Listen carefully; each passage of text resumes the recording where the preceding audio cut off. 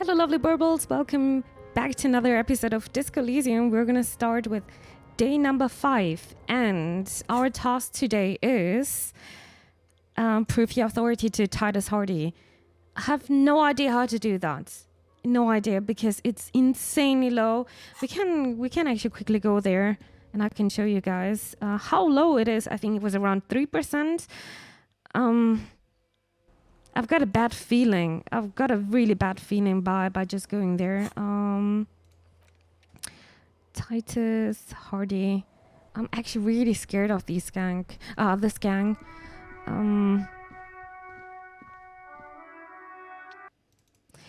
And yeah, I don't think I've authority at all, especially when I'm wearing this ledger, right? The clowns are still here. But with the current build I'm having and clothes I'm having, oh, it's 8%. Oh, well. How much is it if I'm just taking the ledger off? How much is it? How could I do this again? Over here. Ledger over there. I don't think we're getting any authority here. The circus left town, but the clowns are still here. So from 8% to 28. It's a bit better, but it's still very low. And without spoiling too much, I tried to fail here. I failed here many times. And it was having very interesting outcomes. But I don't want to spoiler too much here. All right, Burbles. I felt very stuck. I think I did an hour of research on how to pass the authority check for Titus. And I read something about going to the pawn shop and getting some drugs over there. I really didn't want to do that, but it kind of also makes sense since we're desperately trying to get authority which would fit to the story. And I'm very sorry for even trying this. I really wanted to stay sober, and I didn't want to take any drugs at all. But I'm feeling very stuck here. I tried a lot of things, and it seems like this is my last option. Well, let's see. Officer, care to play a game with the lonely old man? Actually, never mind. Wouldn't be the same. Where's Renee? The prick is gone. I can barely believe it, but he's really gone. He is trying to retain his jolly facade, but the underlying sadness casts a deep shadow over his wrinkled face. Gone? Gone where? Do you know what happened to his medals? What? May Rennie rest in peace? Nah. Hell, most likely. He was an absolute Kent. How did he die exactly? Was he really that bad? Oh, he died. Do you know what happened to his med? Offer my sincere condolences. All people die. You better get ready too. What? I repeat, an absolute Kent. Even his old army buddies didn't want him around. He was like an old viper. The only people who could stand to be around him were Jenny and me. She saw something in him when we were just kids, and she never lost sight of it. And I thought if the most beautiful being in the world can love him, then there must be something worth holding on to. How did he die exactly? His hungry little heart finally gave out. The dock workers found him in the guard booth this morning. Wasn't even supposed to be working for another week, but he just had to prove how tough he is. Wait, did he push himself to prove he can pull his weight and doesn't need handouts? Guess he was about to head home, 'cause when the dock workers found him, he was wearing civilian clothes and not the Kuketu uniform I saw him in all the time. Sometimes I thought he was wearing it just to piss me off. Now the joke's on him, cause he's gonna be buried without it. That means the uniform could still be in the guard booth. Something to keep in mind if you really plan to give yourself to Revachol. The uniform. Do you think our conversation about his job pushed him to get out there? The irony isn't lost on me, but I wanted to ask about something else. No. René was the most stubborn man in Revachol. Nothing you or I could say would ever push him to do anything. The man was completely immovable. He has doubts, but right now, he just wants to move on and not think about it. Did you love him? We've hated each other our entire lives. So much, in fact, that... He falls silent and looks at you, eyes filling up with tears. Yes, I loved that angry prick. He didn't deserve it, but I did. You know what his last words to me were? Something mean? Are they sorry? Some right-wing royalist slogan? Something forgettable like "see you tomorrow" probably? In Guillaume's time, you'd have been shot without trial. That's what he said to me. He lived a cunt and he died a cunt. Let's leave it at that. Here is something to remember your friend by. Give him the photograph of René and the girl. Let me see. This was 60 years ago. We all went to that parade. Young René looked so happy, and Jenny... Eyes blurry with tears. He has to stop. I'm sorry, officer. I just... Thank you. Thank you for this little memorabilia. It really means the world to me. That was nice. A small thing for us, but invaluable to him. He probably didn't even know René had the photo. Do you know what happened to his medals? I took them for myself. Took them to remember that old cunt. Nobody knew him better than I did. And I want to remember that old cunt by something. Strange how old cunt sounds almost gentle when he says it now. Offer my sincere condolences. Yes, we are both very sorry for your loss. It is what it is. Part of life, really. But to know someone for 79 years, then one day they're just gone. I just don't know anymore. About anything, really. But you must need something. I want to go over a few more things about René, if that's okay. Yes. What about René? I really don't want to say this. Old people die, you better get ready to what? Yes. Oh my god, a strange expression runs across his wrinkled face, then vanishes without He trace. finds comfort in the thought. We all got to go sometime, officer. Everyone I love is already there. Probably waiting for me. I'm not afraid to die. It's been a good run, and I really miss my friends. We are both very sorry for your loss. Death of a friend is a terrible thing. It is what it is. Part of life. But to know someone for 79 years, then one day they're just gone.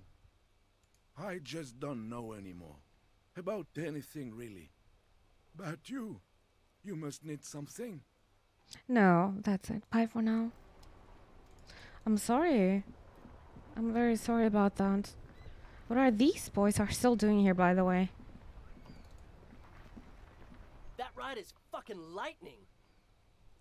A young man exclaims. Hey, piss. Look who it is. Shrunken cophead material. No, I don't want to have that. I don't want to have the jacket anyway. All right. But yeah, I did a bit of research, and I think I need to go to the pawn shop and get the drugs there. And yeah, because it's kind of pointless to to save and load and load and load the whole time. That's not the...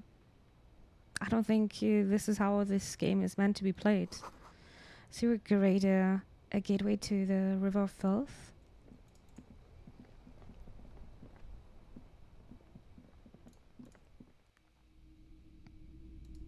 Let's see. Also completely new to me. Hello. Let me know if I can help you with anything.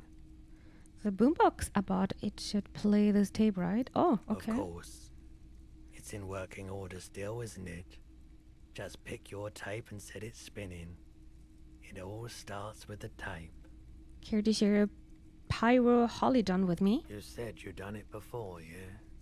Oh god, I'm so ashamed doing this in front of Kim. The lieutenant steps away, pretending to admire some of the knickknacks on display. Looks like he doesn't want to get involved. No, this is so bad. He won't be your nog, but he won't be thrilled about this either. I think I've tried it once and I liked it. I haven't, but don't worry, I can take it. I ride the pyro every day, okay? Here you go, man. He presents a large cap-shaped object on the palm of his hand. Very odd looking. Thanks, man. Take the pyro holidon. Actually, I changed my mind. I don't need any pyrolodon. I have to because I have no idea how else to pass the authority check. And I hope it's gonna work. Alright, so, yeah. Great, Mimi's purchasing drugs. A pretty little puck-shaped cap of purple liquid that can bring on anything from hot flashes to military-grade psychosis. With sufficient tolerance, however, it can make any weather feel balmy, if only for a while. It's giving us +1 psych, but -1 health. That's okay, I think. And I am... yeah, this gun is not helping me right now. How can I use this now? Whoa. In your hand, Pyrrolidon, the double rainbow of synthetic hallucinogens, rare and gritty, a product of the age of atomic power. Look at the little puck of liquids. Atomic power, too scary. What a funny little cap. Don't let the scary medical warnings throw you off. It's an inadequate antidote to radiation poisoning, but a potent antidote to boredom. Wait, radiation poisoning sounds scary. Open the cap. Let's really know what I'm looking for. The container is warm to the touch. Or is that just the anticipation? You screw the lid open and look. A little slit on the side lets you just slurp it up. Like an oyster. Come on, slurp it. Okay. Wait, won't Kim see me slurp it? Slurp it aggressively, slurp it, but only a little? I feel so ashamed. What is he? Your mother? Is Kim your au pair? Slurp it. Slurp the morsel of danger joy. Can't believe I'm listening to electrochemistry here. But only little. You suck a minuscule drop of extremely chemical-smelling liquid into your mouth. There, it seeps into your tongue. When you swallow, it's already almost all gone. Tastes like fire kiss, gasoline, or an anti-radiation drug. Interesting. Tastes like kiss and anti-radiation drug? Huh. It tastes like many things, all melted into one conflagration in the back of your throat. As you look around, the world slowly exists as it did before. Only now, gentle flames lick at its edges, as though it were a photo burning.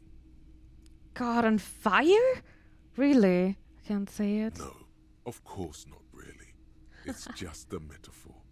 The effect of that otherworldly drop of liquid is slower, more subtle than that of real flames, yet just as warm. This warmth, it makes you want to share your discovery with Kim. No. Kim, I just did a drop of that anti-radiation drug. It's great. No.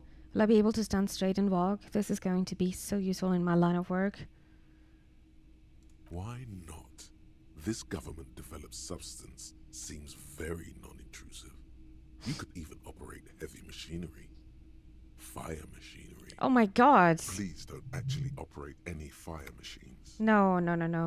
And now I hope this is gonna be Already useful. You can tell you're going to be slurping a lot more Pyrrolidon. This stuff is going to give you insight into that little flickering light hidden in all human beings.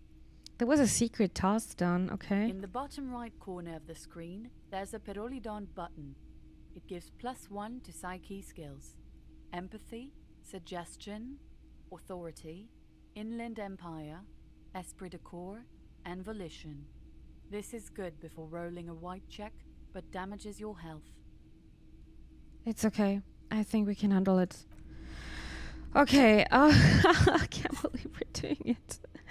Done, take on la responsabilité. Which one did I do? Secret task. Oh, this one. No, this is what we did. Find Pyrrolidon and slurp it. This one. Oh, God. Yeah, I'm ashamed. You may even start noticing bottles tucked away in Martinez once you've seen one in your hand. Oh. Well, we're on drugs now. Let's see if this is gonna help us with authority. I really tried to stay sober here. You see, monsters did this to the plaza. This one, the crags, yeah. Okay.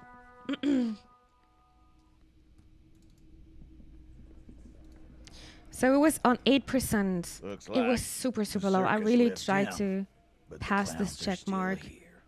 But after, I don't know, 45 minutes, I kind of give up and I did a bit of research. And this is where we are. So it's only 17% now.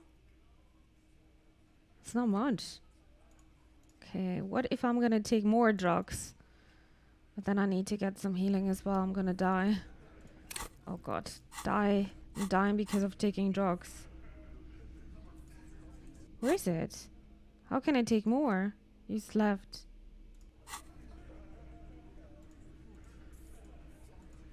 How can I take more? I think I can't take more drugs than that. I think you can only take it once. But I figured out that I was still holding the ledger of failure and hatred. I don't think that's going to be useful with -2 authority, so we're going to put this away. I'm going to hold the gun. Even though it's not giving me more authority, I would be scared like crazy. And yeah. The drugs, I don't think I can use more and more. So, we'll see. Maybe that's going to help. Looks like the circus left town. I really The can't see him clowns are anymore. still here. I'm also not happy to see you. It's 42% now. Let's try a look. As you Oh look my around God, it this worked. room full of sweaty men, Thank swearing, God. drinking, spitting out tobacco. Does this look familiar? Where have I seen this before? I get it, Titus. You guys really are the authority around here. You believe the place was called Precinct 41. It was also filled with, almost exclusively, men. Sitting on desks, talking shit and wasting time. I get it, Titus. Huh? You must be. You're just like real cops, drinking beer and sitting around with your dicks in your hand. You got a problem with beer now? No. Not quite there yet. Push on. No. I got drunk so drunk I drove my car to the sea. I don't give a shit either, just like you guys. I'm also a big fan of beer and jerking off instead of helping people. I have a beer problem, but not a problem with beer. I also have no idea how to do my job like you. I would never talk like this. This is why I didn't skill into this. And I guess this is where the drugs are helping us, so kind of realistic. Speak for yourself, buddy. We've been giving a shit for 10 years. Martinez was a dump before we put this outfit together. They don't know, man. They weren't here. We had 3 shootings a week, kids dead, fucking graffito everywhere. You cops haven't shown up since the 30s. Congratulations on the graffito removal. All I see is you sitting around talking about Monica's titties while there's a rape victim. So what? What do you want from me? We took care of that fuck. It's interesting how Kim is saying this. Don't let him drink that. One more push. Quick. It's not about who did it. It's about the victim. She needs help. Someone's been raped. She needs counseling. We need to talk to her. I've asked this before. Why are you hiding the victim? I'm going to take the second one. Titus? He looks at her. She stops mid-sentence. That's it. You got him. He's going to give it up, but on his terms. You want to talk to her, cop? Fine. I'm gonna let you talk to her, but you treat her with respect.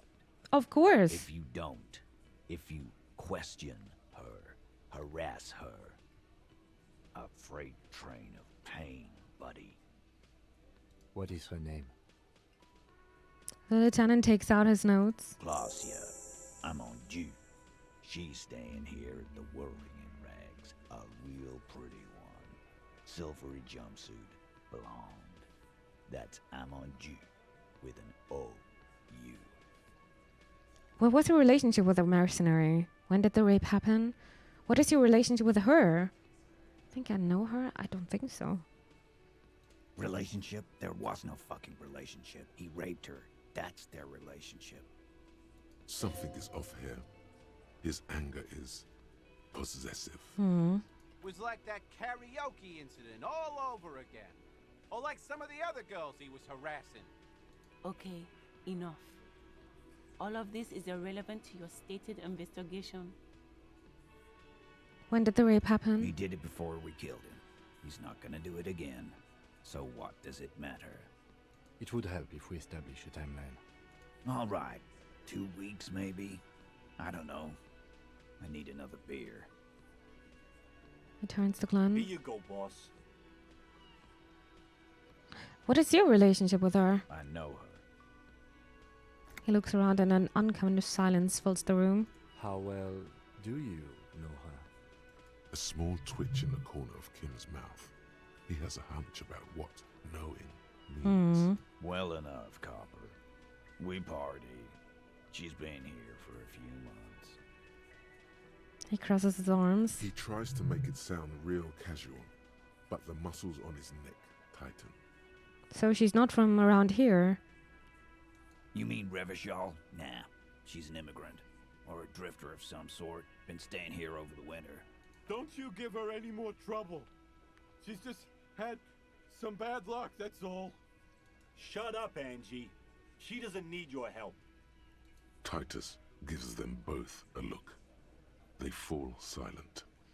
You said partied. What do you mean? What do you think I meant? Sex, drugs, karaoke. Sex, drugs, and karaoke? Yes. Yes. And no.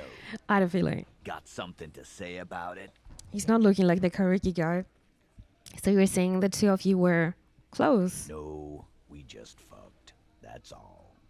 I'm not gonna give you any details if that's what you're after. So put your dick over. He's doing a good job here.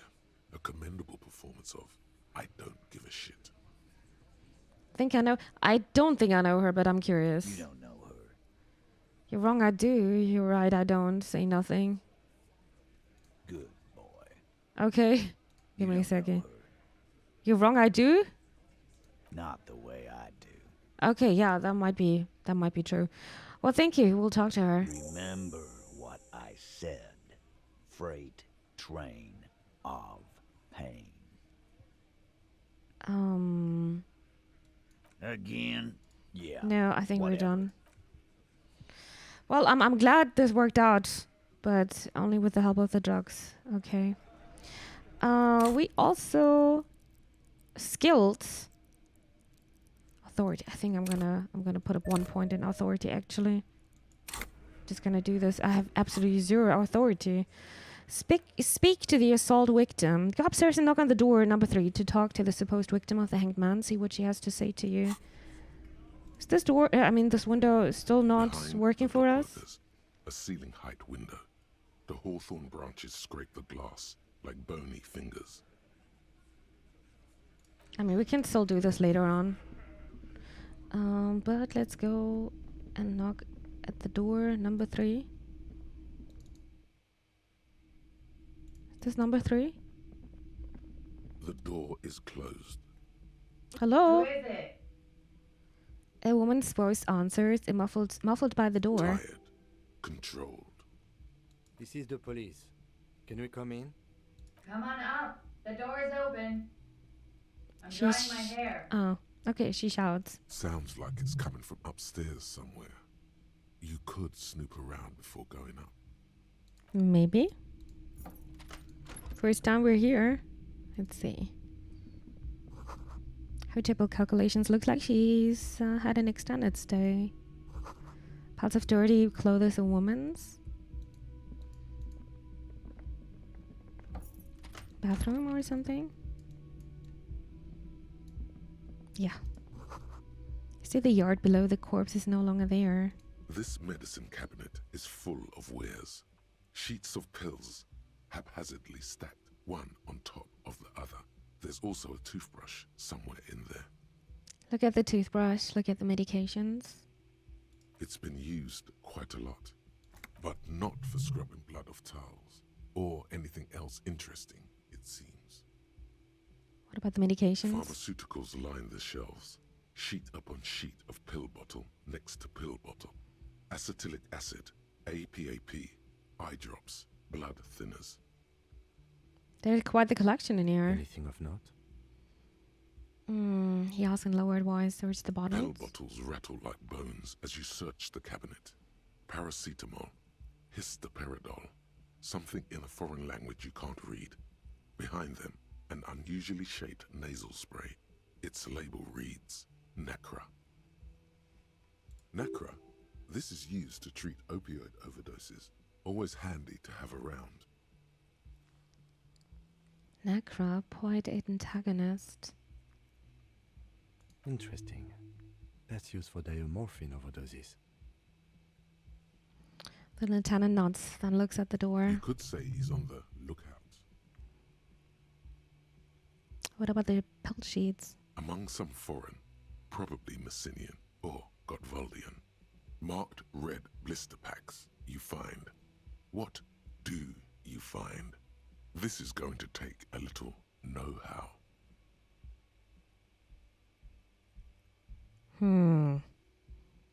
Close the cabinet. We could also just go electrochemistry build again, chemical hangover. Is there something more interesting in here? I'm gonna close it and I'm gonna wear some clothes again. Electrochemistry, right? Get this one. Well, I'm glad I didn't sell anything. Electrochemistry. This is also giving electrochemistry. But I can't wear 2 pants, unfortunately. This one. This is looking very dramatic.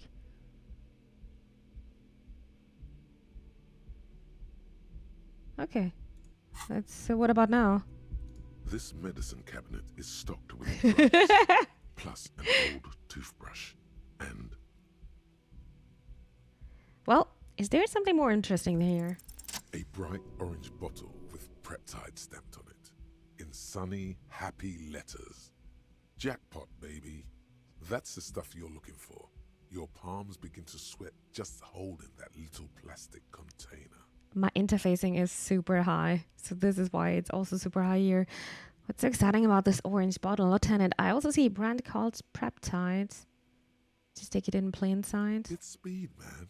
Just what you were looking for. I had no idea. They call it dextroamphetamine and talk about psychological disorders. But what we're seeing here is some scientifically advanced trucker speed. Lieutenant, I also see a brand called Preptide. Take it in secret. Can I sell that? It's a red check, huh? I mean, what should I do with the speed if I'm not going to consume it? A euphemism for pharmaceutical amphetamine. Prescription speed. Mm-hmm. The fuck are you waiting for? Let's get super fucking preppy. Just take it in plain sight. I'm not going to do it. I'm not going to do that. All right, back to my normal clothes. I was just curious about that. But wear my normal clothes again. Not this one.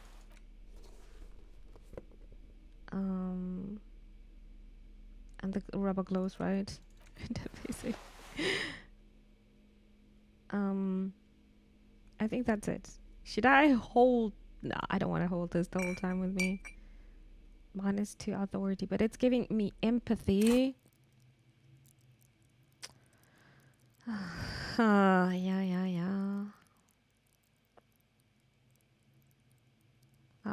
I need to skill in empathy more. Damn it, I should have skilled here so I could also talk to Kuno. Next time I'm gonna take more drugs so I can skill there. Oh god, how am I even speaking now? Bad. The bed has been hastily made. This window is pristine on the inside, unlike the one next to it. Light from the desk lamp reflects off the glass in an untarnished golden halo. Run your finger across the surface of the glass. Smooth as ice. There are spots of mud and rain on the outside, even smudges. But the surface of the window is clear from the inside. No chips, no hairline fractures. Following your lead, the lieutenant leans in closer to inspect the surface. This window was recently replaced. Looks like it, yes. He adjusts his glasses.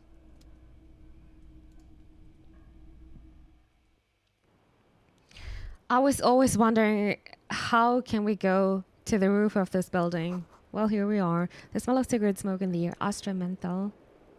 There's another door as well.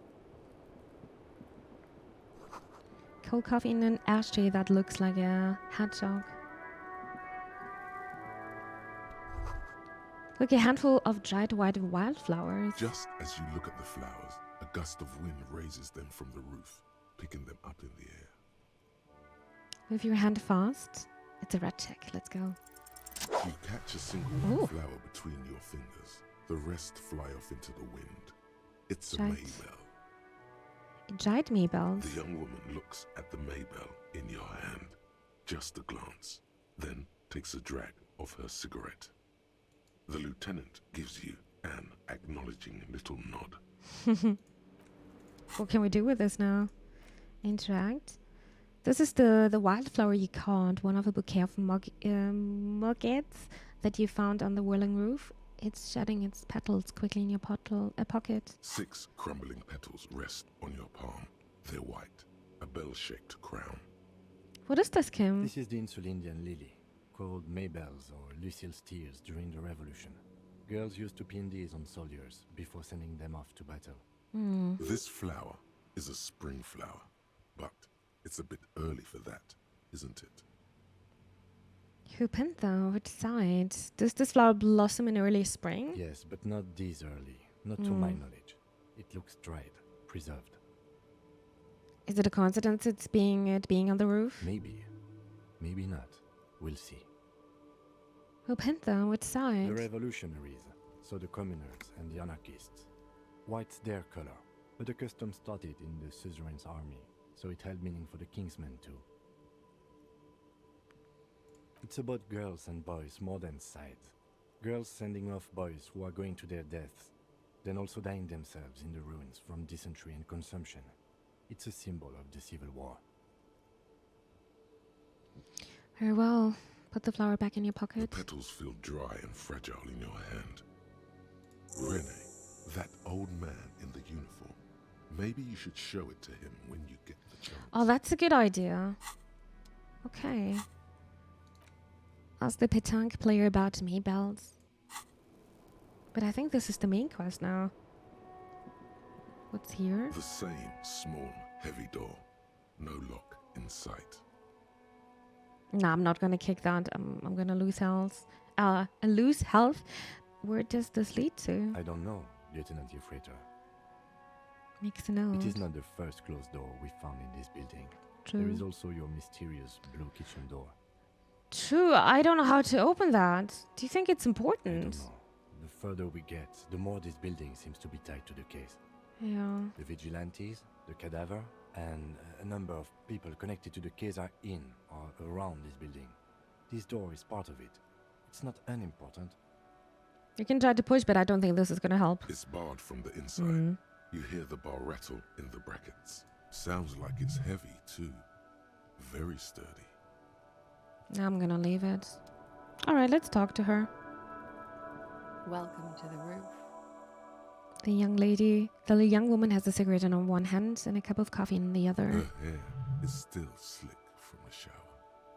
Below her silvery jumpsuit, an athletic young body, built long and lean. I'm sorry for the mess down there. The cleaning lady hasn't come by in days. I'm beginning to wonder if she ever will. Now see if you got here. Is your cleaning lady? I think I need one. Pretty politely. No time for pleasantries. We have questions for you. It's much nicer now. Her eyes wander north towards the yard. Where the dead body used to hang. Clearly visible from the roof. But no longer. Thank you for that, officers. Truly. There is something in her light brown eyes. A sadness. When she thinks about the death of that man. You mentioned cleaning lady. I think I need one. Oh, yes. Legends of room number 1 have made their way around the building. They say a portal to hell has opened in there. It has. Just confirm. Hell, you know not of which you speak. There are vortices of dark energy present, but not to hell. To another place, a third place, much different from our world. Just trash this place. They also say it's why the cleaning lady quit. I'm Kim Kitsuragi. I'm a detective from Precinct 57. I see you've already met my colleague. Have I ever? Have you grown accustomed to your role as a police officer? Once a cop, always a cop. I have very little idea of what I'm doing. That's unimportant to the case at the hand. Like riding a cop-a-cycle. She takes a sip of our coffee. Miss, we are investigating the murder of the man down there. The people who put him there have asked us to talk to you. Huh. I see.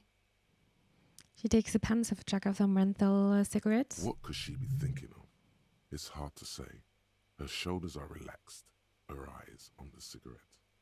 It's like she's disappointed this wasn't about more entertaining matters.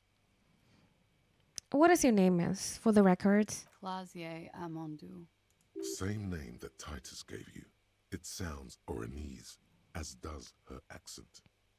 Her birthmarks also signal Oranje. You don't know why, but Oranese girls tend to come speckled with them. Are you from Oranje? How old are you? What do you do, miss? What is your specialization? Can we take a look at your passport, please? Right, sir. Vredefort, Republic of Oranje. I guess you could say I am an Oranese expatriate. Wasn't the tattoo on the hanged man an Oranese map of the waterways? The thought begins to form in your head, then dissipates. Something for later. What is Oranje? A bad memory, officer. The Republic of Oranje is a democratic nation on the Muindi Isola, north of here, over the sea and across the Pale. It is one of the 6 major Occidental nations to hold stake in the continued occupation of Revachol, the coalition. People consider it a reasonable superpower. Reasonable? A bad memory of what? Of lilacs and lightning. Parks, glass, duraluminum. Vredefort is a conference city. It's always autumn there. A night. At least it was for me. What's so bad about that? Nothing, if you're no longer there. How old are you? I'm 28. She takes a drag. What do you do, miss? What is your specialization? Something stupid. What's that? Oranese lit.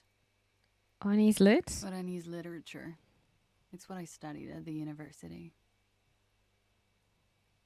She raises both eyebrows. What is Oranese literature about? Fear of failure, fear of death, how it sucks to be Oranese. All national literatures are Only the name of the nation changes. What about Revacholian literature? People sometimes reveal things about themselves when they discuss such matters. Revolution literature too? No. Revacholian lit is about how magnificent and serious Revachol is. It's about how you have to save the world. I have no intention of doing that. I just feel the urge to save the world, yes. I guess that's why I'm on this case. The world is unimportant. I want to hear about you. That's the natural state of the Revacholian hero. She breathes in the menthol-flavored fumes, savoring it, then breathes us out. She seems quite relaxed for a victim of assault. But, of course, what seems should not be your priority. Uneasy lids, what do you do with it? Nothing. I do nothing with it. How do you make money then? Money is very important to show her some money. Cool. I've made more money by just being than I have with uneasy lit. Being what? Many things. A roller skating instructor, a secretary, Miss Orania 37. It's the world's most tired smile. Of course she won a beauty pageant. She's very symmetrical. I think I never heard of that. You're very symmetrical. Can we take a look at your passport, please? I'm afraid you can't, officer.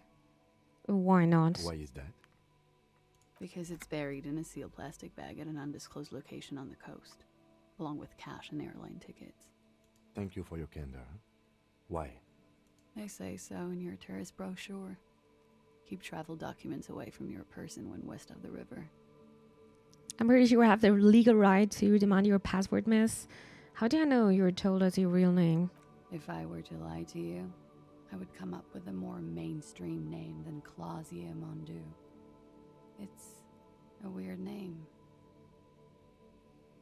She seems to be telling the truth, sire.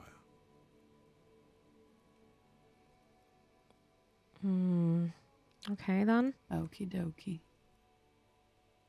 If any of this made her nervous, it certainly doesn't show in her expression or her movements. That's it? For the record? The record. No. So official. Nice ring you got there. They tell us you were raped. What is this wildflower? She were the flower. Notice your room is close to mine. I have a personal question. Yeah. It's pretty deluxe. What are you doing here in the Whirling in Rags? You have quite the collection of prescription drugs down there. Where does that door lead to? Point to the door on the roof?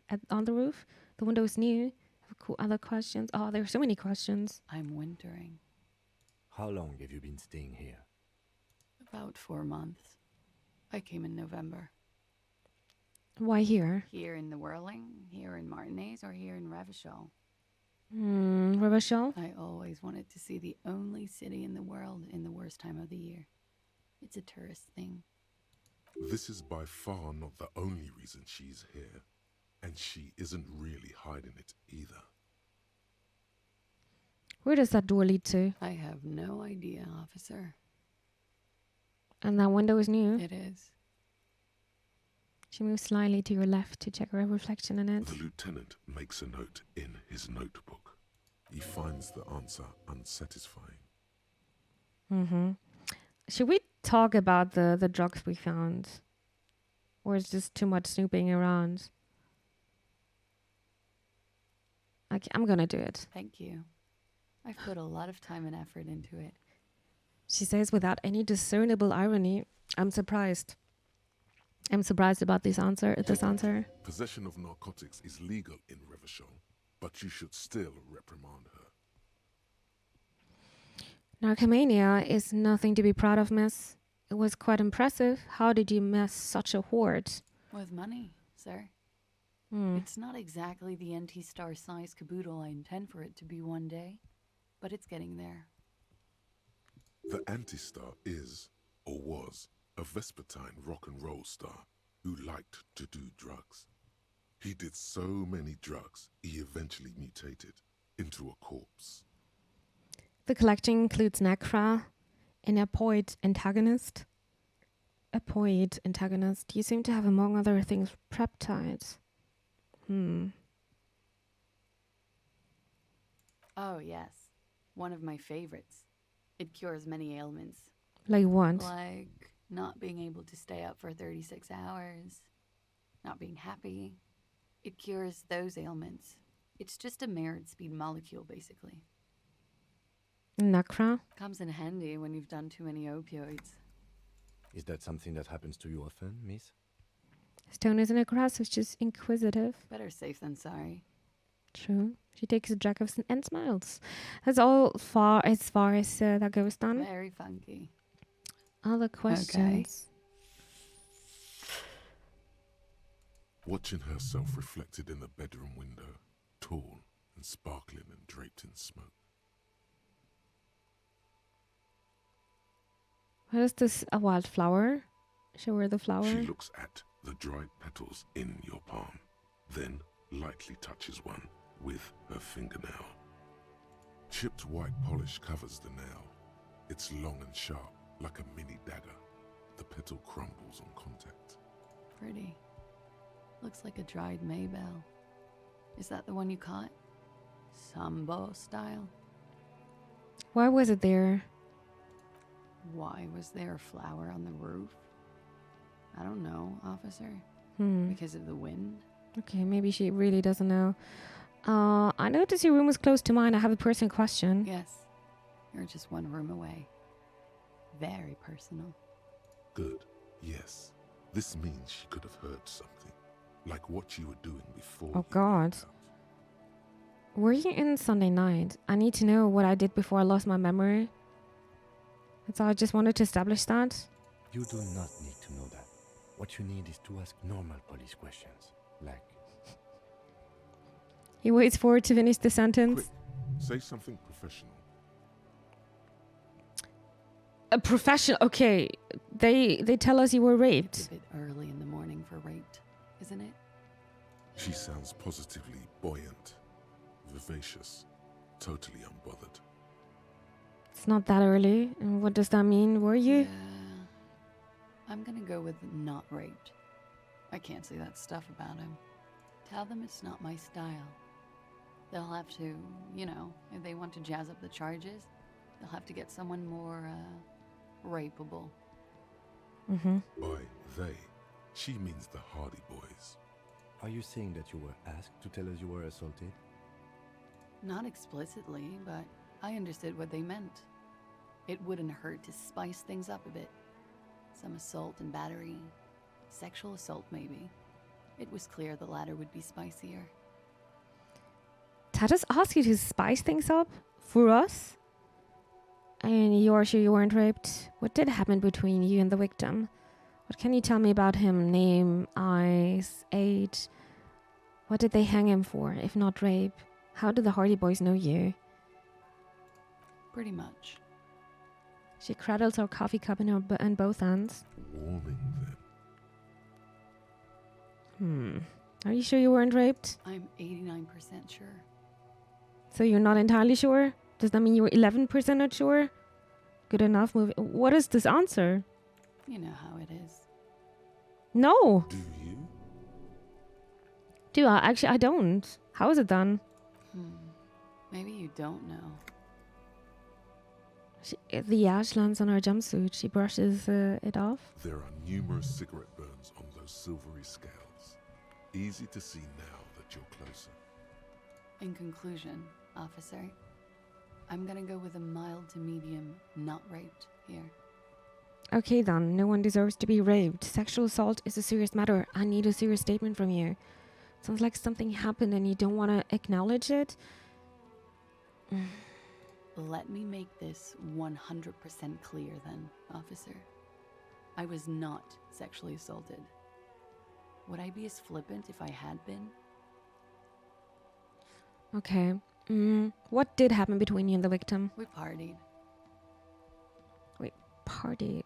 Where have I heard that before? You mean like a birthday party? What kind of partying? That kind I do? I don't get it. What do you mean partied? We drank, sir. A lot. For weeks, basically. We had that effect on each other. We made each other drink harder. That's why I liked him. Wait. Maybe Titus disliked that. What else? Stimulants. Speed also has that effect, making you drink harder. And then drinking harder makes you do more speed. It's quite the combination. We also had sex. You were lovers?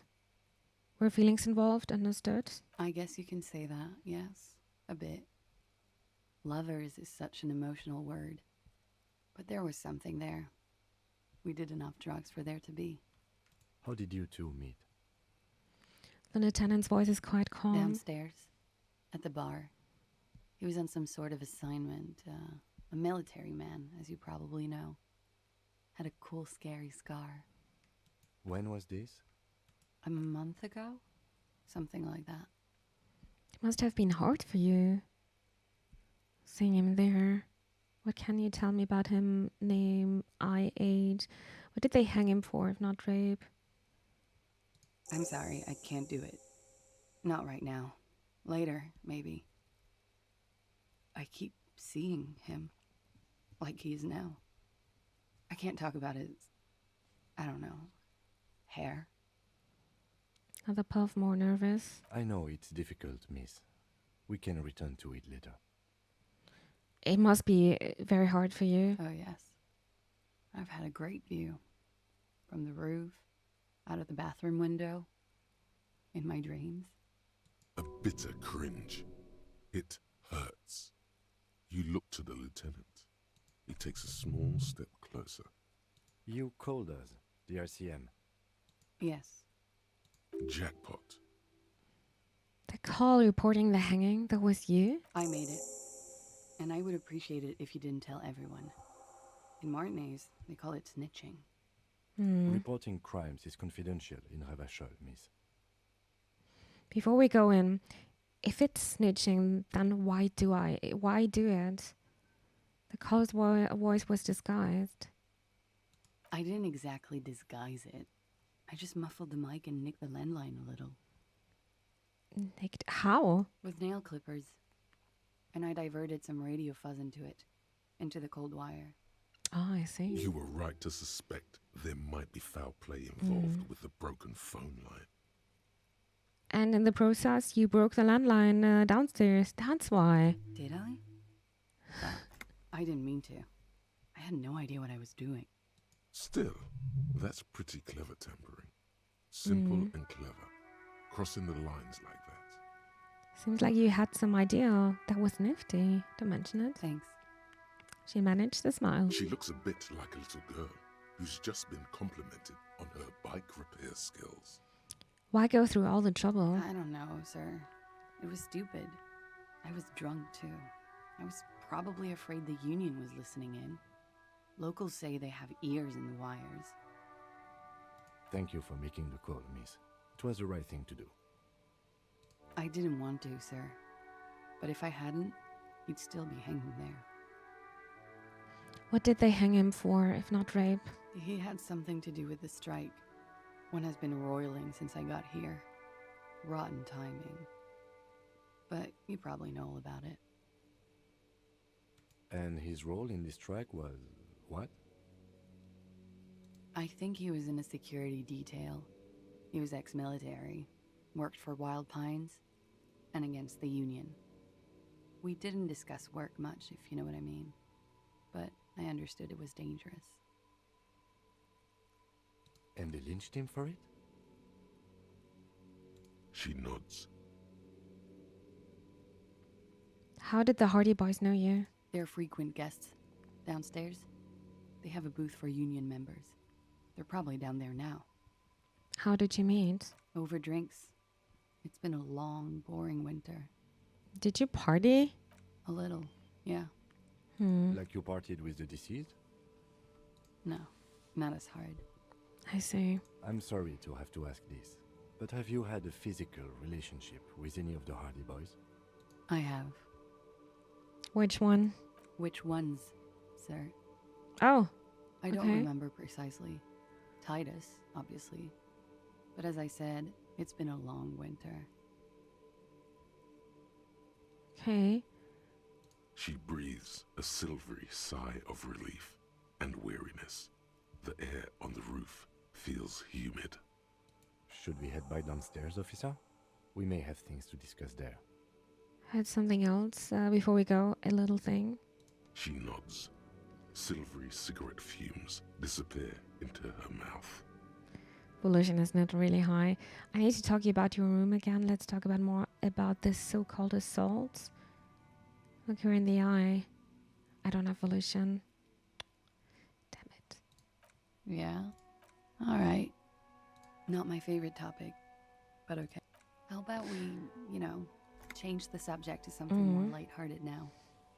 Alright, no, I can't. I don't want to do this right now. Why not? I'll be here until 11 p.m. drinking coffee, most likely. Okay. Alright. What is Kim suggesting now? Looks like we have more to discuss with those so-called Hardy Boys. Half their reasoning just went out the window. You think this will make them cooperate? Nothing will make them respect the RCM, but it will disrupt the game they prepared for us. We just stripped off one layer of whatever it is. Her decision to not corroborate their story was definitely not part of the plan. Why did she tell us all of that? What else could she have done? Lie?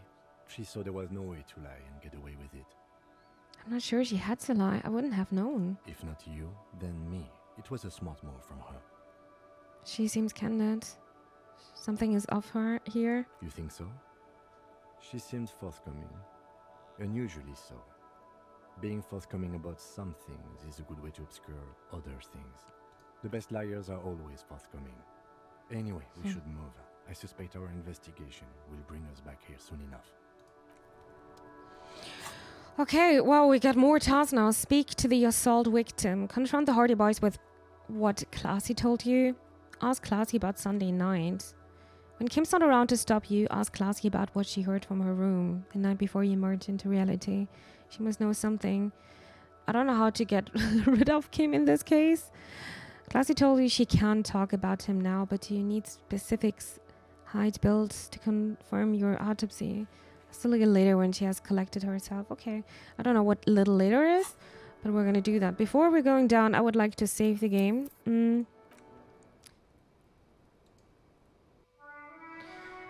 Yeah, let's go back to the Hardy Boys, even though I'm a bit scared of them. Because, yeah. Showing authority for me is very hard, I guess. Can also talk to Carte here. Ah, smallest church in Saint-Saëns, right? Yeah, the church is actually my past. My life or love. Things are really bad with that. I fucking rocked that shit. Totally, I rocked that shit. I'm gonna take the past. Now, what can I do for you? Nothing.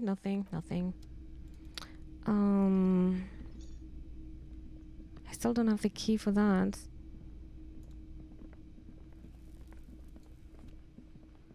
Wait, did we talk to the... Oh, let me talk to the smoker. Hi again, gendarme. Nothing new. Bye-bye, gendarme. Bye-bye. Let's talk to these guys then. Again? I can't believe this shit. It's even? You know oh, nice! What it is. It's like the two of you know each other. Just ask him. Tell me the truth. Do you know me from somewhere? Oh, I definitely know you from somewhere. Another life. From where? From another life? Yes, from another life. A different life. Maybe the life of a police officer belonging to the ranks of the... He pauses. To what station do you think you would belong in this alternate and totally fictional reality? 41st, 57th, 69. Never mind, this is stupid. 41st.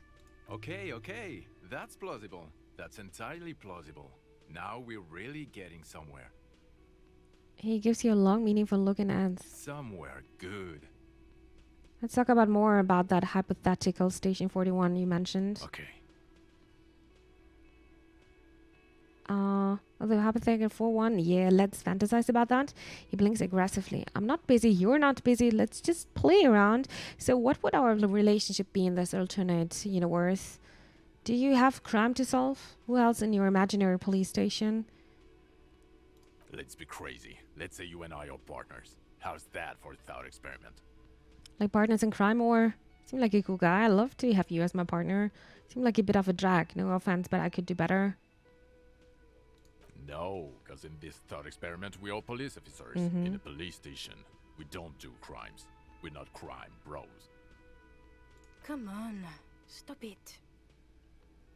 Do you have a crime to solve? No. You see, I enjoy watching other better cops solve crimes. And let me tell you, it's been quite a privilege seeing you work. I don't like the situation. Just tell me what's going on. This isn't helping.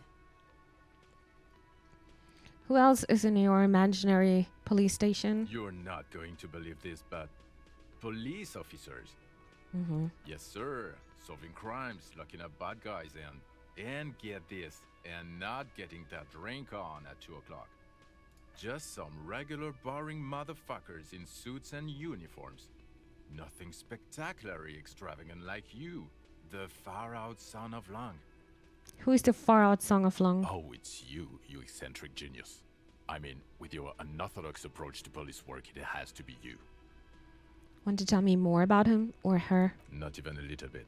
It's an urban myth about an officer who is so far undercover he can't remember who he is. As I said, just an urban myth. You are not the son of Lung. He's trying to protect you from further rough handling, dished out by the sunglassed man. Okay, yes, you get the joke. Leave it at that. I can't imagine it anymore. Neither can I, partner. Neither can I. His grey eyes suddenly flash above the glass frames. They feel sad. It's a mere second, but it feels like you saw something. A gram of compassion in that sadness. All right. Okay, the man with the sunglasses and his hypothetical Station 41. Weird, right? I know, super weird. I guess it was kind of weird, yes. No, the whole interaction was perfectly normal. I think I'm way past caring or wondering. No, it was weird. There's something missing here. Something you can't put our finger on. You know what? Just ask him. I know it sounds crazy, and you'll probably get laughed at. But still. I was thinking the same thing. I should just ask him if we're from the same station. It's impossible. I don't want to waste my time. Yes, just cross it off the list. It's probably not true, though. Again? I can't believe this shit. Look, I just have to ask, are we from the same police station? I'm going to say no. Just to see what you'll say to that. Yeah, probably. Yeah, okay. Probably not. I don't remember you from anywhere. Okay. Yeah, okay. Jean, he said okay. Give it a rest. Okay, I was clearly wrong. He is a firefighter, male nurse, animal control agent. Something of that kind. Not a cop. Go on with your cop work. Don't let... I'm not... No, I don't know, dude. What about her? Yes? What is it? Did you hear that? Did you hear me sing? Did you like it? Look, something is really bugging me.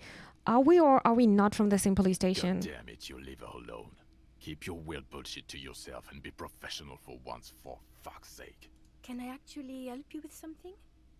She looks at you apologetically. Yes, of course. Preposterous. I mean, you would remember if they were, right? Who forgets their squad mates? That's not possible. Should I say that? I actually would never be like this in real life. I could, well, hey, did you hear it? But I wouldn't ask, did you like it? That was pretty good, Harry.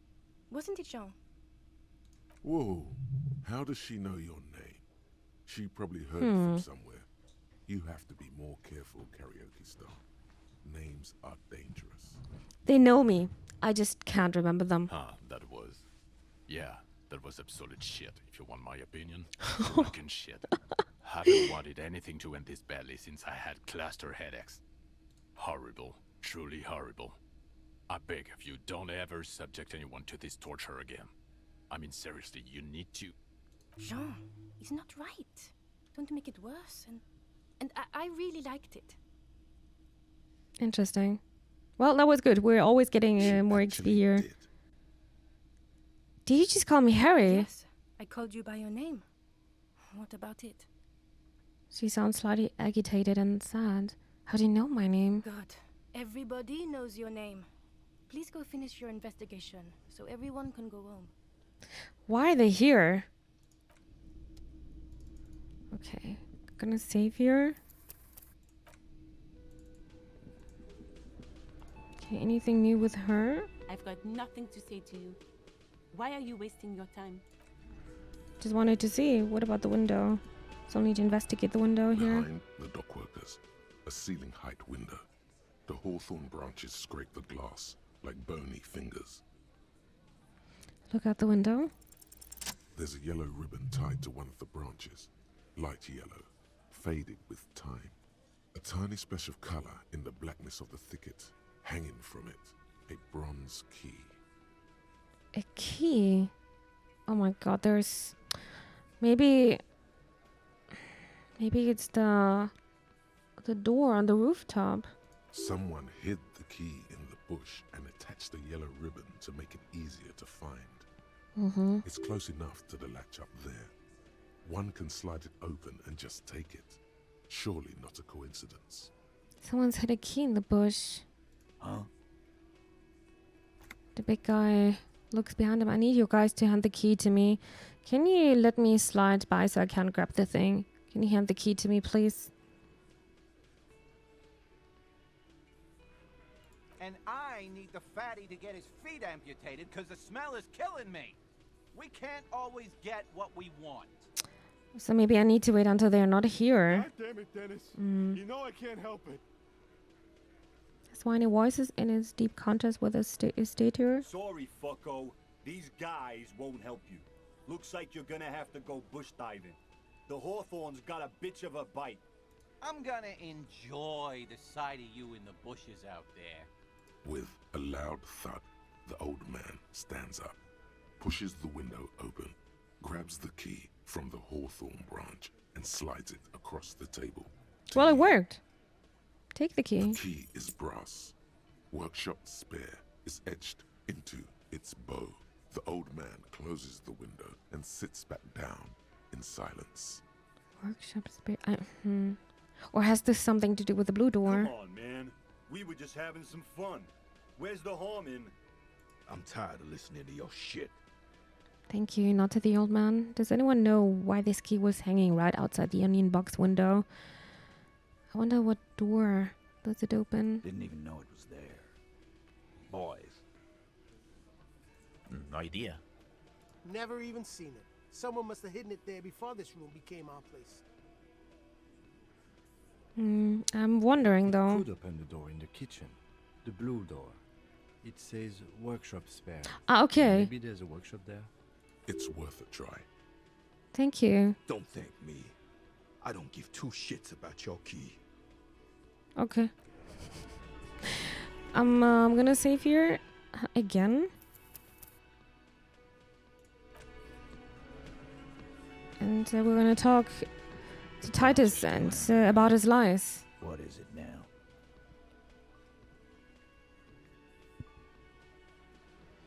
Classy says she wasn't raped. Fuck.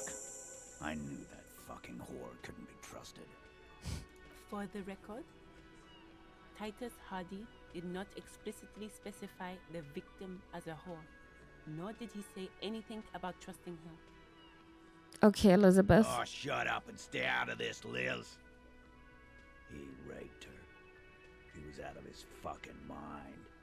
You have no idea. She's just in denial, asshole. You don't understand the traumatic experience. She's shutting down. And she doesn't fucking trust you. Yeah, she's crazy, you know. A crazy bitch. You know the type. She's fucked up. What the hell? What's wrong with everyone here? This is a diversion. Stay on track. Crazy. What are you talking about? She was very lucid. I did think that, yeah, that she's a little crazy. Cut the bullshit. She told me the truth. She wasn't raped. The witnesses' statements were very clear. Lawman, I'm at the end of my goddamn rope with you. I fucking told you not to push her. His hands become fists. Oh no. And you went and pushed her. I am gonna fucking... Please don't kick me. Hit you. Duck. Oh, okay. Wait, our reaction speed is very good. Titus Hardy. Her voice rings through the room like a warning shot. Everard personally sent me to take care of this. If this goes south, we'll all be in the shit. But you, Titus Hardy, are going to be buried. Am I understood? When she's angry, she emphasizes the S. It gives her voice a strangely hypnotic quality. Her lips barely move as she speaks. Look, Copper. We know that fuck was a rapist and a killer. We got him confessing to it on tape. What? Show it to him, T. What's the harm, right? Here, jerkwad, listen to this shit. And then come back and tell me the soldier of the apocalypse was an innocent man. This is their last play, this tape. Their story is in tatters, a mess. It might be nice to listen to, but at this point, you don't need to. Why should I care about the tape? You lied to me. What's on this tape? Where did you get this tape? Where can I listen to this? Why should I care about the tape? You lied to me. You don't care about evidence. The fuck are you a cop for, then? Pigs, T. They don't care about getting the truth. They care about getting convictions. They are fucking keeping a score on their bulletin boards. I won't be on your bulletin board. If you don't listen to the tape, we got nothing to talk about. There's a lot of questions. If you ask them now, they'll just keep bringing up the tape. Listen to it, and they'll have nothing to hide behind. So what's on this tape then? What's on it? We call it the door gun a mega mix. You'll know why. Won't you listen to it? Now that is intriguing. You had me at door gunner. A door gun is a gun mounted to the door of a transport airship. They have a habit of mowing down civilians. Farmers mostly. Where did you get this tape? You think we go into this shit deaf and dumb? You RCM aren't the only ones who know how to bug people. There's no university degree for that. Actually, there are a few. Crypto analyst, radio officer. Actually, there are numerous degrees you can get in signals intelligence. Yeah, like you have one. Smart ass. He looks to his left. There's the beer that's there that he forgot. So you've bugged them. How? We have machines. We're in logistics. How do you think a harbor works? It's advanced stuff. Understood. You've listened in on their communications. How long? Since way before their chief started taking swing lessons. Things got nice and quiet after that. Which one of you is doing this advanced ready work then? Think I get the picture. It's not advanced. You just hold up in a coop all day, writing down what they say. It gets hot as hell in there. Don't put yourself down, Angus. It's important work. The chief picks his beer back up to offer his son and toast. Yeah, man. You're like a radio genius or something. Those notes are some in-depth stuff. Indexes and shit. Where can I listen to this? We got the boombox, right? I'm sure we can find a tape player. The lieutenant Where whispers. can I listen to this? Why don't you try shoving it up your ass, genius? Yeah, play it with your ass, cocksucker. His voice echoed like thunder in the small room. I'm sure we can find a tape player. It's not a problem. He reads calmly in his hushed voice. Your room had one. Or maybe it's too broken. That's us. Enough for now. I'll get back to the investigation. Don't forget your tape, Logan. Compliments of Titus Hardy. Take the tape, fine. I'll listen to it. No thanks, Titus. I can get this wrapped up better without it. I mean, we can listen to it. You do that. Oh, and keep it. Maybe you'll need a reminder of human ugliness someday. few more things about the tape before I go listen to it. I think it's good. All right.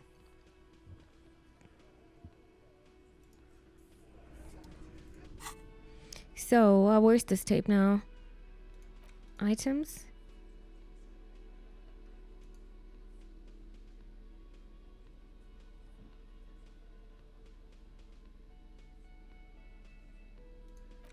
Oh, here.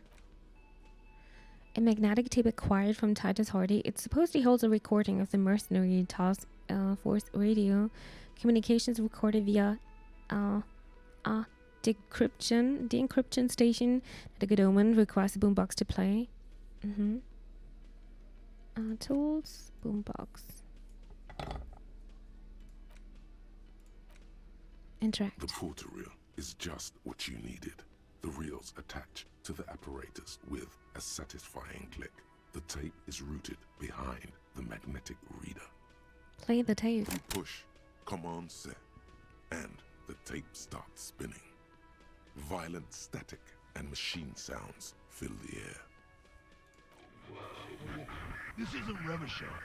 This is a fucking village. I can almost see the elephants. Another loud screech, some kind of machinery. The harbor. That's the sound of a Kvalson crane. He's right. When this shit is done, I'm gonna tear that place up. Soldier of the Apocalypse style. Kill shit. Dogs and chickens too. Gonna run a room, Cordy. A real nice room. I don't give a shit. I'm fucking done. I'm done mentally. I'll fucking do them all in. Rape that disco cunt on the counter. You know, the dance a whore upstairs. Do it Kohoi style. Never did get that taste out of my mouth. I click then silence. The rest of the tape is empty. The lieutenant presses the button marked Arrête on your porter reel. The tape stops spinning. What was that at the very end? Silence? What do you think? Who is this Cordy? What's Kohoi? End of recording. What do you think? It seemed authentic enough. Probably recorded off the shortwave, then edited to seem more incriminating. He sounded like he was on patrol around the harbor walls. He also sounded inebriated. He did say he's going to do it. You can't edit words into something's mouth. I think he sounded alright, just letting off some steam. Indeed, but... The lieutenant looks at the tape. You are familiar with this look now. It's a look of suspicion. Who is this Cordy? Cordy could be short for Cortenard, one of the other mercenaries, the one he was talking to. Probably the mountain at the harbor gates. Mr. Right to Work. What's Kohoi? A village on the Samaran Isola, in South Safre. Grad committed war crimes there, the kind of thing he talks about. The South Safre conflict is an ongoing proxy war between Grad and Safre. It has been hot for 12 years, with the atrocities piling on, mostly committed by the Grad. You think he was there? Who knows? Maybe the tattoos would have an answer. We would need to know the story of this man's service. A symbol of soldier of the apocalypse style conduct in a civil environment. Okay, then what now? I think we've got a few more questions for class here, don't you? This seems to contradict her testimony, at least to some degree. Okay, interesting. Dorgan and Megamix. Hardy give you a recording where the hanged man supposedly testifies to his intent to rape and pillage. Have a listen to the playback device either in your room or find one from a pawn shop. Talk to Classy about the Dorgan and Megamix. Then let's go upstairs again. We could also go through this door, since we got the key now, finally. You see a heavy steel door with a prominent dimple lock. It's painted blue. It could be connected to the barred door upstairs. Try the workshop spare key on the door. The key fits the dimple lock. It takes a bit of effort to turn it after all these years. But then, The lock clicks. The darkness before you smells like engine grease and cut wood. I'm not... Authority. Do we need authority here? I don't think so. So I'm gonna hold this again. I don't know though. So what do we have here? A workshop indeed. This pinball says Franco-Nigerian. The theme is horses and swords.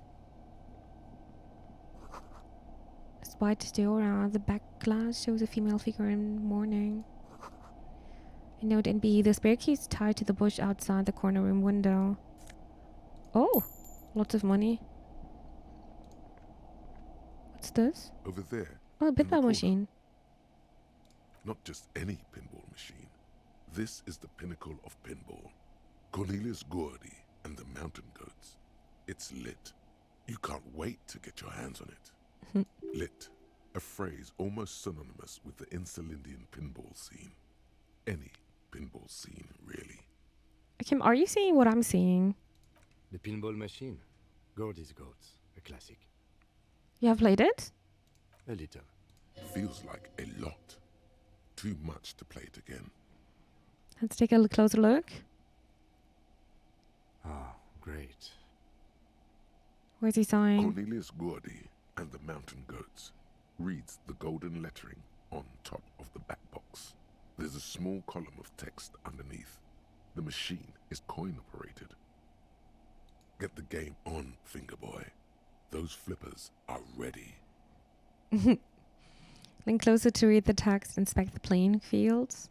Above the painting of a moustached man climbing a hill, a column reads, inspired by the legend of Cornelius Gordy, taken on the world's tallest peak, Corpus Muindi. The Mesk legend holds that when the nation is in danger, heroic Gordy shall return and save his people. Inspect the playing field. The theme of the game is to explore Gordy's climb through the perspective of goats and to ascend to the top of the mountain in a time of trouble.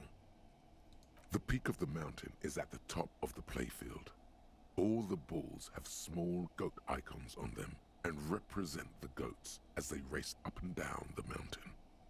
Areas around the playfield represent Gordy's climb, places he was said to have camped, which the goats can discover. Get them to the summit. What's with all the goats? Indeed. Think of them as balls. Okay, let's insert a coin. It's only one. We just find 5. It takes a while to get into a rhythm, but pretty soon you're able to keep 3 goat-faced balls in play with relative ease. Go, go, finger boy. I feel sorry for the goats. If they only knew the kind of guy old Cornelius really was. Wait, what kind of guy was he then? The kind of a guy who uses the word savages a lot when recounting his travels. A masked nationalist. A racist mountaineer? An avid huntsman too. He was often photographed in his dining hall, surrounded by wall-mounted hunting trophies from every continent. That's not cool. Technically, human beings are at the top of the food chain, so no. He also hit his wife and kids. Other people's kids too. Sometimes pets. Hateful little Oh God. But you seem to be having fun. I'm pretty good at this. Continue playing. Enough of this fun. Your game is definitely improving.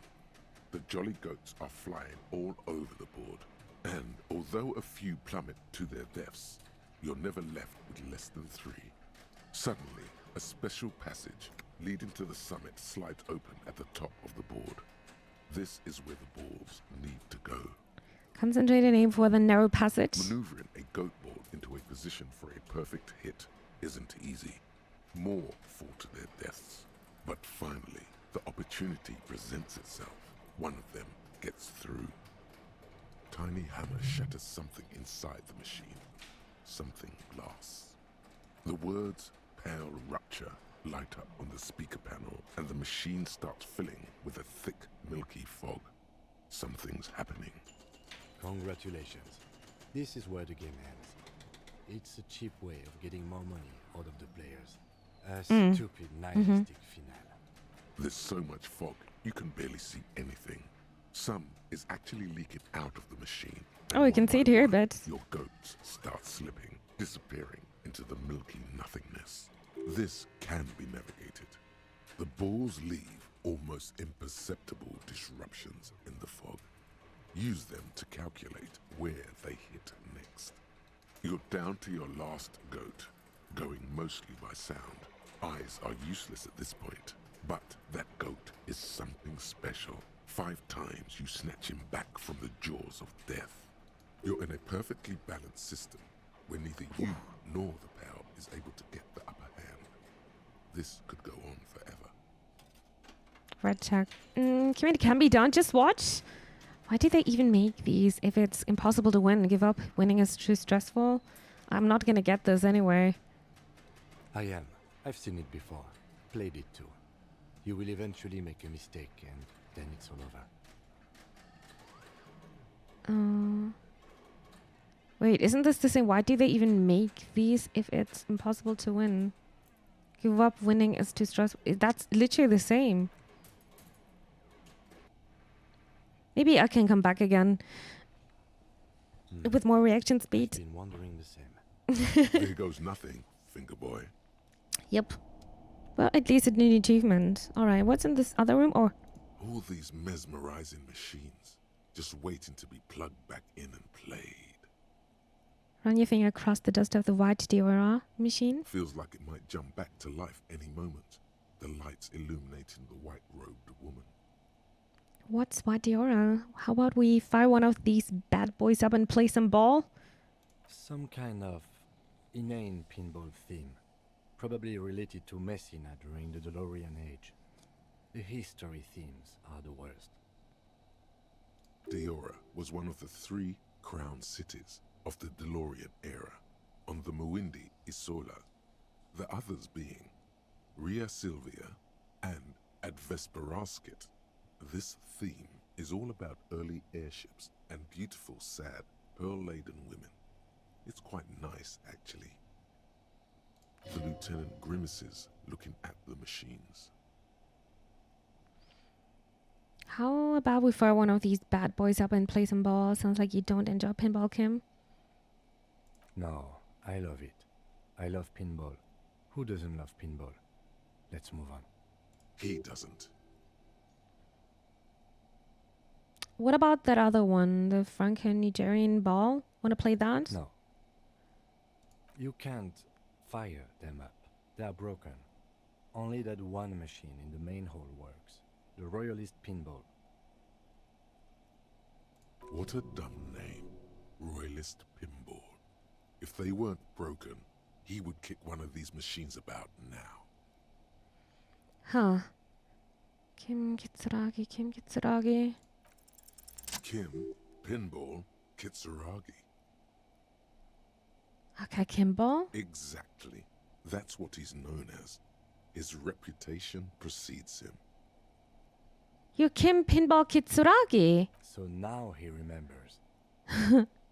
Looks at you in the silence of the workshop, then takes his glasses off and cleans them. Fine, I'm Kim Pinball Kitsuragi, aka the Kimball. You remembered. Congratulations. Wait, but I still can't remember anything else. You don't seem to really like pinball. No human being should. It is a game that requires no skill and a childlike affinity to flashing lights and to fantastique, science fiction, and historic romance franchise. It is lame. Then why are you called pinball? I am not called pinball. It was used to taunt me a long time ago, before I became a homicide detective and got my lieutenancy. How did you... Fine. I was a juvenile police officer for over 15 years. It's how I started out in the RCM. Once I had to infiltrate a pinball ring, as you do when you're a juvie cop. Okay. It was not okay. I needed to become a pinball champion. I trained for 9 months. The job was successful and I was moved out of the juvenile wing to homicide. End of story. You were a juvie cop for 15 years. That time is over now. I was already a 38-year-old man. It was unbecoming, as was playing pinball. So that's why he doesn't want to talk to Kuno. Trauma and stressor disorder from being a juvie cop. Wait, so that's why you didn't talk to Kuno? Gonna call you Pinball now? Gonna call you Kimball now? Don't worry, I'll keep calling you Kim. You're Lieutenant Kitsuragi to me. It's best if you handle the juvenile delinquents. Not only to you, I am Lieutenant Kitsuragi to everyone. Now, we really need to continue our sweep of what appears to be a secret path through the whirling. Okay. Alrighty. Autosave comes perfect here. Is dimly lit by a bulb that's been glowing for ages. The latticed cage is open, inviting you to step inside. Look in. Smells of nougat and sweat. Your head brushes up against the ceiling. There is a control panel to your right, and just enough room for 2 people to fit in. The maintenance card under the control panel reads, Last maintenance, 10th July, 88. Look at the elevator controls. It says the last maintenance was in 88. Wonder if that's what this elevator was used for. Close the door and go up. That it does. I say, let's brave it. This elevator was last maintenance in the future? Long time ago? At the end of the last century. Look on the bright side. If it fails, we will only sustain minor injuries. I'm talking 3, maybe 4 months in the hospital. Oh god. It appears this whole enthusiasm is sarcastic. Let's look at the controls. There are large rectangular buttons, monter, descend, and an international call for emergency assistance. That third one appears to be broken. Great. A small steel plaque reads Halter 800. Halter is a Koningsteiner lift company who went out of business a long, long time ago. Wonder what this elevator was used for. Seems like a small freight elevator for transporting machinery. For that, it's pretty quaint. He taps on the guttering light bulb. It's golden in the dark. Close the door and go up.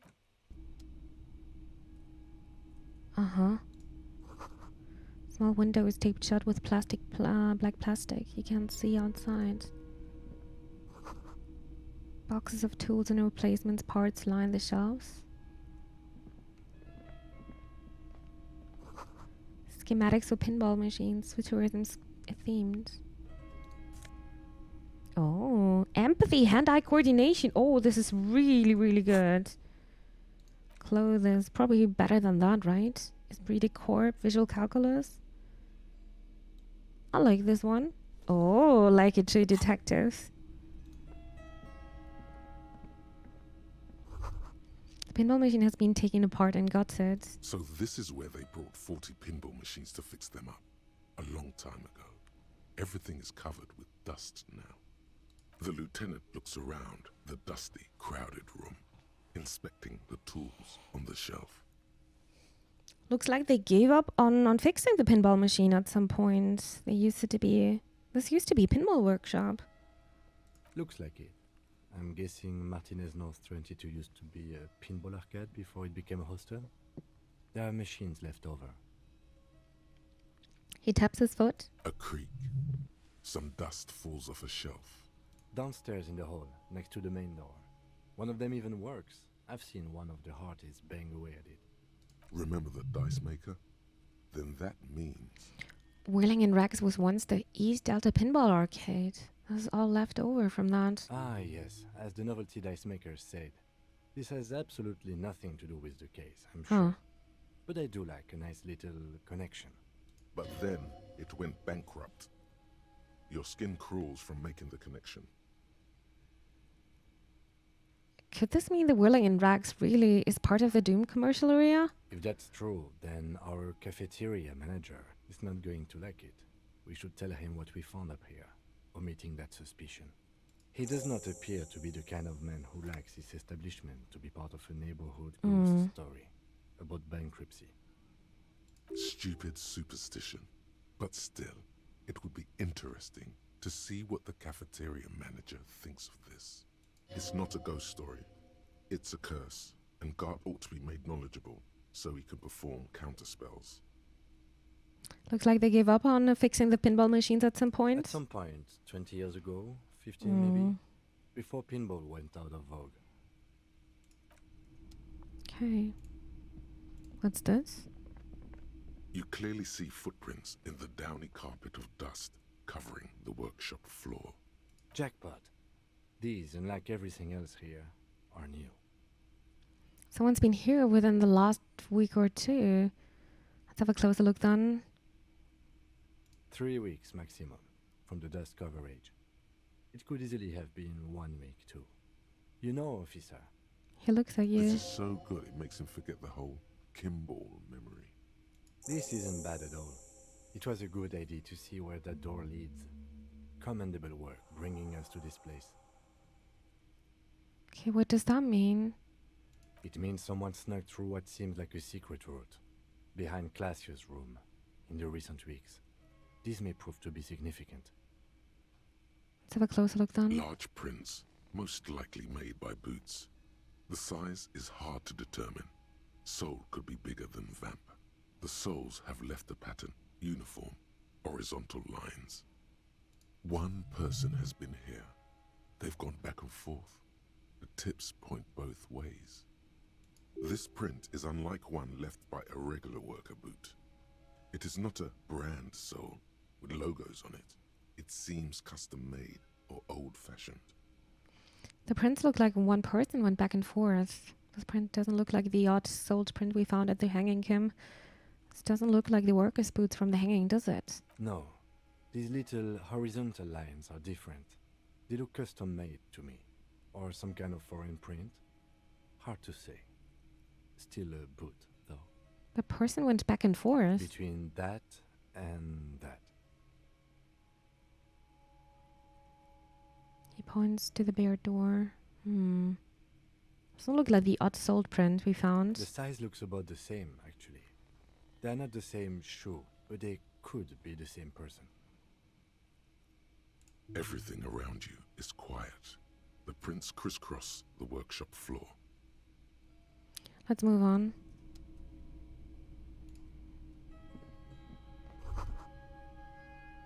Oh, this is behind the girl's room, I see. You can almost see There's a tiny the hole. shape of a man and a woman writhing inside, bathed in drug sweat and dirty linens.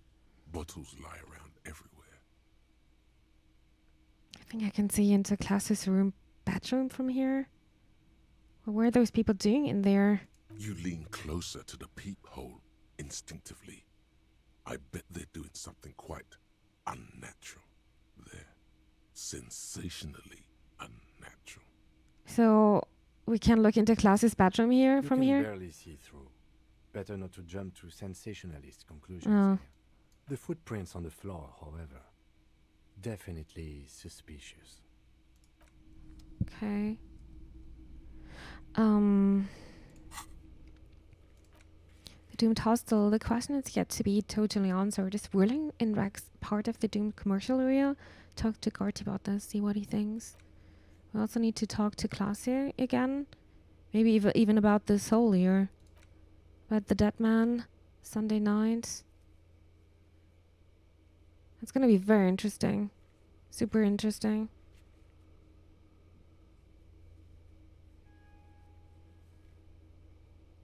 Kind of want to also show her the tattoos of the victim, but I think she doesn't want to talk about this right now. Yeah, okay. The next thing is trying to take care of all these quests here. I think I'm gonna talk to Garty first. I'm gonna do that. All right, let's go down then and check out what people gonna say now. Very curious about that.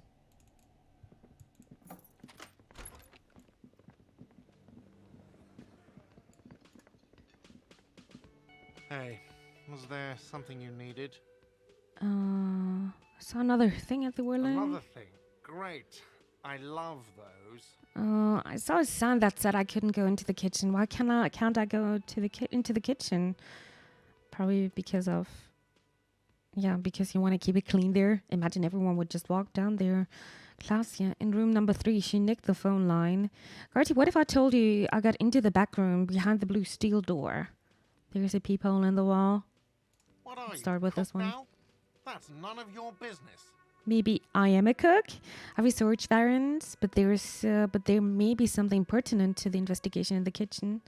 I'm really hungry. He wasn't pan-fried. He was lynched. What could the kitchen possibly have to do with... He changes his Fine. mind. Okay, the kitchen is closed until 1 p.m. because the cook is working. You can snoop around after that, if you must. Maybe I did. Classy, in room number 3, she nicked the phone line. Why? No, fuck it. I don't want to know. I don't want to know why these degenerates do what they do. I thought we had one good guest in the building. Yeah, I bet you didn't want it to be here. Her. Well, anyway, mystery solved. I don't like loose ends. You have Lena. Lena's a good customer. Yeah, well, she's not a guest, is she? No. Anyway, I'll forward that woman her bill and be done with it. Now, was there anything else? What if I told you I got into the back room? Oh, okay. Well, I did hear you make noise back there, so good for you. He's really holding himself back here. Aren't you gonna ask me what's back there? Okay, what is back there? Doesn't he know anything about that? Skeletons, the mausoleum of the dead, pinball machines, a pinball workshop. Nothing. The black gaping maw at the end of time. Ah, I knew it. I've always wondered where those machines by the door came from. And they told me there was some kind of pinball thing here too. I knew it. Were there any back there? In working order, I mean.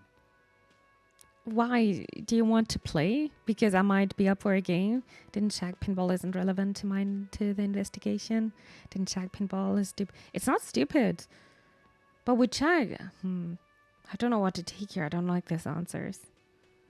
I guess I'm gonna be a bit of a liar. I was just wondering if you found pinball machines there.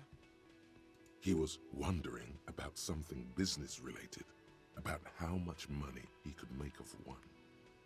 Turning this place back into a pinball arcade. If you're thinking of selling those pinball machines, I want a fat cut. C-suit shit, beat your chest. I'm a disruptor. I feel a capitalist plot coming up. No, but we could diversify the entertainment options, seeing as you've opened the door back there. I agree. The machine we have in the corner now is broken. It wouldn't hurt to get a little life in here, other than the hellish karaoke machine. That one's always causing trouble.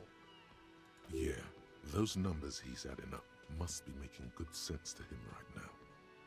He should still know. You have to be forewarned about these things. Have to warn you, I may have discovered that the whirling is part of the doomed commercial area. What? Why would you say that? We're at a completely different address from that whole thing. So he knows of the doomed commercial area and its address. He's thought about this. Wait, so you know of the curse. The whirling is listed on the intercom outside as one of the businesses in Building B. You should get your wiring fixed. I tried to call and couldn't reach you. I've been working here for a long time, and that intercom has never been used by the whirling. Hold on, not once? Isn't that already a sign of decline? The whirling was once the East Delta Pinball Arcade before it failed. It's only a matter of time before the whirling fails too. The whirling was once the East Delta Pinball Arcade which failed, though perhaps the whirling will escape the curse. I mean, you always need to come up with new ideas. Go with the time, you know? Does this look like part of a doomed commercial area? This pre-revolutionary tile work? These high ceilings? The nice rooms? Well, most of the rooms. For 14 years, man. That's how long I've worked here. I've kept this place up through hail and through sleet. Fuck me, if some doom ghost... His daddy's his voice. He's done a fine job too. Though he's spoken of the place dismissively before, the hostel is actually very important to him. You really care about the whirling, huh? Who owns this place? What about those other cafeterias you manage? Some real estate management company. They never come around here, just collect money from afar. Honestly, I think some money laundering might be involved. Yeah, it's slowly growing on me again. It's beautiful in its own way. especially for this neighborhood. I've been trying to keep it that way, even if it is part of the damn doomed commercial area. Aha, you so finally admit it. You shouldn't be worried about that label, you know. I don't place much stock in the curse and so on, but the label frightens the clientele. Who wants to stay at a doomed hostel? Everything's doomed enough without that. He doesn't even know about the people who named it Whirling in Rags. Well, it sure as hell wasn't the real estate company. It was you? You look surprised. What? It's a great name, I know. Cafeteria managers come up with great names too. It's from a song. A song? Hail, Holy Queen, by the Ateneers. Hail, Holy Queen of the Sea. You're whirling in rags, you're vast and you're sad. Good pick. What about those other cafeterias you manage? What about them? One is a basement dive frequented by chain-smoking communists. I can't tell you how sick I am of Kraz Mazov and Ignis Nielsen and all those old ghosts. He's hesitating, not sure if he should share this information with you. Encourage him. The others? And doesn't he have to tell you anything he doesn't want to? The other is a kebab cart. It's very successful in its way, but it's nothing like the whirling. Kebab. Well, good luck to you with this place done. Too bad it's all doomed then. Luck has got nothing to do with it. I need to think about where I'm going to place those pinballs. I have a feeling they're going to help. Against the doom, it's implied. So, if you didn't have anything else to tell me about my establishment, can we, wrap it up? Almost done. There's a peephole in the wall, by the way. What wall? Upstairs in the secret back room, right next to Klaus's bedroom. I found it when I found the pinball machines. I'll have it fixed at once. Thank you for letting me know. I assure you, the whirling does not abide spying on its guests. You know, he sounds like he doesn't know anything about that. On the other side, I don't know anything about these people here. The color has drained from his face. Are you sure you haven't been spying on your guests? Alright, you've been notified? Absolutely not. Fuck you for even implying it. It wasn't me. It wasn't my staff. The establishment will look at it and ascertain what it was. Well, he's definitely not lying. He wouldn't endanger this business like that. Sir, he was only asking a question. It's his job and mine. See that it's covered. Yes, I absolutely will. Sorry, it's been a bit of a day. And now a hole in the wall. Alright. Thank you. I'll patch it up personally. Was there something else about the establishment? Nah, Yes. I think we're good. That's okay. Yeah. Did we run the number on the victim's armor? No, we didn't do this today, right? So let me see what other people are gonna talk about.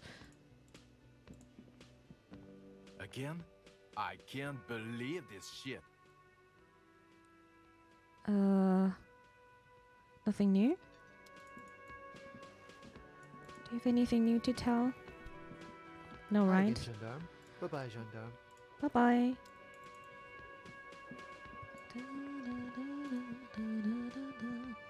I've got nothing to say to you. Okay, then we're not gonna talk. Let's call. Quickly, maybe there's some new information here.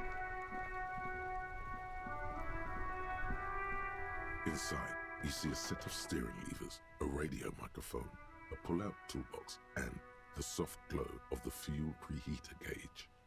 This is Precinct 57. How may I assist you? Did you find out more about the owner of the armored boots? Still no word, I'm afraid, sir.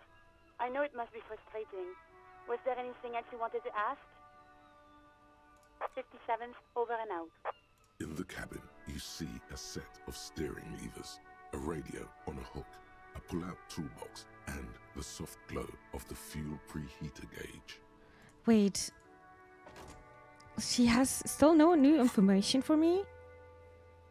Colorless back in the day for info on the armor's owner.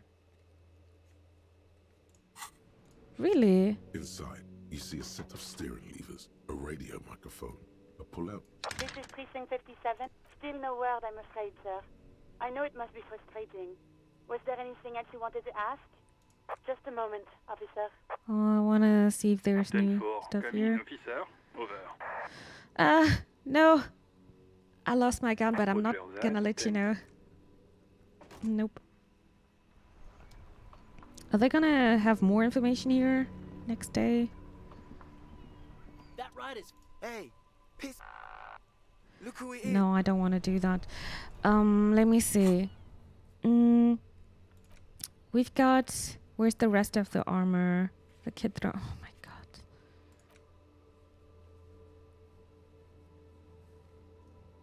I don't want to talk to Kuno anymore.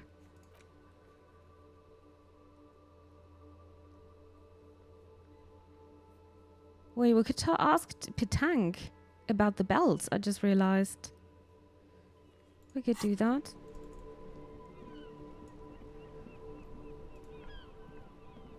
Wait, is he sitting here? Oh, sorry, officer. What do you want? Host Almighty. He's a total bummer now.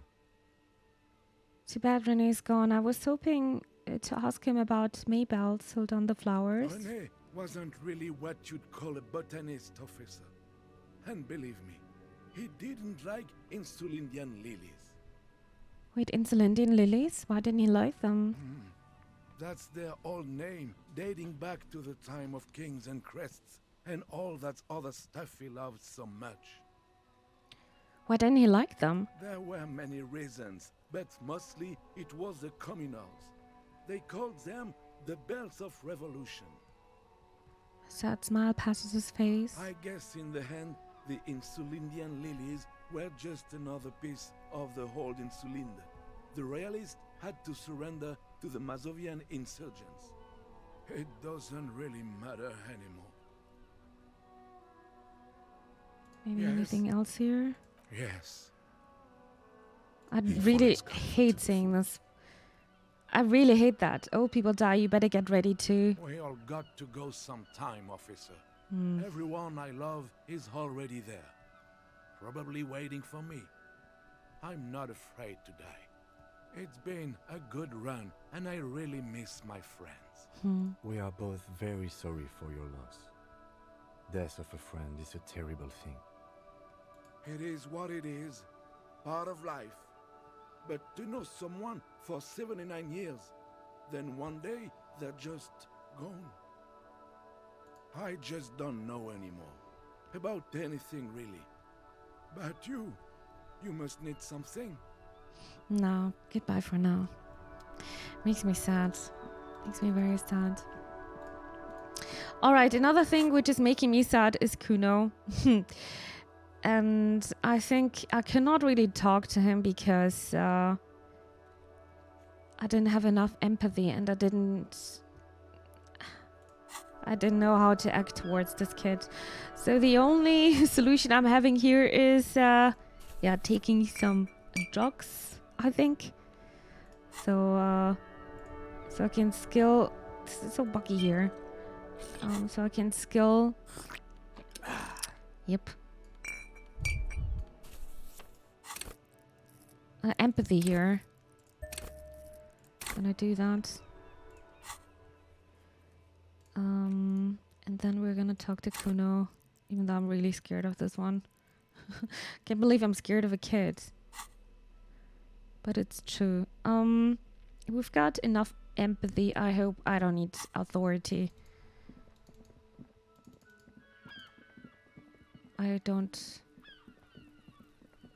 think I will handle this properly. Okay, let's quick save here. And let's see what Kuno is gonna tell us this time. Fuck does Kuno care? Oh, it's actually super high now. Figure out what's going on with this kid. Oh, wait a second. Discuss the body. Let's do this. It's not Kuno.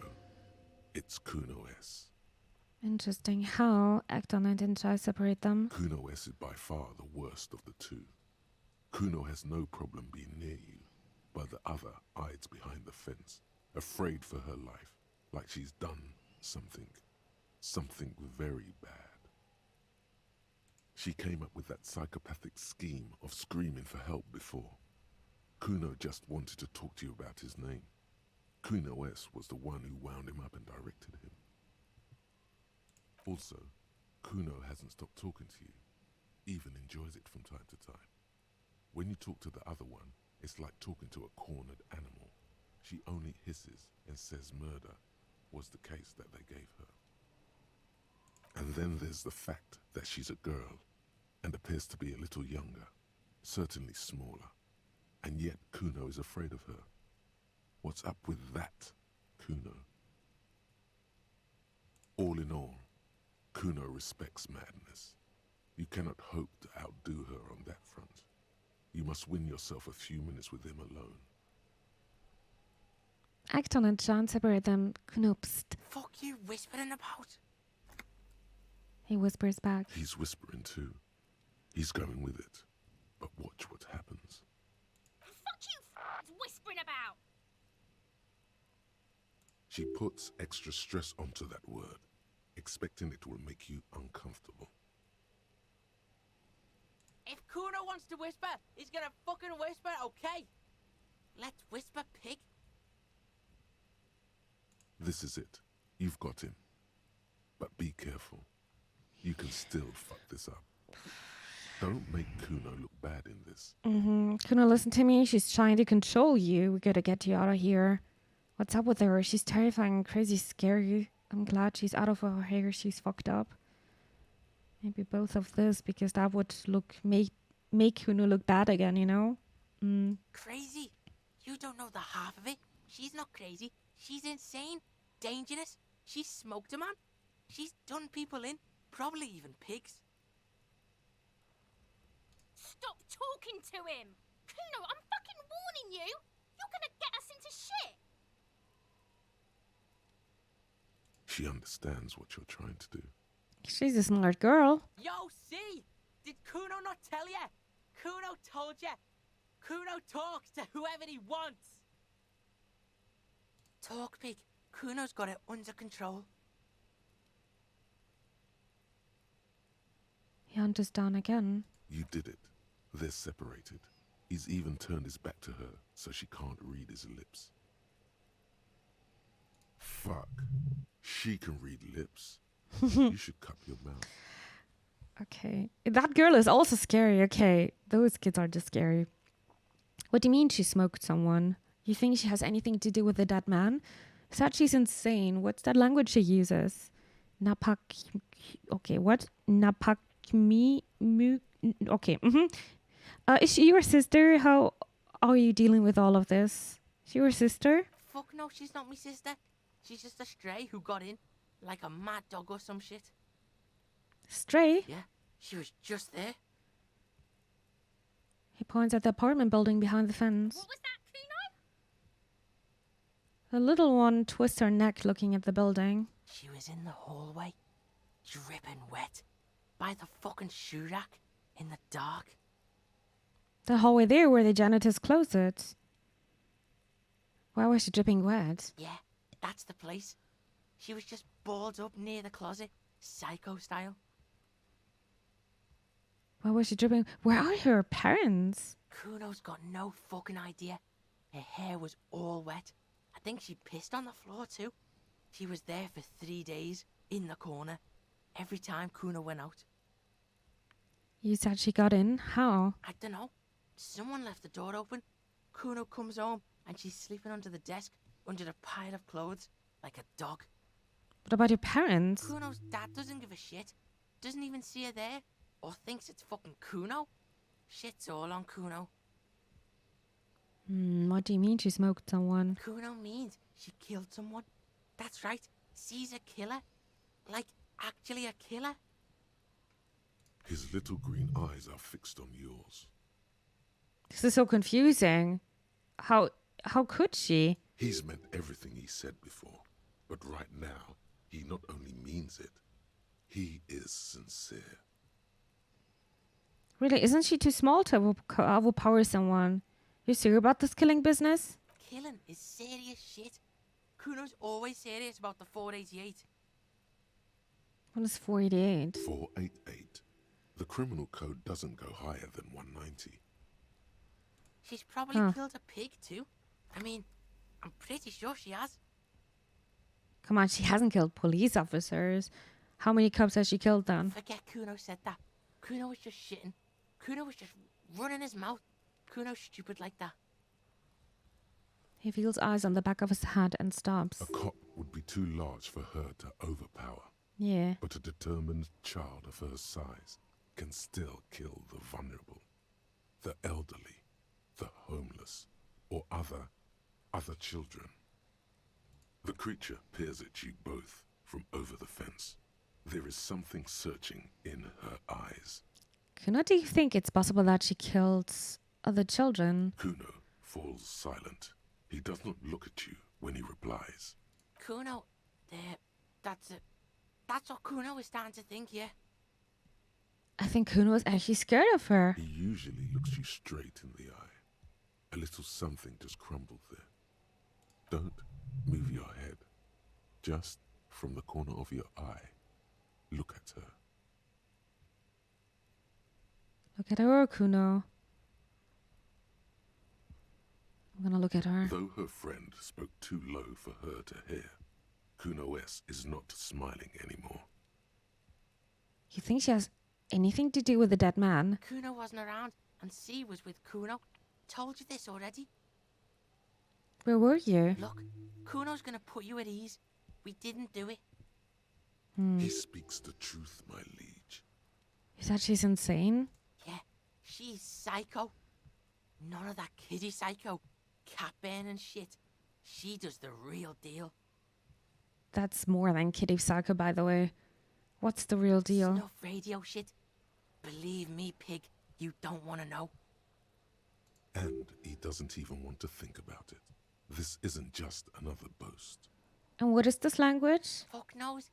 She says it's the song of her people or some shit. What people? Crazy people. The fucking Nakis. I don't know. It's Suruese. The Suru are an indigenous ethnic minority in the social democratic powerhouse Vasa on the tundra and tiger-covered Isola of Katla. Far, far away from here. As far as possible, really. Do they have red-haired people there? I mean, he's also red-haired. What is this question? Could she be Suruese? Does he know what the Suruese is? Who they are? Like that man from Helmdall shit. She could be. Huh. She could be that Helmdall shit. Revelshot does have a small Suruese community. Or she climbed into a yakberry crate and was shipped over accidentally. How are you dealing with all of this? How's Kuno dealing? Kuno's dealing just fine. He doesn't need you fucking with any of it. C doesn't either. Kuno's got this shit under control. He spits through the gap in his front teeth. She needs professional help. You can't do this alone. That's something I really want to say, but I don't think he would like that. You need backup. I'm here for you. I don't think he wants to hear this. Okay, kid? No, it's not okay. C No? is Kuno's go-to. Kuno's protecting her. You fuck with C. You fuck with Kuno. You threaten her. You threaten to take her away. This is what it all comes down to. He needs you to take him seriously now. I'm going to kill you. I'll run when you put the cuffs on her. Sneak up on you later and fuck you up. You understand? The boy looks in the eye. Black pupils trying to focus. Understood, Kuno. I can respect that. Who are you kidding, kid? You can't take down a man several times your size. You'll end up dead yourself. That's something I really want to say, but I think... I need to take him very serious now. So understood, Kuno. I respect that. Respect is even higher than that. All right. Now we can do business. Oh, okay, business. Yeah? What do you want? Kuno can hook you up with... He starts no longer whispering. Don't hook him up with shit, Kuno. See? Relax. He respects the Kuno. Kuno made him respect the Kuno. You respect the Kuno, you get all kinds of shit. Kuno's gonna get you hooked on illegal narcotics if you run a little errand for the Kuno. Get you hooked, pig. get his hook in you, then Kuno gonna get you hooking for more. Cash in big style. Pig hooker. That's right. Kuno's a candy store for pigs now. Get ready to be rewarded. He concludes, spreading his hands like a baker, presenting his selection of freshly baked pastries. What was that about running you an errand in illegal narcotics, Kuno? Kuno gets it from his dad. Kuno and his dad are major suppliers. That's where Kuno gets his lightning on. What a nice dad. Problem is, Kuno and his dad had a little falling out. Now junkies clawing at Kuno's door. Streets going mad. Kuno's got to throw his dirty popo man at it. Okay. Dirty popo man is you. In there is Kuno's violent dad on steroids. Kuno's dad does steroids and speed. If you can take him, you can have half of the speed. Who's your dad, Kuno? Kuno's dad is a fucking monster. He's the most violent man in Revachol. He doesn't give a shit about a single thing. He drinks too. Great, Are Dad. you sure you can take on the most violent man in Revachol? In your condition? Of course. You know how you'd be best off here? With a gun. Best have it in your hand when you go in there. Okay. How much material are we talking about? Like half. Half of what? A baggie, but like in this vial. That's half a gram, sir. Half a gram? Yeah, half a G. Want it or not? That's not very much material at all. Fuck you talking about half a G? This shit is giant grade A shit. So clean you can barely see it. You can barely see it because there's barely any. I've made up my mind, Kuno, and this is what's going to happen. Okay, Kuno's listening. I'm going in there, all guns blazing, to get that speed because I need it. I'm going in there, but not for the speed. I'm going after the most violent man in Revachol. I'm going in there for justice. I'm a narc, Kuno. I'm going to confiscate that crap. I'm going in there for justice. I'm a narc, Kuno. I'm going to confiscate that crap. Lie, you need speed. I'm not going in there. This is probably going to have some consequences. If I'm going to deny that. Well, the right thing would be to confiscate that. But I'm not sure if we still need Kuno, to be honest. And I don't know what to do with this violent man. I can't just shoot him down. So I'm just gonna lie here. All guns blazing to get that speed because I need it. Alright, pig. You can plug him, but you can't stop him. It'll only buy you time. Just get in the apartment building.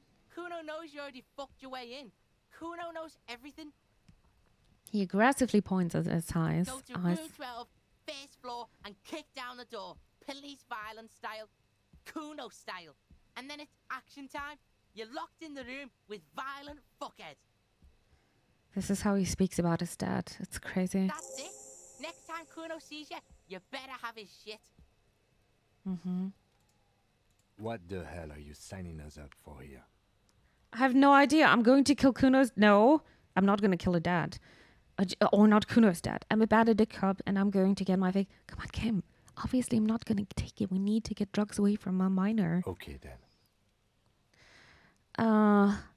Yeah. Wait, wasn't there another quest here? So split a kilo with Kuno. Take down Kuno's dad is optional. Well, this is going to put me in a dilemma, to be honest. I really want to help him. I really want to help him.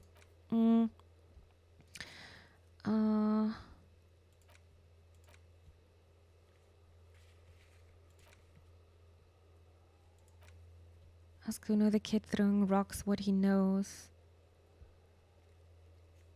about the buddy. The fuck about it? Where's the rest of his armor? Kuno doesn't give a shit about the armor. How come? That fucking had one thing majorly wrong with him. He's a fucking mutant. A mutant? Do you remember how he looked? Fucking growth hormone shit. He's a giant. The armor's too big for any man. Kuno doesn't give a shit about that freak armor. Kuno threw that shit away. Oh, come on. He's just pretending that he doesn't care because he's too small for the armor. What do you mean you throw it away? I don't need to say that. Kuno tried to get the helmet on. It was too big. Probably I should have said that. He performs a kick-off on the imaginary helmet. Kuno kicked that shit in the sea, rugby style. That shit means nothing to Kuno. You threw it in the sea? Yeah, that shit means nothing to Kuno. Kuno doesn't give a shit about material shit. Kuno, you wanna fuck on someone about that armor? Go fuck the mustached union fuck. The jolly troubadour shit at the gates. I accidentally clicked here. Kuno's a fucking monk, okay. Who do you mean, troubadour? Yeah, cock in boot. You know that jolly union cow fucker? Came around talking about cows or some shit? Came around pretending like he cares about cows? Okay. Yes, you met him at the gates. The one with the boots and the jolly smile. You mean Mañana? Yeah, he's the one you want to talk to. He's fucking crazy about that armor shit. Coming here pretending like he likes cows. Trying to catch a peep at Kuno's armor. Curious, my liege. Why did Kuno feed you this information?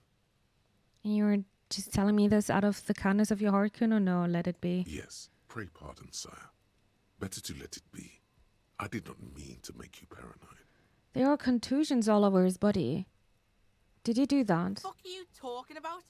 What is this contusion shit? He grabs his head like it's suddenly hurting. He says you're stupid, Kuno. They want to make you stupid again. No, a contusion is a bruise. I'm talking about the marks your stones left in the corpse. That's what I'm saying. You're stupid. I had words too. Let's back up. Oh, did Kuno make your shit sniffing harder? Obstruction of shit sniffing. This is Kuno's kingdom.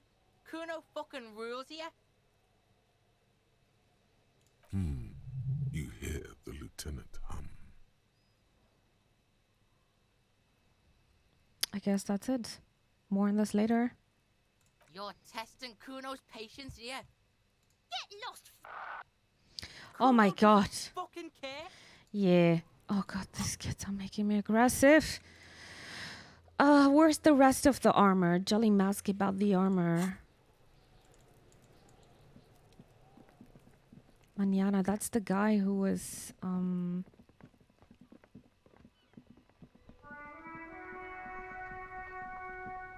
here, right? Pretty much one of our first guys we met. I think that's Mañana.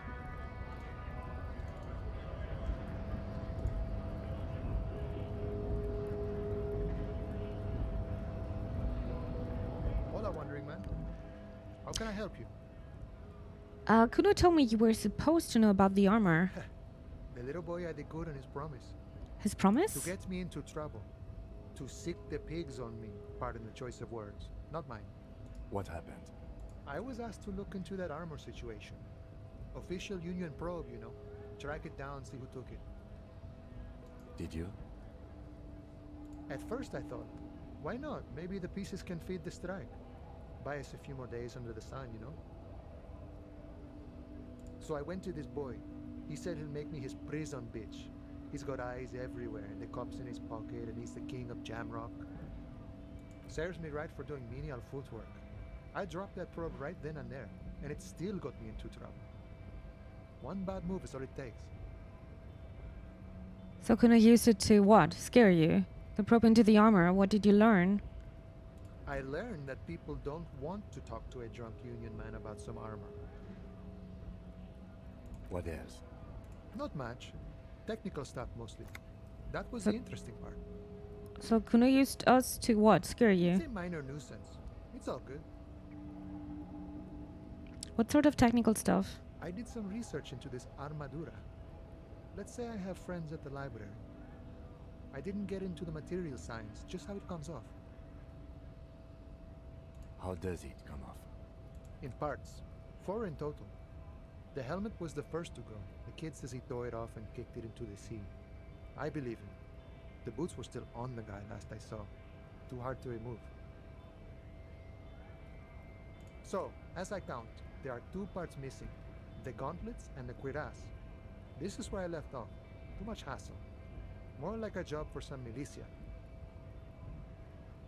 4 pieces of armor. up for grabs done, but I already sent the boots I away. guess you won't be collecting them all then. That's less work for you at least. 4 pieces. How much? Cuirass, gauntlets, boots. What about the leggings? I'm going to find 1 piece of it. One is enough. Actually, I may have better things to do. 4 pieces? Oh, they're just gone. They don't exist anymore, if they ever did at all. Forget about them. I did.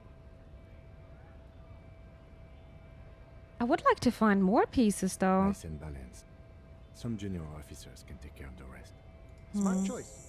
It's only that one spot you need armor too. The one the bullet hits. Good luck if you go for those boots though. You'd have an easier time wresting the spurs off a boyadero than getting them off. Why am I getting this quest now? Because I said I don't have the boots. I sent them away. Thank you for your cooperation, No sir. problem. If you see that kid, thank him from Call Me Mañana. Thank him for showing me the way. He is sincerely grateful he is not tracking down pieces of armor right now. Huh. Well, this is very confusing here. Get boots off victim's feet. That's not gonna happen. I don't have the body anymore. Yeah, why am I getting this? This is confusing. I'm never gonna get this quest done then. You really just want one piece of the armor. It's enough. Find and locate 1 piece, and this one's done. Yeah. Would have been easy with combining those 2, or is this a bug?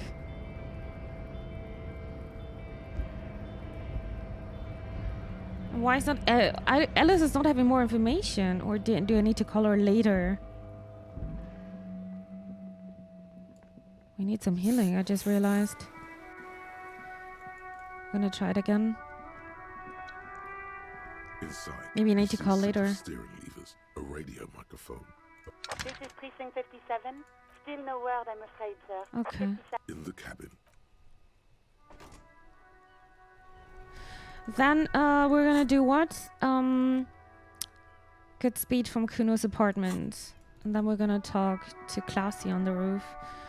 I'm gonna quick save here. And then, yeah, time to go to the apartment. Oh, there's a thought. There. Working class drunk. You know what this means, right? Case solved? Cracked it. All in a good day's work.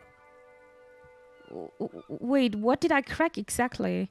What do you mean, what did I crack? Look at how working class that drunk is. The husband, the missing husband? Yes, and you found him. Now go and tell the working class woman. Protect and serve, recruit. No. Didn't she repeatedly tell you her husband isn't missing her? But he is missing. You heard her. The worry in her voice. Give me a champagne, I'm going in. This doesn't add up. I'm only making a fool myself. Do marriages make any sense? Does honor? You're not a filthy philosopher. You're an officer of law. It's time to ace this case and not brood over your reputation. We can deal with the perception management later. Give me champagne? This is nonsense. I'm curious where this is leading. We don't need to do There's this, no right? need for champagne when there's honor, recruit. Go and tell the working class woman what you found right now. Hey, is this a quest? No. Confusing, dude. Very confusing. Okay. No, it's time for... Yeah. Face Kuno's dad. I'm a bit scared of that.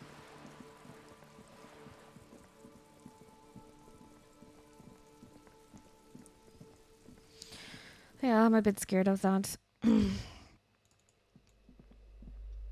Which apartment is it, though? This one? A shabby door hangs oddly on its hinges. It is. Secured to the doorframe with a safety chain. An unpaid energy bill is attached, threatening to cut off the electricity. It's addressed to Mr. Uno Doroita. Is somebody snoring here? Looks like we found where Kuno's dad lives. Point to the bill on the And door. the place comes with 3 months' worth of utility bills. Knock slightly. No Lightly. response. The apartment numbers have fallen off the door, leaving the panel with a sticky 1 shaped shadow and a marker drawn 2. You'll need to equip the chain cutters to enter. Snip right through the metal. Yeah, we're gonna do that now. Chain cutters. Like that. A shabby door hangs oddly on its hinges. Okay, now it's super Secured high. to the door frame with a snip. The cutter goes through them like dead leaves. The links fall to the ground on the other side of the door. I know there's no stopping you, but let's at least make this quick. Master Investigator, you just can't keep yourself away from locked and hidden places. What do you mean? It is my duty as a cop to investigate every square inch of this world. Nothing. You're right. Get in there. Deep. Invade every personal space. Break every lock. Yeah. Attaboy, the world's secrets were made for you. Oh? They wait patiently for you to uncover them. We got a new thought here. The Jamrock Shuffle. By now it's clear you like to look inside containers. You like to open the doors and see what's behind them. Maybe secrets, maybe more juicy containers. Let's be honest, you like all containers. Trash cans, utensils, trays, manholes, coat pockets, secret containers left behind by the Filipinian kings that holds forbidden relics. Okay, you haven't come across one of those yet, but one day. Wait, is that why you're so hellbent on opening containers?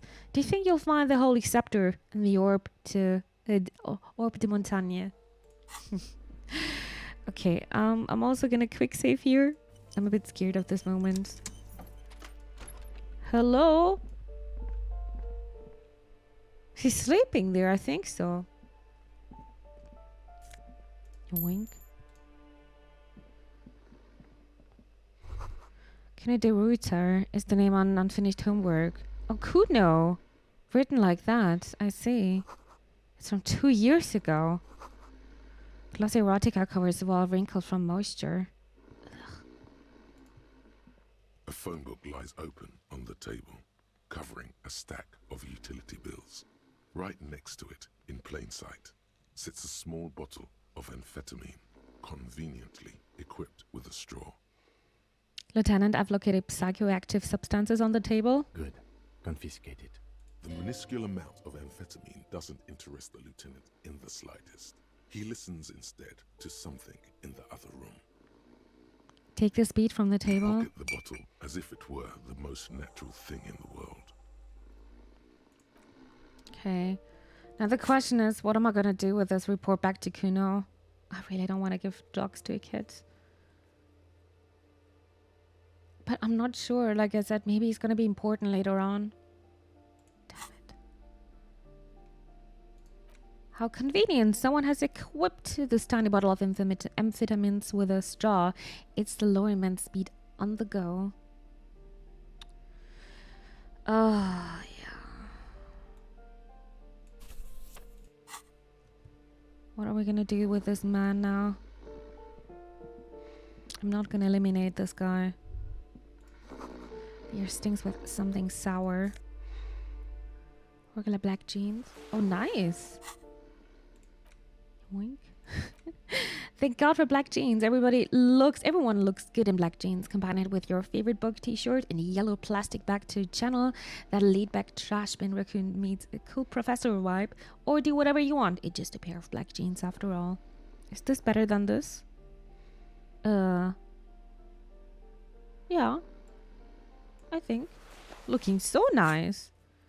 Okay. Let's see.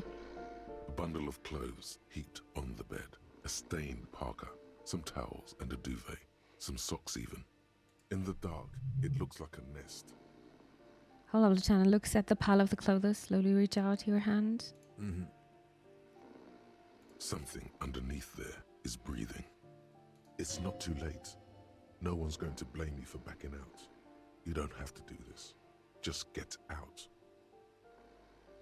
Keep extending your hand towards the pile. Your hand touches a greasy duvet covered in cigarette burns and ketchup stains. You hear a growl. There is something alive underneath it. It's deep in suffering somehow. Pull the blanket You off. see a 60-year-old, fat, red-headed man passed out from large amounts of alcohol, and God knows what else. The smell of shit rises from his mouth. You don't have to take him down. He's already down. Kim, is this thing even alive? I'm afraid it is. Look, it moves. It's interesting that we're talking here about a thing and it instead of Kuno's dad. He points to a fleshy lump sticking out from the other end of the blanket. The limb seems to be twitching from time to time. And look, the other foot is camouflaged by a striped sock bearing the name Maxtor on the sole. 3 toes are poking out of a hole. This is how Kuno lives, by the way, a little kid. Maxtor is a gas company. He's wearing free socks from a gas company. They probably came with the bills. A groan rises from the man's throat, dry like a death rattle. He's trying to say something in his sleep. Is this Kuno's father we're seeing? Well, yeah. Judging by the color of his hair, I would say yes, it is. The lieutenant's right. The man's unwashed hair bears a familiar ginger tone. Even the hair on his chest is coppery. The light from the window falls into his half-open eyes. I was expecting something worse. Can't believe it. Kuno's dad isn't a loser. It must be someone else. God, doesn't look like he's going fuck anyone up in any time soon. Well, this is already bad, to be honest. I think it's still quite bad. I mean, what he has come to. The lieutenant tilts his head. This man won't be feeding his family anytime soon. Not that he was, but at least he won't be beating his son. A pair of half-open bug eyes is staring back at you from the dark, empty, and frozen. It's clear that the person behind them is not awake. Hold on, what happened to his eyes? He's gonna sleep it off, I knew this shit. Serious damage, I'm still not sure he's not dead. Can't you tell? It happens to exceptionally committed substance abusers. They fall asleep with their eyelids still open. Not a pretty sight. This is some serious damage.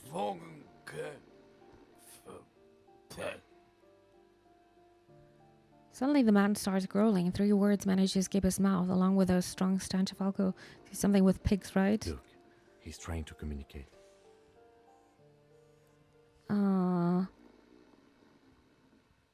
Maybe we should help him somehow. I took your amphetamine, old man. I don't want to say that. Figure what he's trying to say. The man groans once again, but his tongue keeps failing him. It's impossible to make out the syllables. A hand emerges from the blankets, trying to gesticulate something. This is so annoying. It was super high, but I'm still failing. It just, then falls back again, annoying. Limp and defeated by sleep. A loud snore escapes his mouth. But I think he's something mentioned with pigs here. Maybe we should help him somehow. What is there to do? We could turn him on his side so he doesn't choke on his own vomit, but he's already on his side. Excellent form, poor guy. Not. We could take him to Remedy or Saint-Baptiste, but he doesn't have money for medical services. The almshouse would turn him down. They don't do charity for people who are trying to kill themselves. Besides, he'll be dead in a few. The lieutenant stops listening to him. Years, months, weeks. Yeah. The pile of blankets grunts miserably. I'm gonna leave him though. Even though I really want to help Kuno. And I also don't know how to solve the situation here. I really don't know. Oh, okay. Can't do that. I guess we need to report back to Kuno. We need to talk to Classy about a lot of things, actually. Maybe also about the victim's tattoos. Yeah. Alright, let's go back to Kuno, my absolute favorite character, huh? Oh wait, this is not the way out. This is the exit.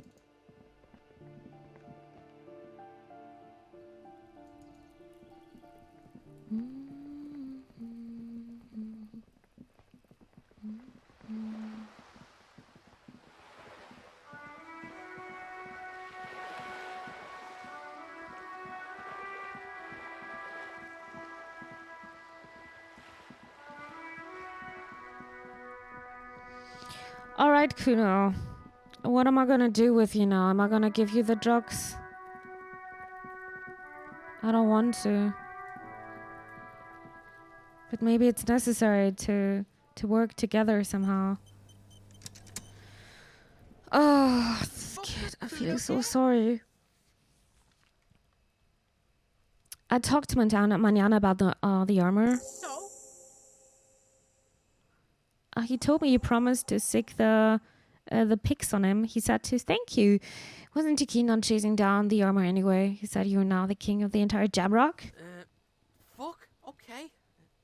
Kuno's a giver like that, yes? Kuno sent your fat ass running around like jello. Look, pig. Kuno sent you to rough some people up. Kuno played you. That happened. Now you and Kuno should move on. I will remember this, Kuno. Whatever, kid. What is this? Trying to be cool with your new asshole? Kuno was just being nice to you. You got fucked bad. Now limp the fuck out of here. After this shit, you better have something real interesting to say if you want to stay in Kuno's face. And that's the thing. I'm a bit scared of this kid that has so much power over us. Yeah, real interesting. I took care of the drug situation. Right. So you got Kuno's kilo. Here is how we do it. First, give Kuno Kuno's kilo. Then Kuno gives you half back. That's how we split it. It's the best way. Street way. Aren't you going to ask how I got past your dad? But clearly you mean Graham, right? Alright, fair is fair. Give Kuno the vial. I'm keeping it. You don't need more drugs. You're 12. Don't give it to Kuno. I'm keeping it and I'm doing it all myself. Don't give it to Kuno. I'm not ready to make this decision. I think he's just done with us, Dad. Word on the street is, you sent your little friend in dressed as a hooker. Distraction style. That's some sick shit. He nods approvingly to the lieutenant. Not a single muscle moves on the lieutenant's face. Kuno wants to hear all about it, but first we split the kilo, then we shoot the shit. Does he even know what a kilo is? Kuno knows what Kuno means. Okay. Kuno means Graham. Give Kuno the vial. Oh my god, I'm so sorry for doing this. I really want to do that, but I think he's going to be important later on. I think we need this kid.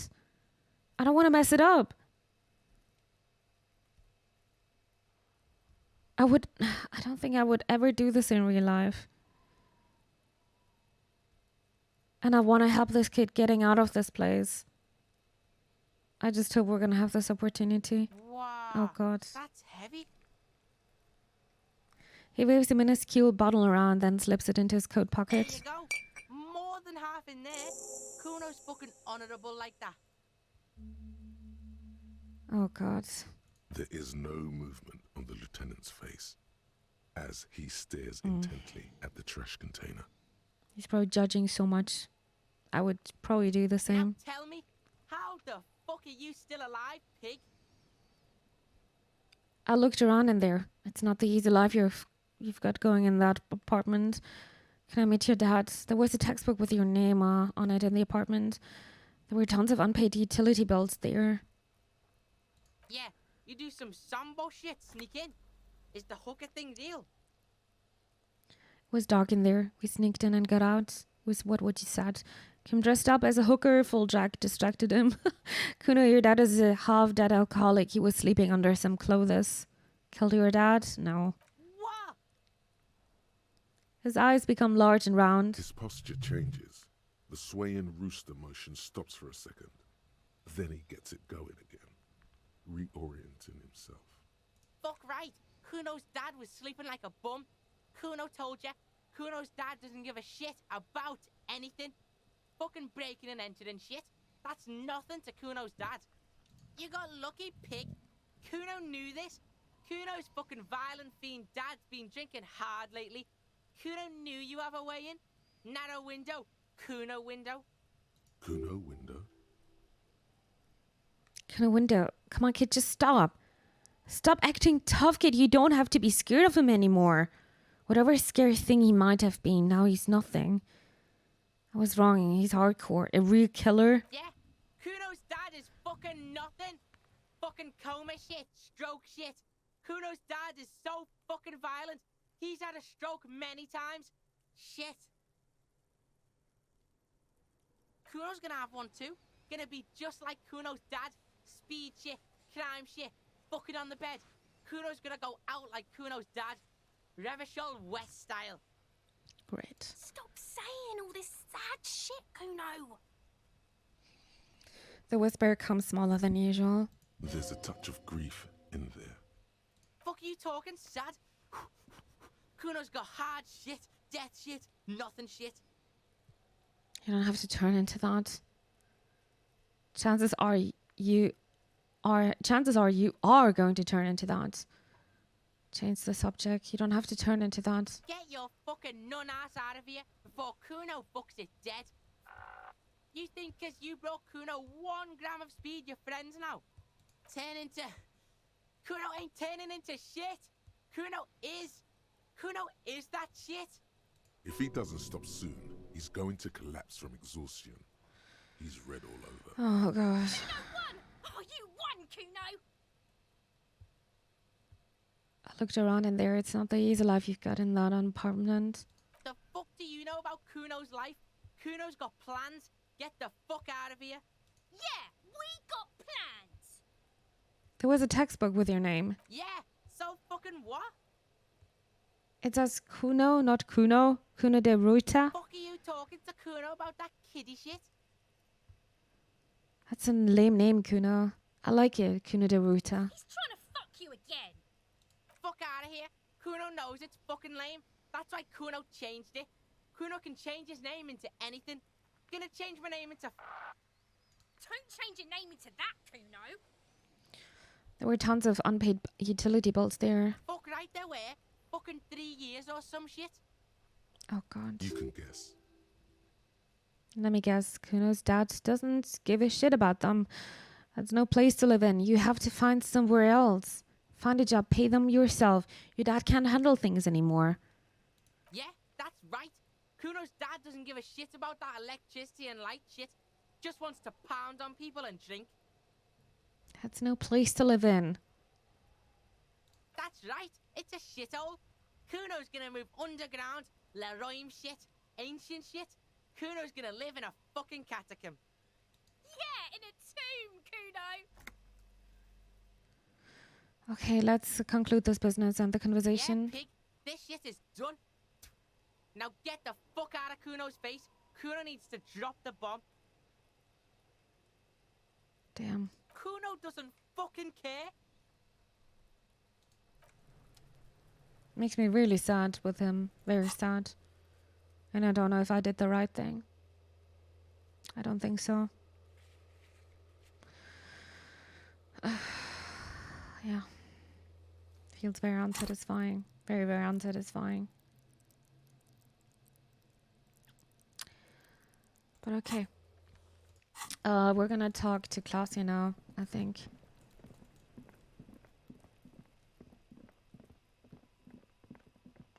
I'm also still thinking about the armor.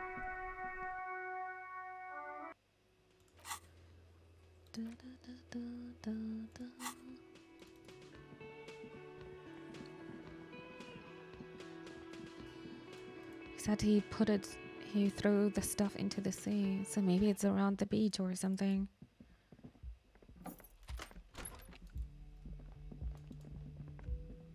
All right, let's talk to her. I wonder what she's gonna say to all of this. Let's quick save and talk. Officer, it's a fine day for questions. Evolution. Slow though. Titus Hardy gave us a recording where the deceased states his intention to commit rape. She puts her coffee cup down with a soft ring as the porcelain meets the metal table. This does not surprise her. Did he? I never said he was a good man, or that he had good intentions. Only that he was never bad to me. She doesn't care. If anything, she sounds amused. And this tape specifically identifies you as the target. Where did they get this recording exactly? It's intercepted radio chatter of the deceased, recorded via a de-encryption station. It's authentic enough. Does he say he's gonna do it Soldier of the Apocalypse style? She arches her brow. Those are the exact words they used. Something to that effect. The phrase was used. The lieutenant checks his notes and nods. Yeah. That was practically his pickup line. She picks the cup back. Did he say whores a lot? Was he pretty much on the verge of doing it Kohoi style? The word whore was used. Koho was mentioned. He did refer to atrocities in South Safer, yes. He wasn't actually there. He didn't do a tour, or at least didn't tell me he did. Would have been overkill anyway. He lived his own little Kohoi. It wasn't his everything. Why say things like that, machismo? Do you think he was trying to scare people? Yes, was he bragging? Oh no, I'm pretty sure he did all those things. Then integrated them into his idea of normalcy. To keep on living. Until they just sort of turn into his, what's the word I'm looking for? Coping mechanism? Catchphrase persona? Running joke. I was gonna say running joke. And it sounds like you didn't even get the good bits. Lely's punchlines got way, way funkier than that. He was like the Seminoles conflict, the Kohoi massacre, and the 36 famine in Yezut all rolled into one person, then cast in Orani ceramic armor, which he wore in bed and in the shower. When he said he was done, and done mentally, it didn't sound like a joke. Sounded like a deeply troubled man. Weren't you afraid? You like this kind of stuff? Or you spent some time with this person romantically? Afraid of what? That tape the Hardy Boys recorded? Your mother probably never told you this, but girls are evil. Had I the physical robustness and social support, I'd be in Kohoi. I would be tearing it up Soldier of the Apocalypse style. Did he tell you he had actually done any of those things? In Martinez, I mean? No. We were too busy laying waste to our own nervous systems to direct any of the fury outward. He seemed happy, I guess. At ease. As much as a man like him could be. What kind of man was he? Before you go, ask for details. She seems okay to talk about it. Thank you for clearing that up, miss. Whenever you're ready. I'm interested to hear what Titus Hardy has to say now. I'm so confused. She doesn't sound like she was going all of this bad things. Her coffee and smiles. Look her in the eye. Now that you have some time, can you tell us more about the victim? Like, for example, his name? Actually, officer, I didn't know his name. I just called him Lely. A nickname? I guess. He came from Lelystad. It's short for that. And it was his army name, apparently. He said his real name wasn't his. I tried to pry it out of him, but it was no use. Lelystad. That's a good start. The lieutenant writes it down in his notebook. We have a few questions you can help us with. A few things a field autopsy alone can't answer. The young woman cranes her neck, trying to catch a glimpse of the page the lieutenant passed to you. On it is a list of autopsy observations recorded neatly in blue ink. The last missing pieces of a puzzle of flesh. Where is Lelystad? The place, I mean. How old was he, miss? His eye color? Had a tattoo? What did I mean? What did it mean? Where's miss? It was communism that killed him. Where did a toxicology report? Any idea what that will show us? Where is Lelystad? In Oranje. officer.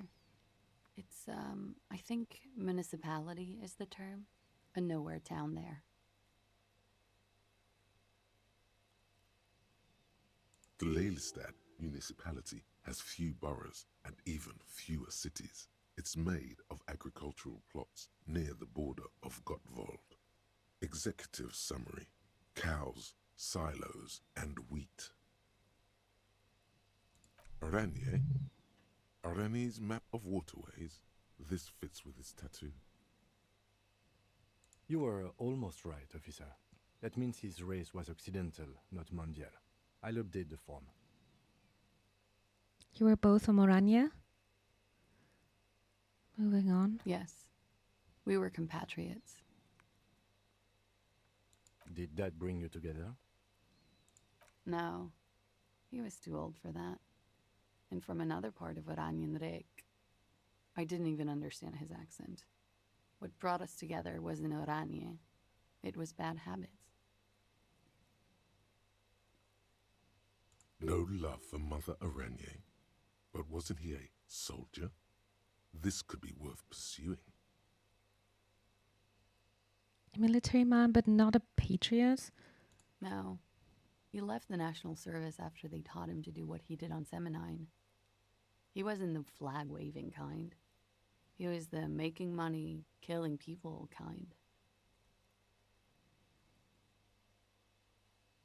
He was by no means a stupid man. A people person, a small platoon leader, certainly not a patriot. You don't seem like much of a patriot yourself. As an Orangeser yourself, didn't his lack of patriotism annoy you? Mm-hmm. There is nothing on Muindi. The old world is dead, and we both knew it. Maybe Oranje did bring us together. In loathing. I love Revachol, though. I hope she loves me, too. How old was he, miss? He was 42. 42? Are you sure? I would have had him above 50. He had many scars that made him appear older. But no. The memory makes her smile. We even celebrated his birthday, like, some weeks ago. It was a funny 2 days. He had little reason to lie to me. Looks like you were right, officer.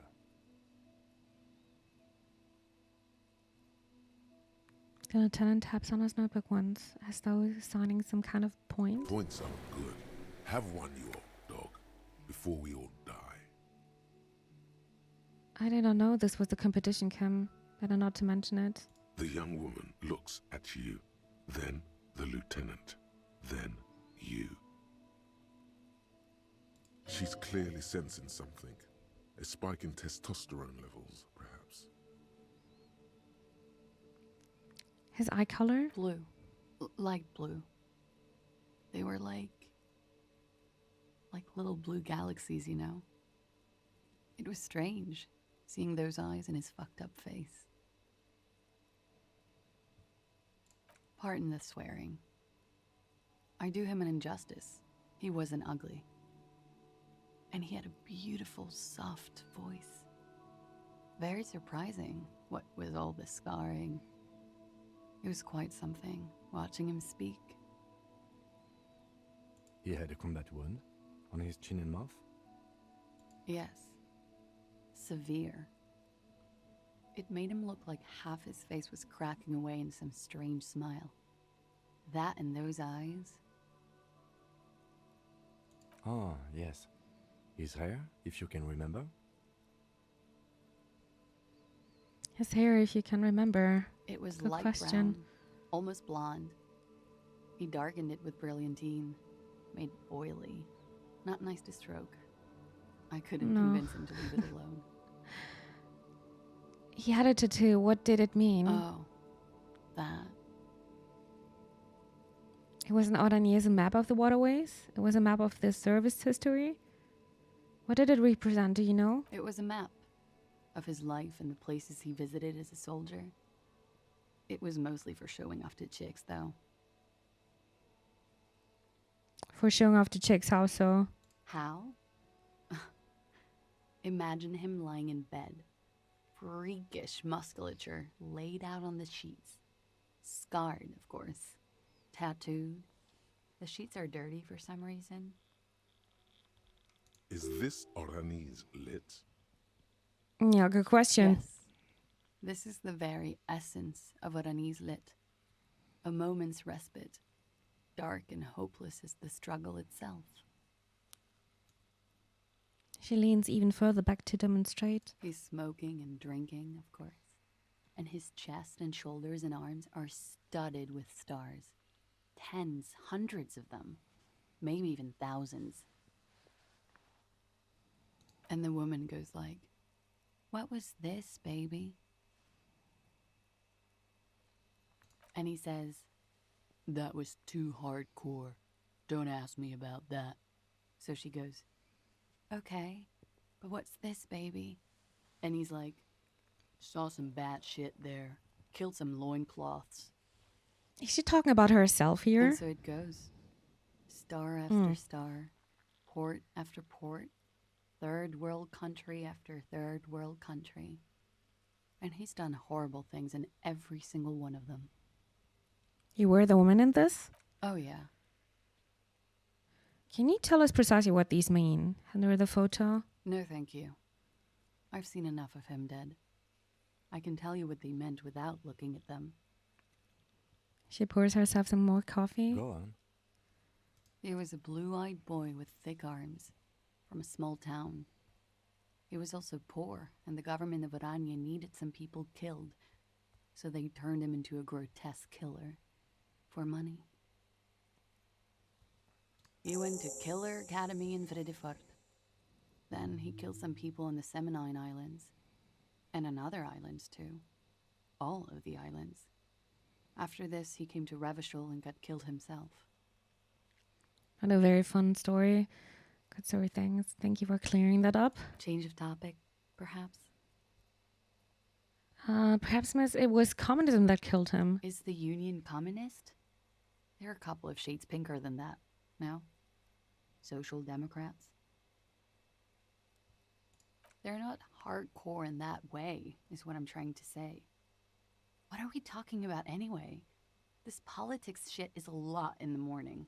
Is it even morning? I think she's just tired. She doesn't know what you meant by that. And can you blame her? What about the report? Any idea what that will show us? A real rainbow Ducks. splattering of pharmaceuticals, I bet. Barbiturates, amphetamine, sildenafil. How much does the toxicology report cost the police of Revachol? I can do it for half of that. Save you some money, make some myself. It's quite expensive, miss. But we'll manage without your help for now. I think we're finished with this line of questioning. Hand the lieutenant back his notes. All right. Lieutenant puts the slip back in his notes and observes the young woman for a moment. Coolly, gracefully, she pours herself more coffee. Volition. Look her in the eye. I'm a bit sus because she doesn't have her passport with her. Okay, where's this solution now? Here. Well, I can't skill more. That means I need to take drugs here. Once again. Oh my god, it's annoying me. What's this? Wait, stop. That man, bloated beyond all recognition, was 42? It's what she said, yes. Below the damage, the weeks of decomposition, all the swollen indignity of mortality. He was 42 years old. Where's this going? How old are you? That's where this is going. 45,000 liters of raw alcohol has left its disfigurements. What lies beneath, you wonder? You could ask either one of them. Kim, how old do you think I am? Miss, how old do you think I am? I got this, my age. I think I'm... Yes. I'm old. It wasn't Sage who has seen it all across 300 years. I'm early 30s, a rough 30. I lifted up Oh my god, I have no idea. Probably middle-aged, but... Do you want to know the truth? Bring it on. I'm not afraid of the truth.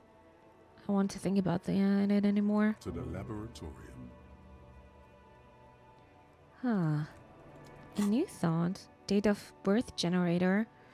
Your face looks like it's 58 and your body feels like it's 60. Your mind feels like it's lived for 1 day or 100, both longer than they ought to be, the day and the century. But for how long then has this thing attached to your sentience walked the planet's crust? Time to start racking those brains of yours. Elder one, where were you born? When and where were you born? I got it now. Yeah, I need to take some drugs again. My last one. So I can still skill up involution. Why is it not working? Sometimes it's not working, it feels like. There you go.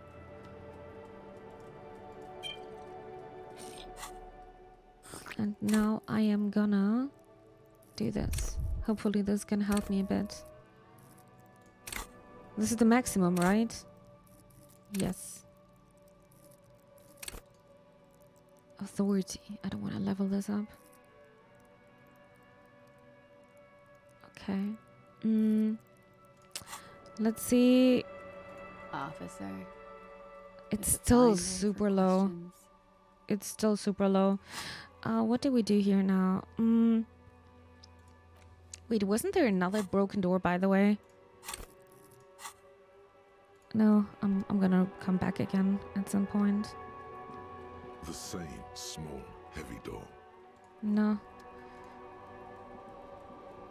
Officer. It's a fine day for questions. I need to talk to you about your room again. Yeah? The door there. Did you... No, it leads to downstairs elevator. I did not. Mystery solved then. I kept wondering where it led. There may be more to this mystery at some later time. She's holding back. Let's make a mental note for now.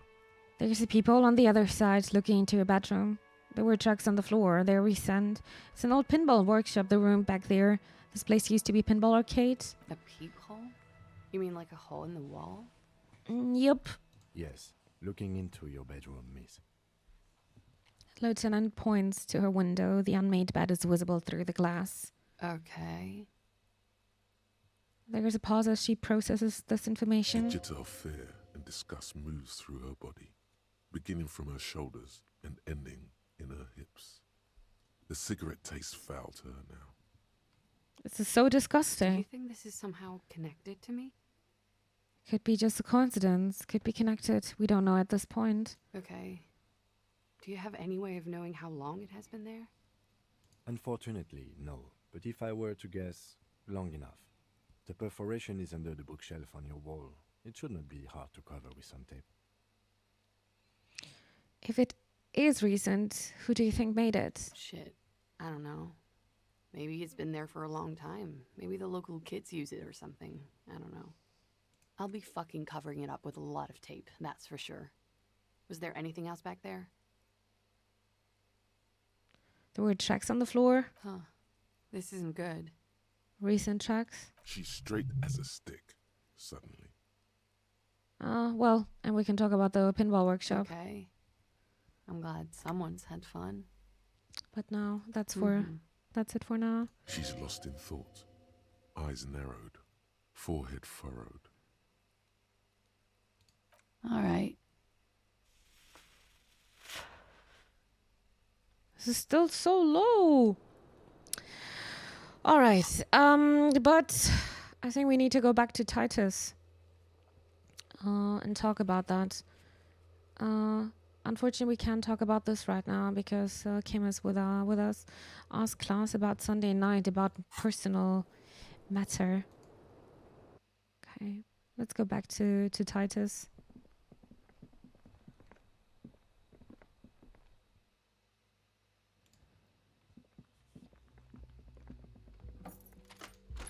I wonder what he's gonna think about all of this now.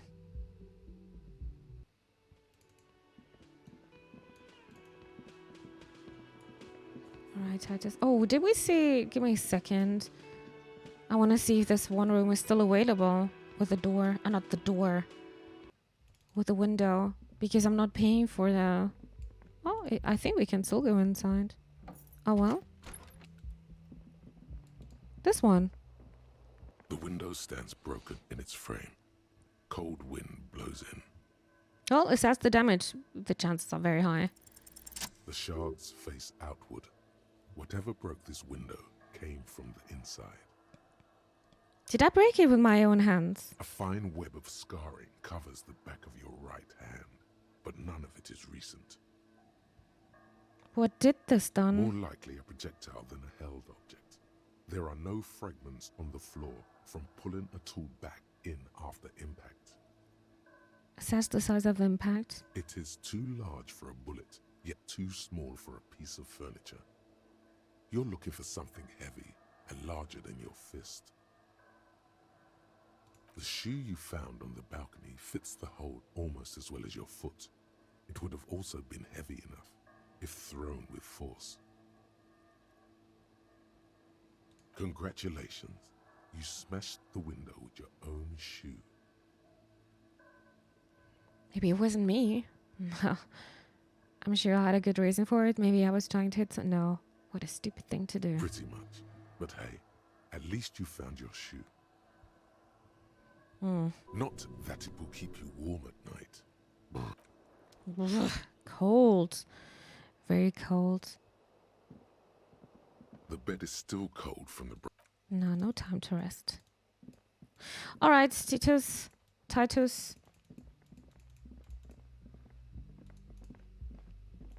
I'm not happy to talk to him either. Kuno and him, they're like my... I'm scared of them. The clowns are still hanging around. What is it now?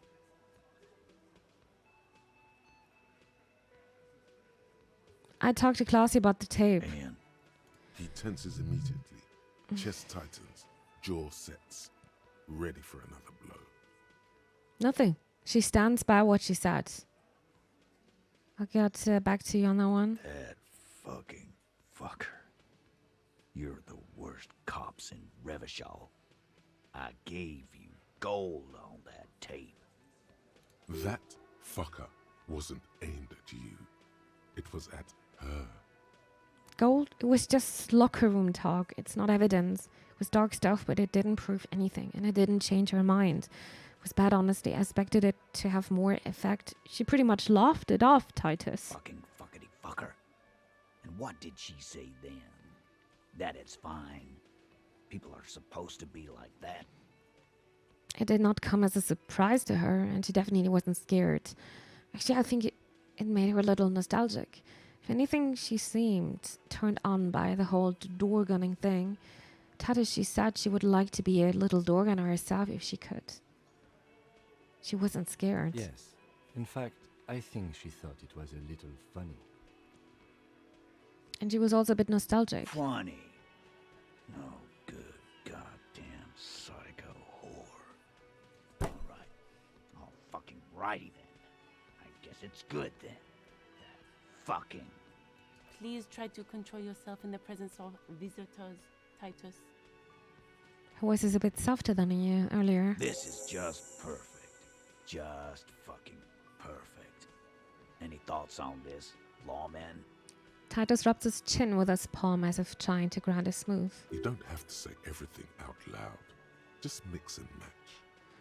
Maybe she isn't who you thought she was. Maybe she's still in denial, like a defense mechanism. Be straight with me, Titus. What really happened? Nah, I know her. She's just a girl.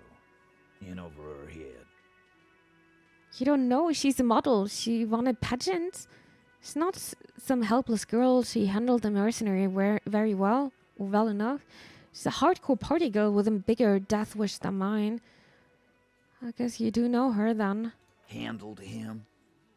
She got into some stupid shit with that guy. Shit we had to take care of. Yes, we heard all about it, and the fact still stands. You were more disturbed by the tape than her. What happened, really? I already told you. We fucking hanged him. There's less gusto in his voice now.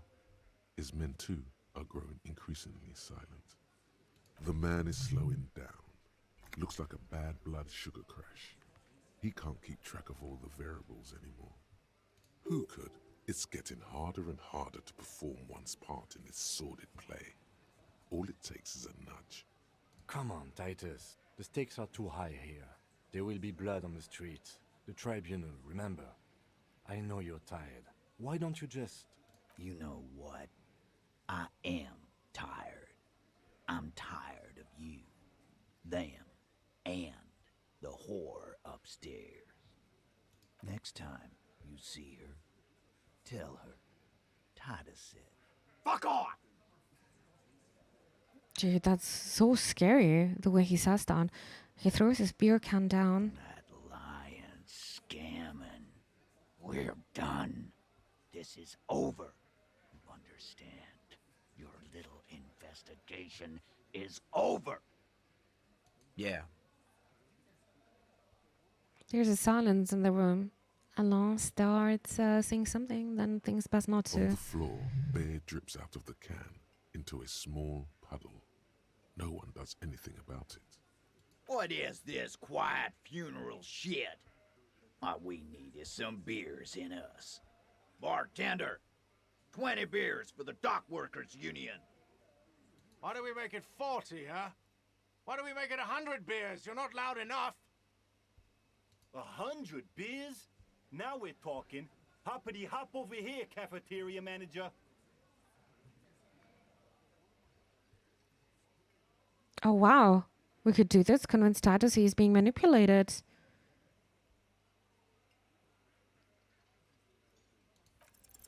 Convince Titus he's being manipulated. You should know by now. Titus Hardy will never falter. But you know someone who might. One of his boys will. That's it done. Case closed. Fat Angus, the powerful guy. Mr. All Muscle. The time has come. Put him in the pressure cooker. Just remember, it's about more than Glazier. It's about these men and Martinez. Their district. Their responsibility. Case closed. What am I doing here? We're going home, Kim? Huh? The lieutenant raises his brow. He'll get it. Go on. Write it down, Kim. In Martinez, they just kill you because they don't like you. Kill you because they don't like you. All because... Oh, some chick, you're a foreigner, you work for the wrong people because they like killing. Goddamn right. This is Union Town. You work for the company, we will kill you. Fuck, Dennis. We don't kill you if you work for the company. Half the harbor works for the company. Work for the wrong company, and they execute you. They just hang you like in the dark age, make a display of your corpse. They club you from behind, string you up and go back to drinking. It's cool, guys. You drag them out the back, light their corpse on fire and piss on them. You don't care. It wasn't that. It wasn't... We didn't hit him, okay? He's opening up. That's it. That's the weak one. You flushed him out. Now go in for the... Officer, you will be next if you don't shut up. The old man reaches for his belt, but his voice is strangely calm. Firearm. A Glass 08 or a 38 caliber pistol. Either is small enough for you to have missed. Oh no. He's onto you. He knows what you're trying to do. Steel yourself. Push on. Just ignore Theo. Turn to Angus. Oh, what? You're gonna kill me like you killed him for no fucking reason? What happens if I keep talking? You're gonna kill me too in this bar for nothing? I mean, we said earlier that Angus is probably the one who's gonna talk. We didn't kill him. We didn't even hang him. He was dead when... Takes a breath, wheezing. Shut up, Angus. Was dead before you hanged him? Fatty! Say one more thing to the cops and I'll... Dennis, stand down, or I'll beat your head in. Theo, take your hand off the belt. This isn't 31. I've got this under control. Does he? His closed fist is shaking. It's you who's in control. Let them have their moment.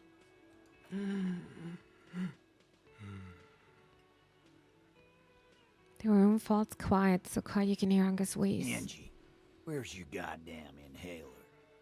You sound like you're dying. I left it home. I can't get it.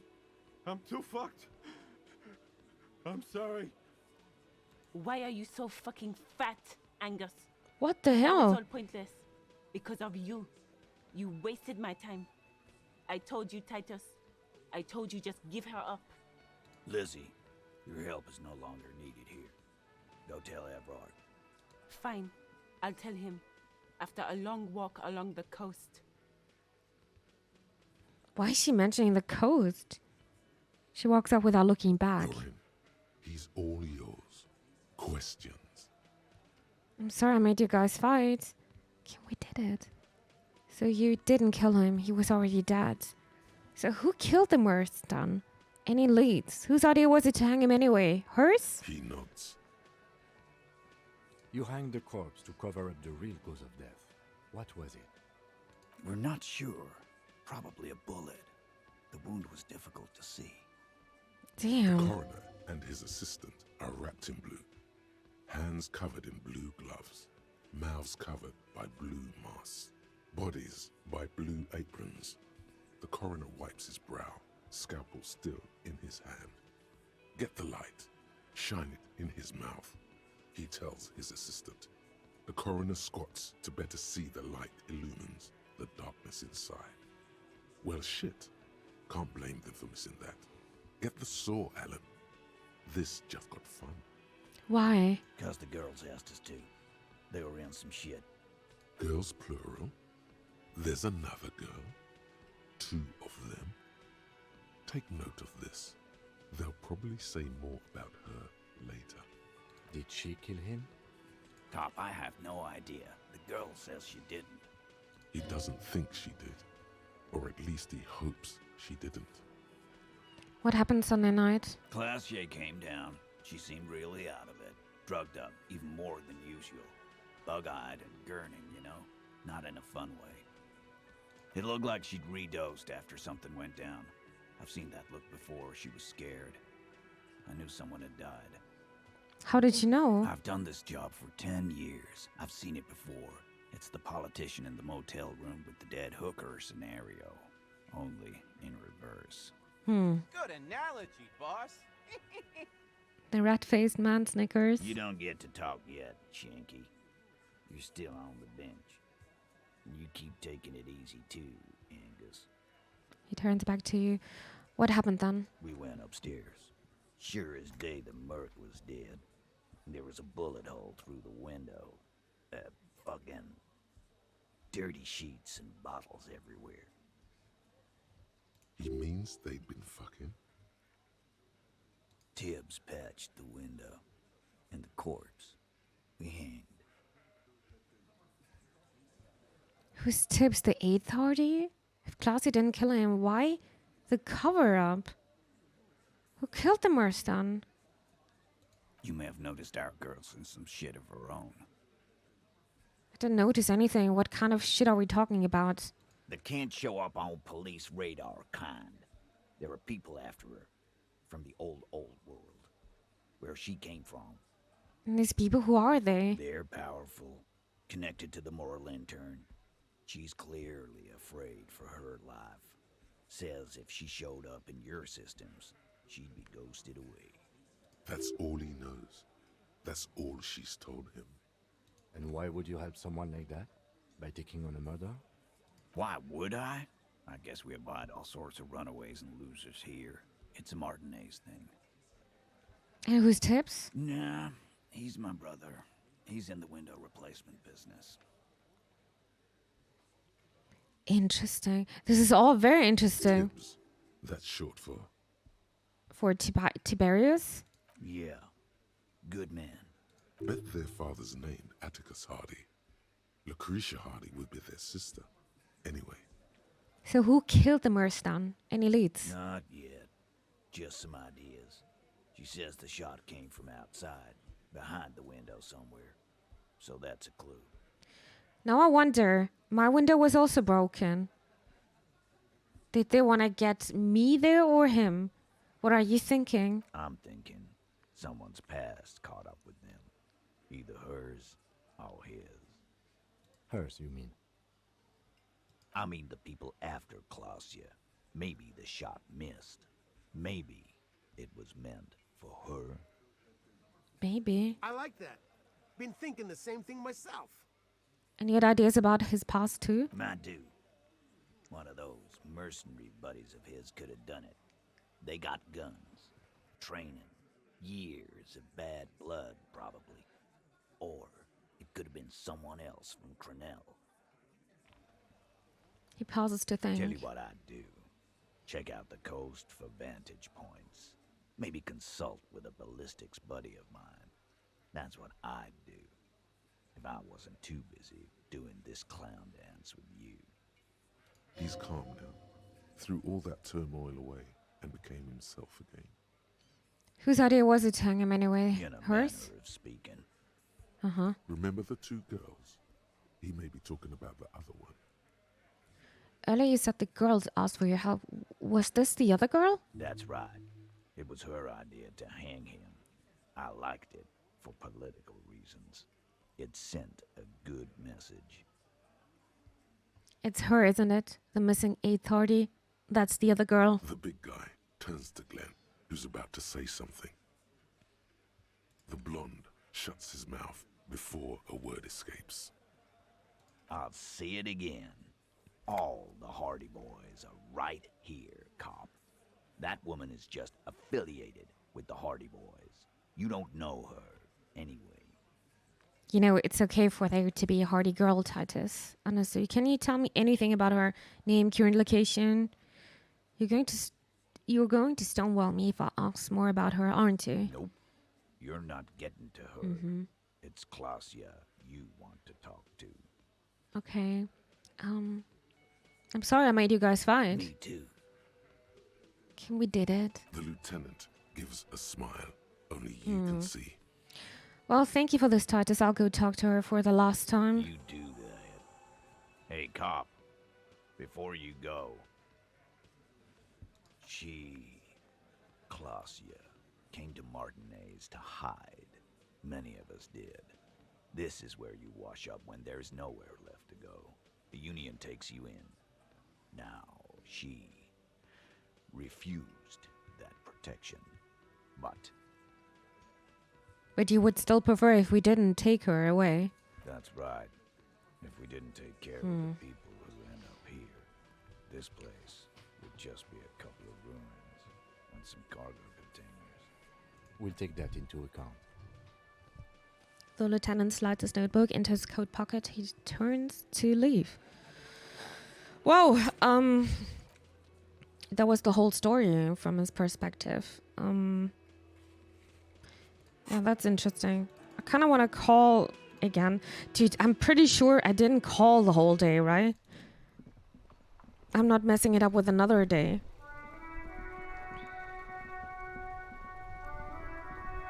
Inside, you see a set of steering levers, a radio mic. This is Precinct 57. How may I... Yes. It's there it is! Convincing, but I got the mercenary's name and a few biographical details. Are you ready? I am. The lieutenant leans in to listen. Shoot. In hand. That suit of armor was issued to an Oranese citizen named Ellis Cortenaer. That's Ellis Kortenaer.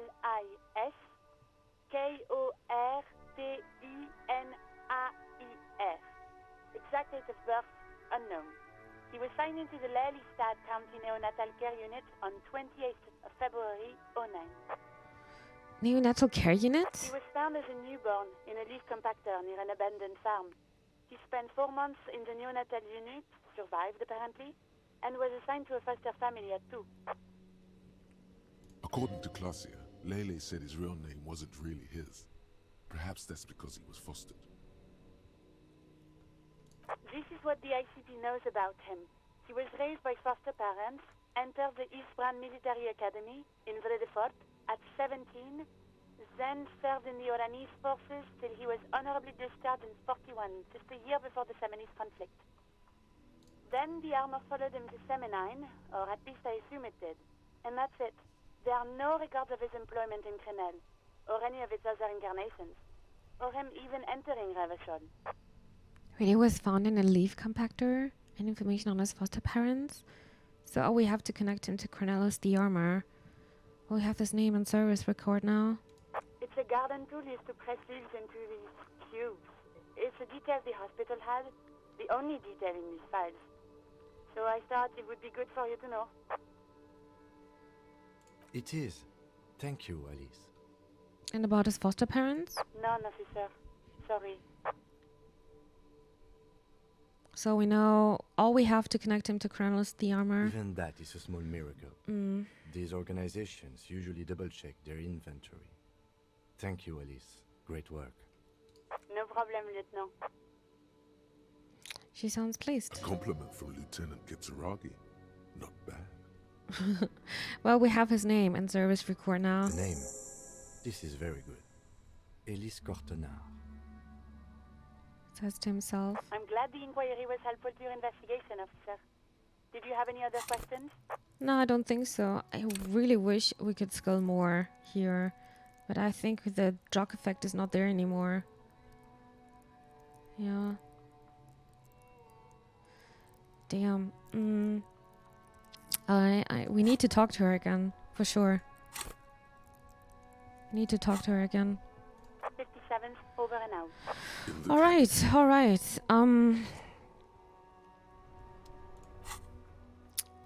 That's gonna be interesting. This is still annoying me though. But my quest log is getting smaller and smaller, so it feels like I'm coming close to the end, but you never know.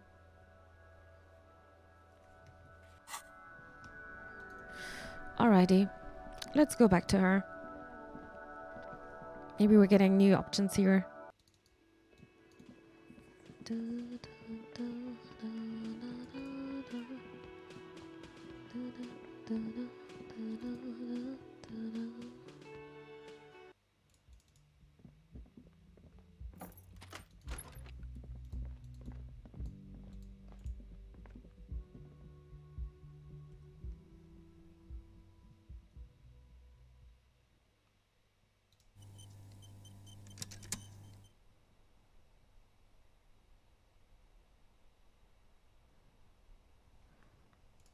Alrighty.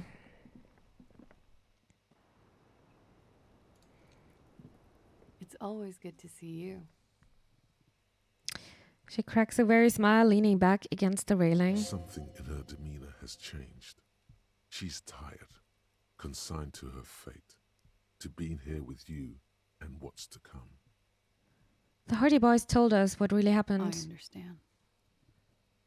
She puts her coffee mug on the table. Just like that. No resistance. Her shoulders are slouched, her feet long and straight. You don't look surprised. You were expecting this? You sent us on a runaround. You lied to us, miss. Till I'm the cool cop, remember? I knew there was a chance you'd get them to tell you. It's what you do. You're the police. For what it's worth, I'm sorry for wasting your time. This is good. Clear the air first, between you two.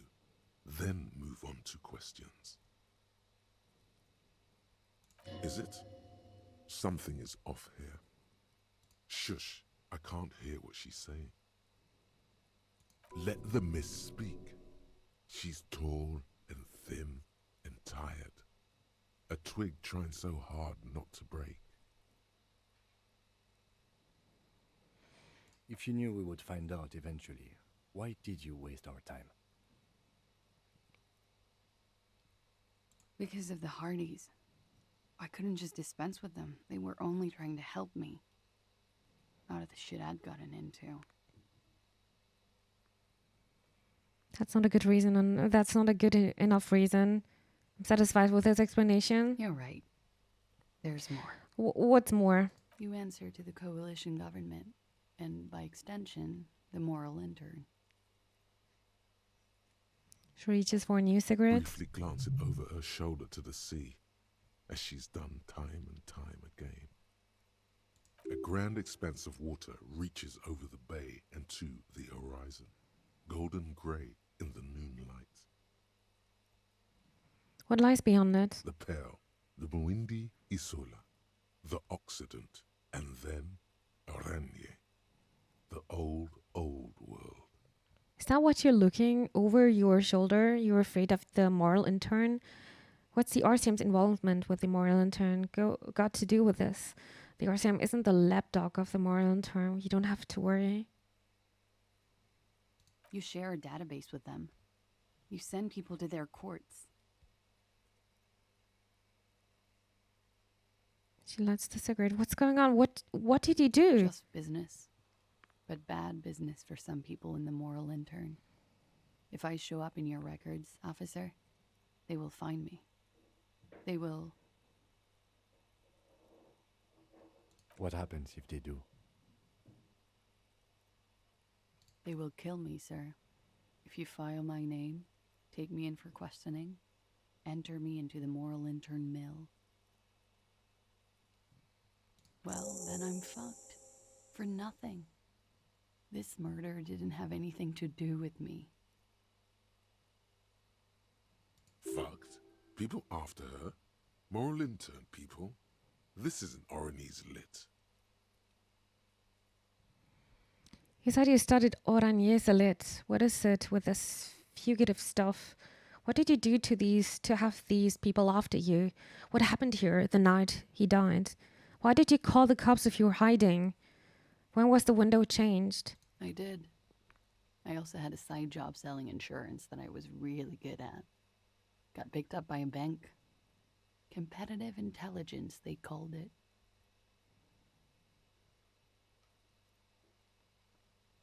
After that, I sort of transitioned out of the whole culture scene.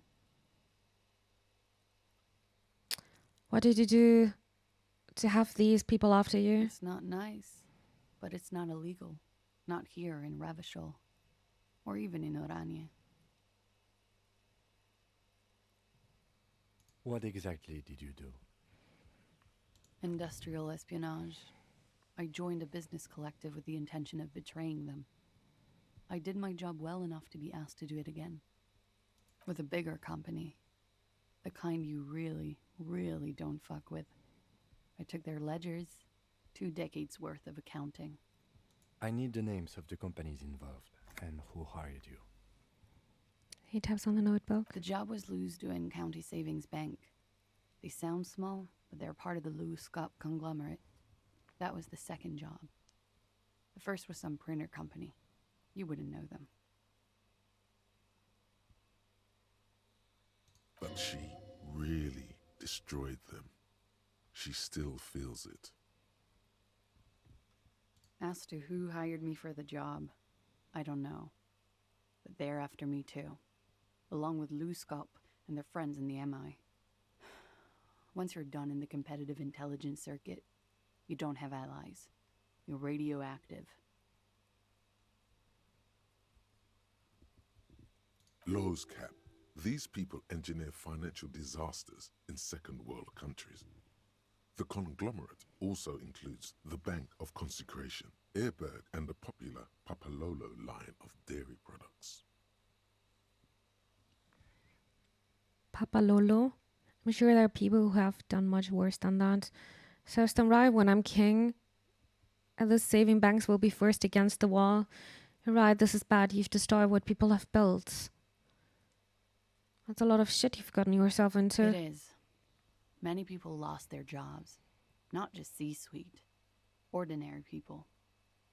What I did to get to accounting... She shakes her head at the thought. A lot of people got hurt. But that's just more of my shit you shouldn't have to deal with. You're solving a murder. That can wait. Look into her eyes. There's more. What did you do? It's not part of this case, not so pry. One of them killed themselves because of me.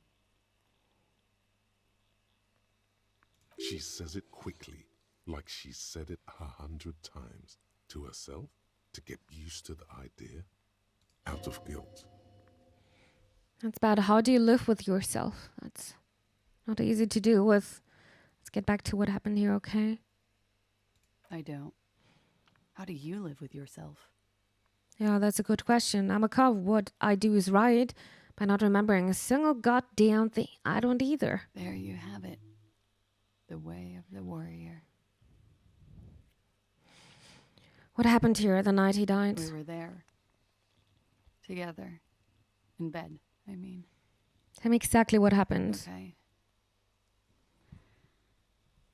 He was in a kneeling position. He had just entered me. I was on my back, looking at him. I heard the window behind me shatter, and I turned to look. There was a hole in the glass. I turned back to him. His eyes were looking through me, and his mouth was open, dumb. I could see. I could. A great pain moves through her, a dark and indefinite wave. She continues in spite of it. I knew he was dead before he fell down on top of me. What happened? You don't have to continue if you don't want to. He was heavy. I pushed him off and he fell to the floor. There. He only had his boots on.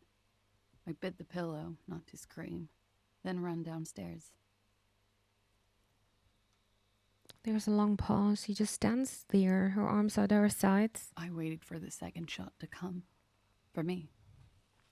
I thought there would be one. It never came. She's forgotten about her cigarette. The butt has burned right down to her fingernails. Yeah, cigarette miss. I'm sorry this happened to you. I'm sure you are not making this up. Are you sure? That's a motherfucker. We're going to need more details. I'm not lying to you.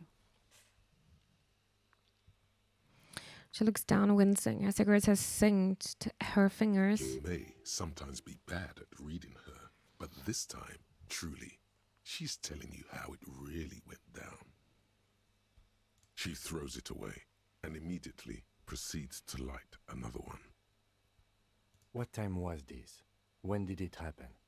It would help us if you could be as precise as possible. 11:30 to 12:15. I don't know the exact time. Around midnight. It's okay. Were you inebriated? Not as much as usual. He'd done a line, plus other things. I was drinking. Wait. Titus said she was gurning her jaw off, much more than usual. Tato said you looked pretty high. Doesn't matter, better not to mention it. Oh, yeah.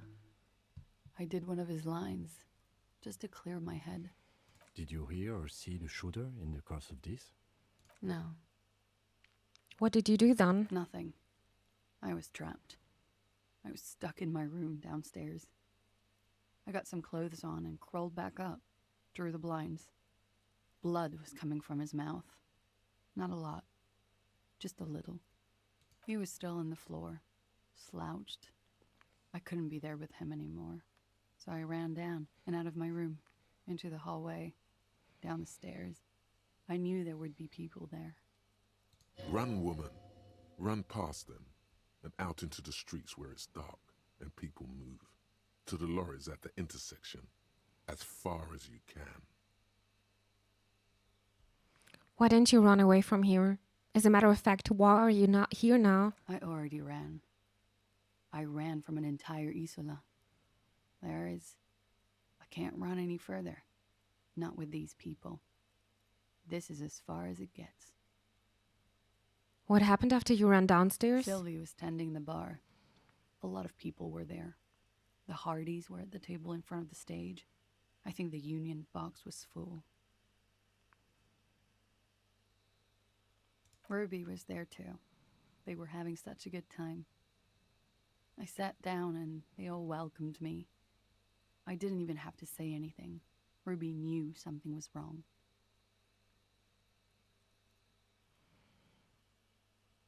Ruby? Before we continue, who is Ruby? Ruby. You know, the leader. The leader? Of what? The Hardy Boys. She says as if it's self-evident. I thought Hardy was the leader of the Hardy Boys. Well, nominally, yes. Ruby's the one they go to when things happen, like things they need taken care of. She's the organizer. Let's go on. What then? Well, Ruby said let's talk upstairs. I showed her the room. I've known these people since December. They know my situation, that I can't leave a paper trail. Ruby was the first one I told. She said she'd take care of this. It's what she does, you know, take care of things. I helped her get the body to the bathroom. We used a belt to pull him up under the shower, to keep him upright. To mislead you, they were tampering with the body. Yeah, they did. To produce lividity, matching a hanging? Yes. This is concurrent with your doubts at the autopsy about the coloring being. I knew it. The coloring in his lower limbs looked faint. Better not to remark. About half an hour had passed since the moment of death. She nods. You were late. The marks would be faint by that time. He makes a small pointing motion with his pen. It's meant for you. In honor of another precise forensic observation. Then what did you do? Ruby went outside to talk to Titus and the boys. I was just looking at Lely in the bathroom. I had to put his clothes back on. His armor, too. It was tough, but I've seen him take it off and put it on many times. It took Ruby maybe half an hour to come back with Titus. I'd gotten him ready by then. They carried him out. I knew what they were going to do. Make it look like a hanging. Ruby said they would. What did you do while they were hanging him? Ruby said to wait here. She also said I wouldn't see her for a while. That we should lay low or something. So I did. This Ruby, where's this Ruby now? I don't know. I haven't seen her since. We will need to take this question to the Hardy Boys. Because Titus is such a nice guy. Interesting.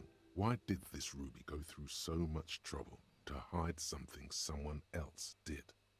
Look into this later. When it happened, did you hear a gunshot? When he was shot? I may have. I don't know. I couldn't hear anything over the glass exploding. The gunshot wasn't that loud. This is something to keep in mind when assessing the distance of the shot. Did you kill Lily? What? Why would I put myself through this? Insanity. Get myself cornered like this. There's silence. He wouldn't have died if it weren't for me. I know that.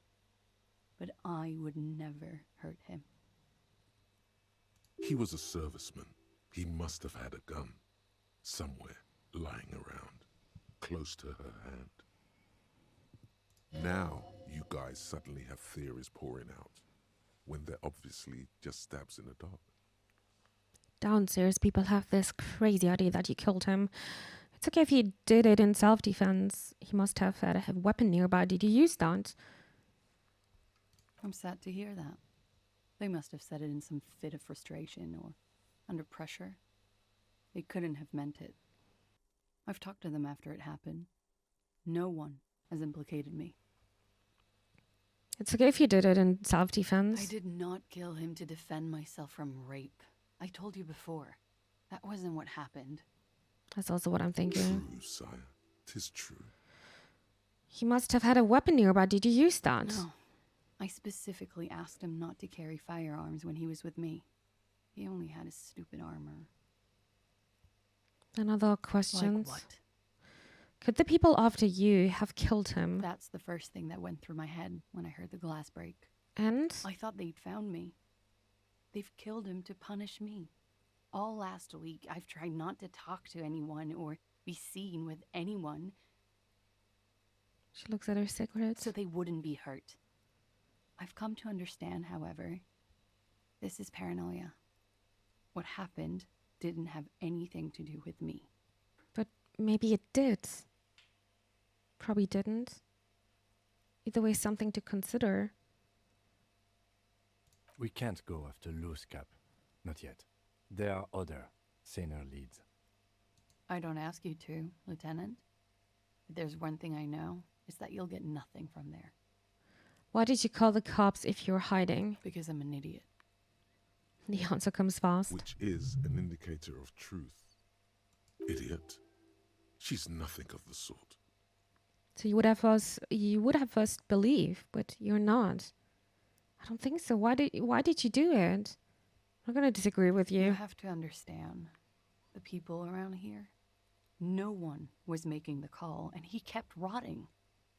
And then they picked his clothes off, and that little fucker threw stones at him. Kuno? Yep. Her jaw is clenched. Her throat moves. It takes all her strength not to cave in and sob. Once. Just one time. He kept throwing stones at him for 3 days. I could hear the thud. Thud. So I called you. I hope with all my heart it's not the last thing I do in Ravachol. She definitely called the cops. That was task complete. It could not have been a lie. That is impossible. When was the window changed? Last week. Angus and Titus's brother, I think he's called Tibbs, took care of it. She takes a jack. You should have another look at that window after this. Reconstruct the scene. It's right there. In her bedroom inside? Yes, you see the glass sparkling out of the corner of your eye. Think we're done here for now? She nods, silently. She doesn't even smoke. Just picks up the cold coffee and holds it in her hands. The lieutenant glances at you, then at the door. He's thinking, are we done here? Or maybe you should take her to the station for safekeeping. She lied to you, and she's a flight risk. No, that won't be necessary. Just leave her alone. She's been through enough. She doesn't need this police brutality. Multiface, I'm beginning to doubt your judgment. Are you sure you're not sleeping on the post?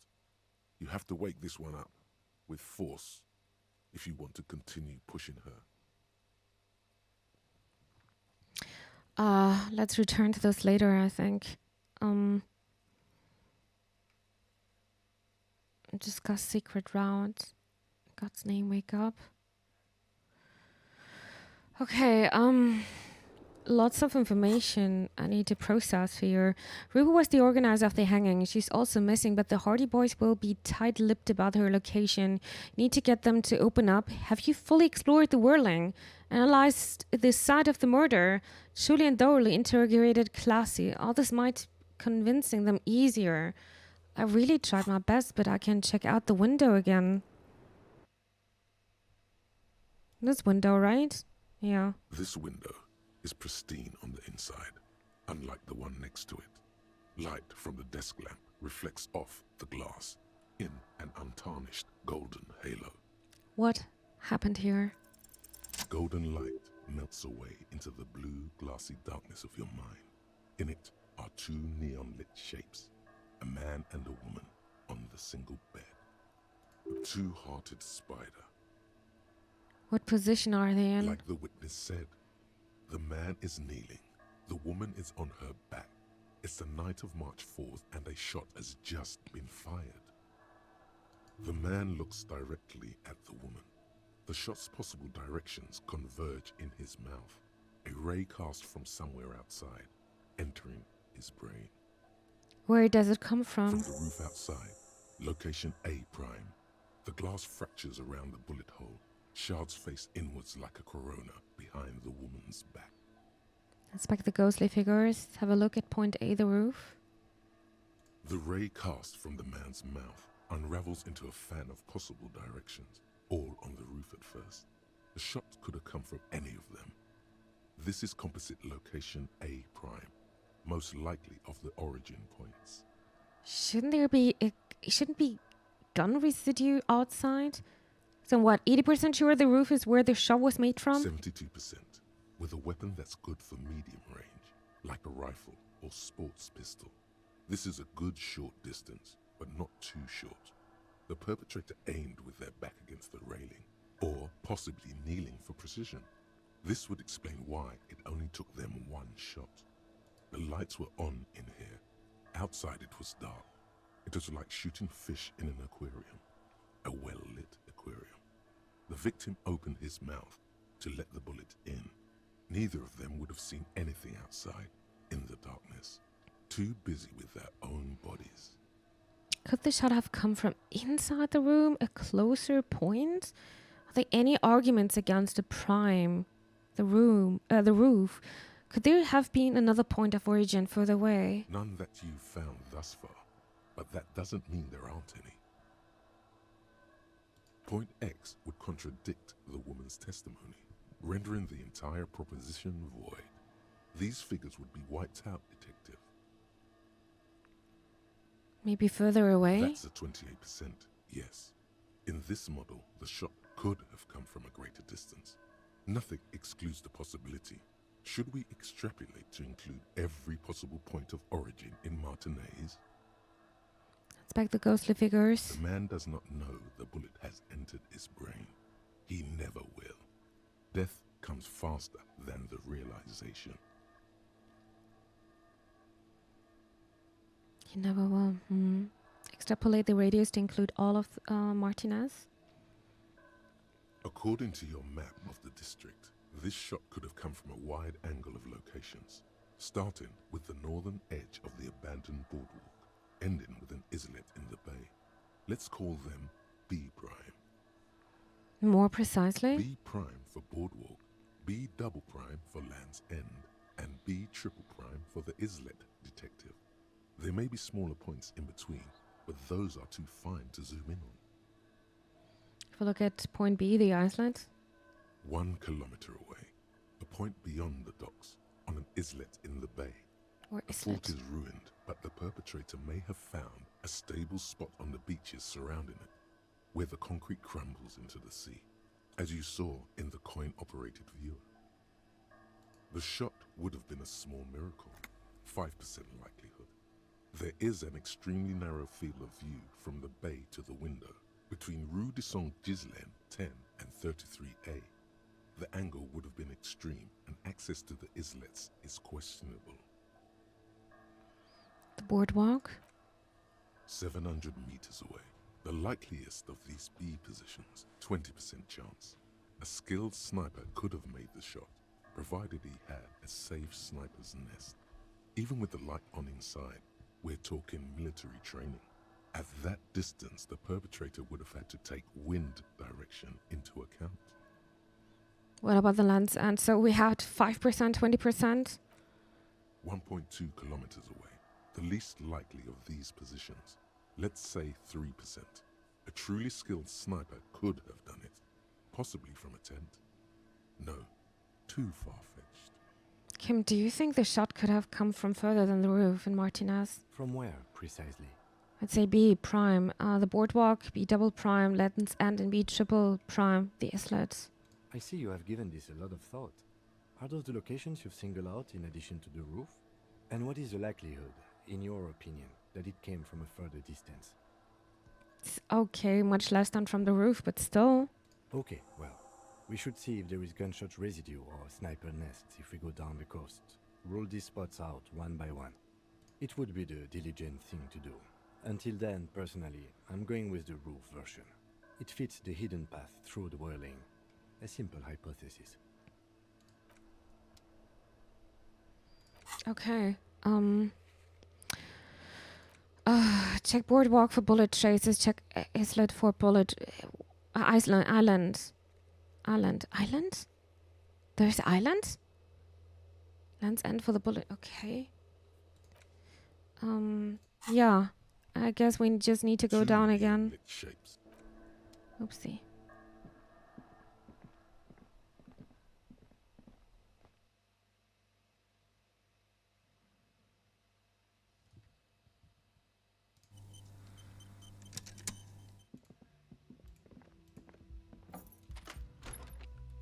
Time to talk to Titus. Again. He's my favorite. Or does he know about the window? Hey, what's this? always sounds like he's very annoyed of me. It's you again. Mm-hmm. What is it?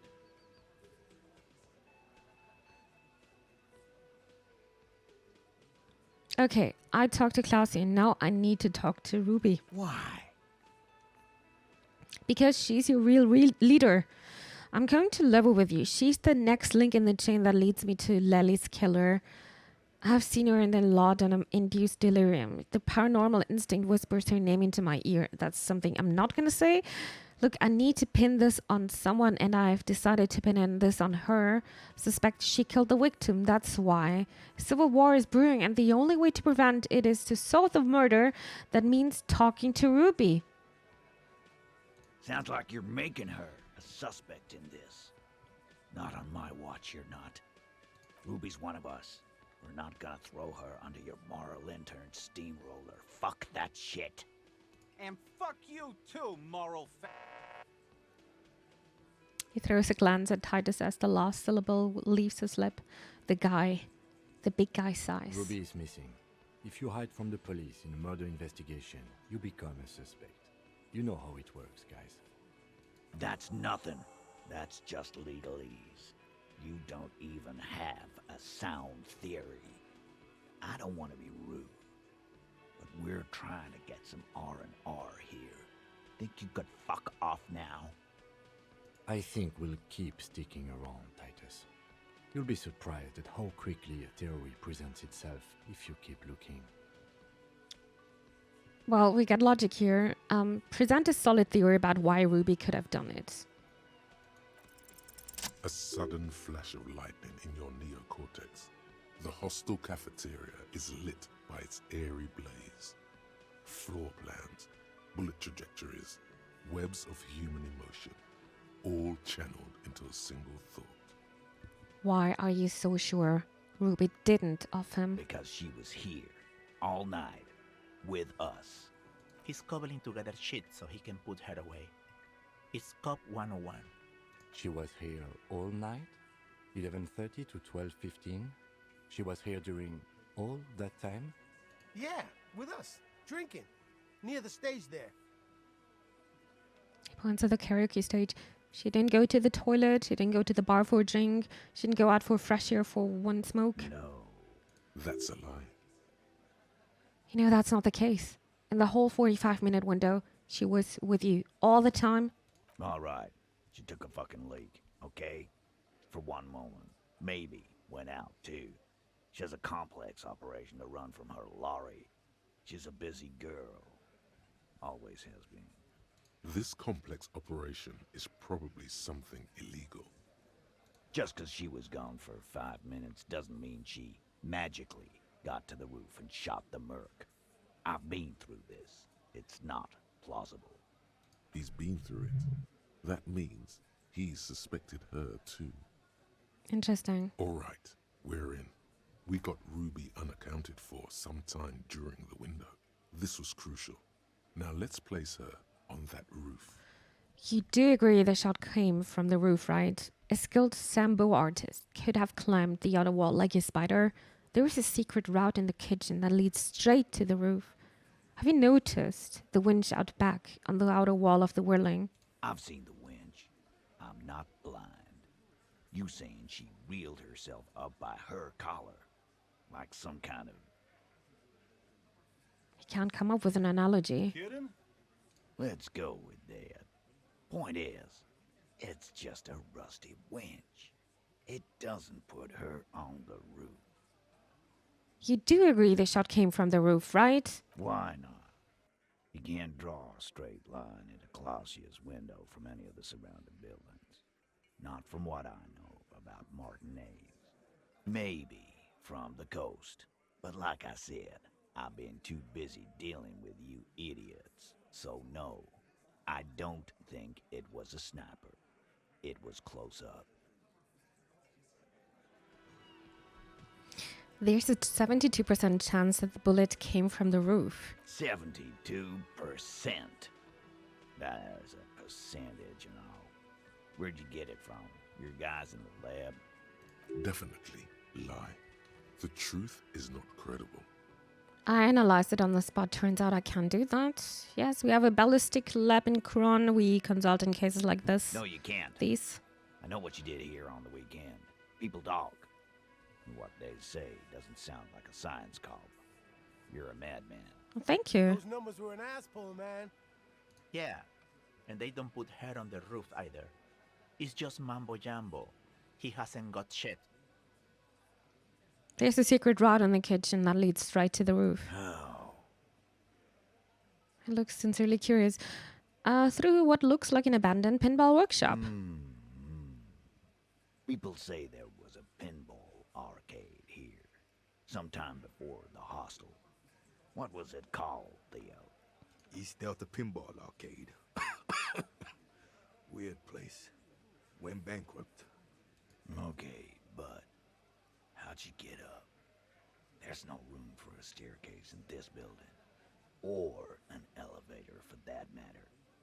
The elevator is outside the building. It's an old dumbwaiter used for moving pinball machines up and down from the workshop. Okay, one came from there. A door leads straight to the roof. You can just step outside. Ruby could have gone up, shot him, come down. All under 7 minutes. That's quite the theory. We need to have a look at that secret passage, boys. I'm on it, boss. Right when the law clears, me and Angus are going up there. It's a dumbwaiter, not an industrial lift. How about I go instead of... Just now. You got something else to back this route up? Or is that it? There were pinball machines in the workshop still operational. I also found footprints upstairs in the old workshop. Guess what? Remember that key I found here? Point at the window. Have you firmly established Ruby could have had access to the roof where the man was shot? Footprints. Recent. He looks tough, but there is a nervous twitch in his dark green eye. This is all too close to home for him. The tracks were recent, but not worn down in the right foot like Ruby's. It's best to omit this pesky little polemic for now. Too confusing. A week or two. But they didn't fit with any of yours on the scene, Ruby included. There were prints there with horizontal lines. That close, huh? How fortunate.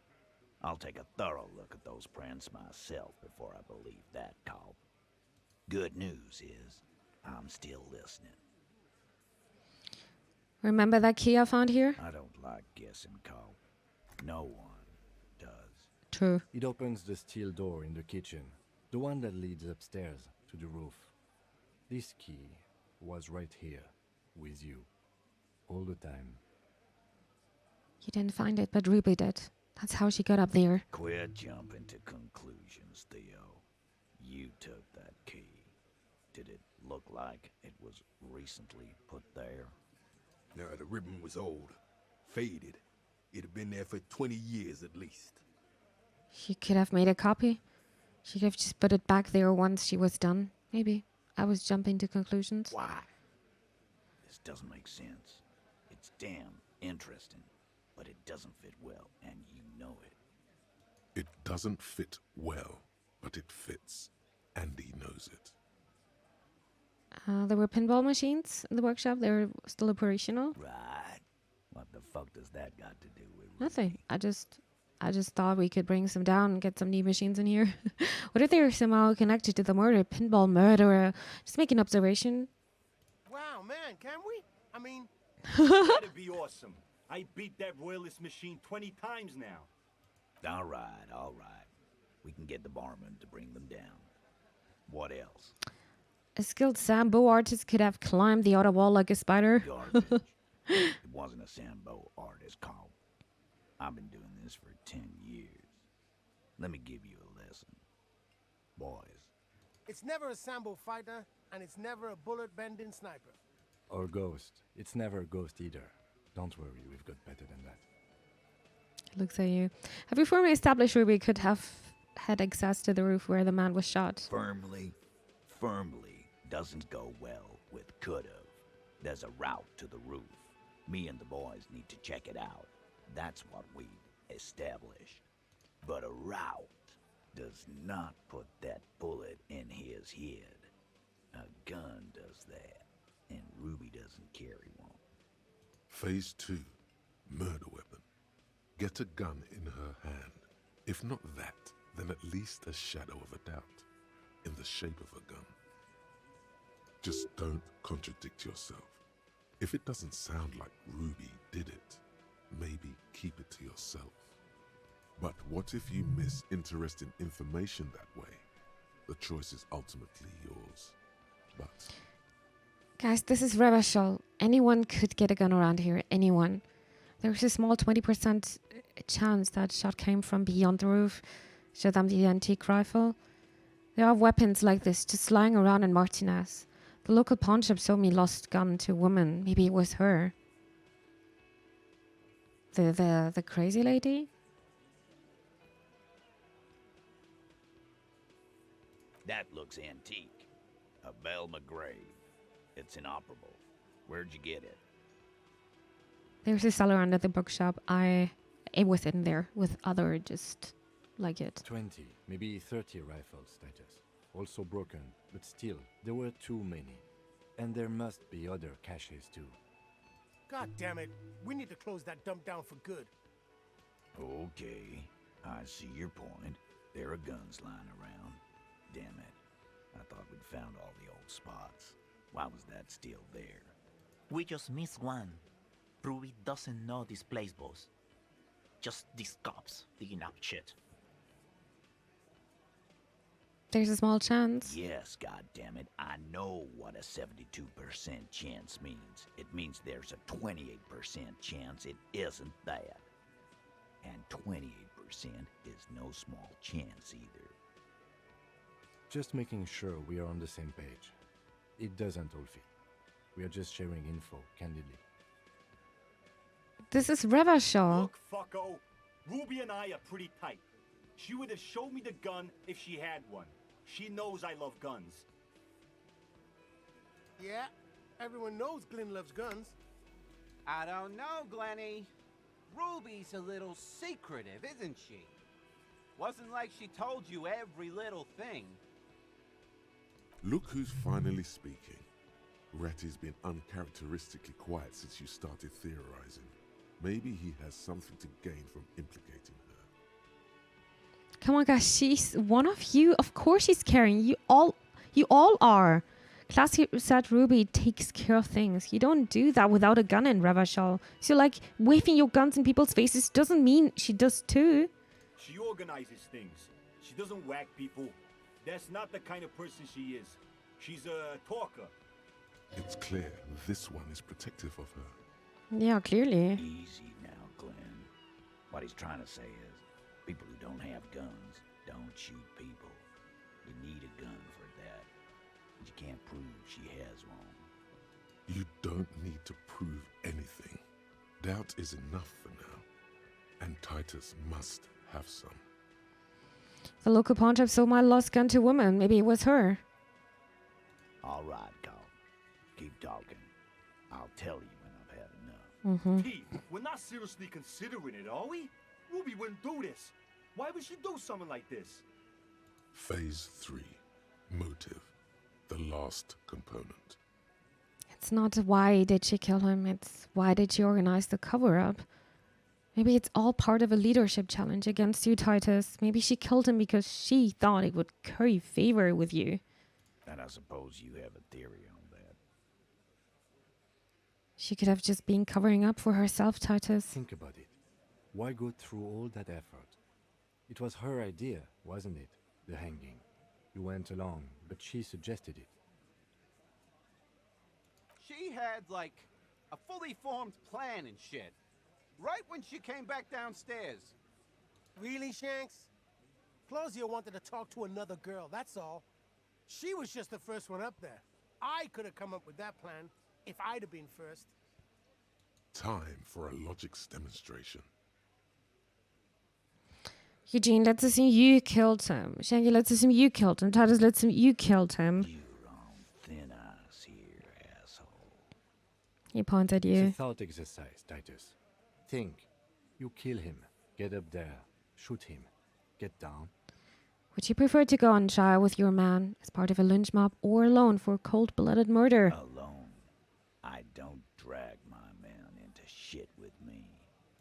If she used us, then that's a serious violation of the Hardy Code, boss. But she didn't. She would never do that. Why aren't more of you defending her? This is fucking stupid, Titus. Glenn, I thought the same thing when she skipped town and left us in this shit. Oh, so he didn't rule her out completely. And she skipped town. This is good. Maybe it's all part of a leadership challenge against you, Titus. There's no fucking leadership challenge. Just when I thought you were taking this seriously, cop, you put your head in your ass. Man, now he's just throwing shit against the wall to see what sticks. Okay. We ruled out infighting. That's how this works, by exclusion. Remember, all we need to do is rule Ruby out too. That's all this is. Would curry favor with you. You had expressed, on occasion, your dislike of the mercenaries' presence in Martinez, right? Whack someone in my district? That doesn't carry much favor with Titus Hardy. She has to know that. Titus, you have to say it. Things don't add up. We need to talk to her. Silence. He looks around the room. The old man in the corner nods. A very small nod. And a trickle of tobacco spit on his lip. Yeah, I see it. There's one more thing I've been wondering about. Ever since you asked me where she is. Add it to your list of suspicions, if you want. I don't know where she went. She just got up and left. Got real scared, too. Wouldn't tell me where. However hard I asked. Want to know why? Why? She was afraid I would tell you. Maybe she was right. By now, I probably would. She knew there's evidence on her, and she knew we'd find it. This is typical suspect behavior. Why fleeing is always incriminatory. Perhaps. Ask her if you find her. It won't be easy, though. She made sure of that. When did she leave? What was she scared of? Did you have any clues on where Ruby went? Have you looked for her? Friday afternoon, when you first arrived, I got word the RCM was in town. Then she came in to see me. Told me she was leaving.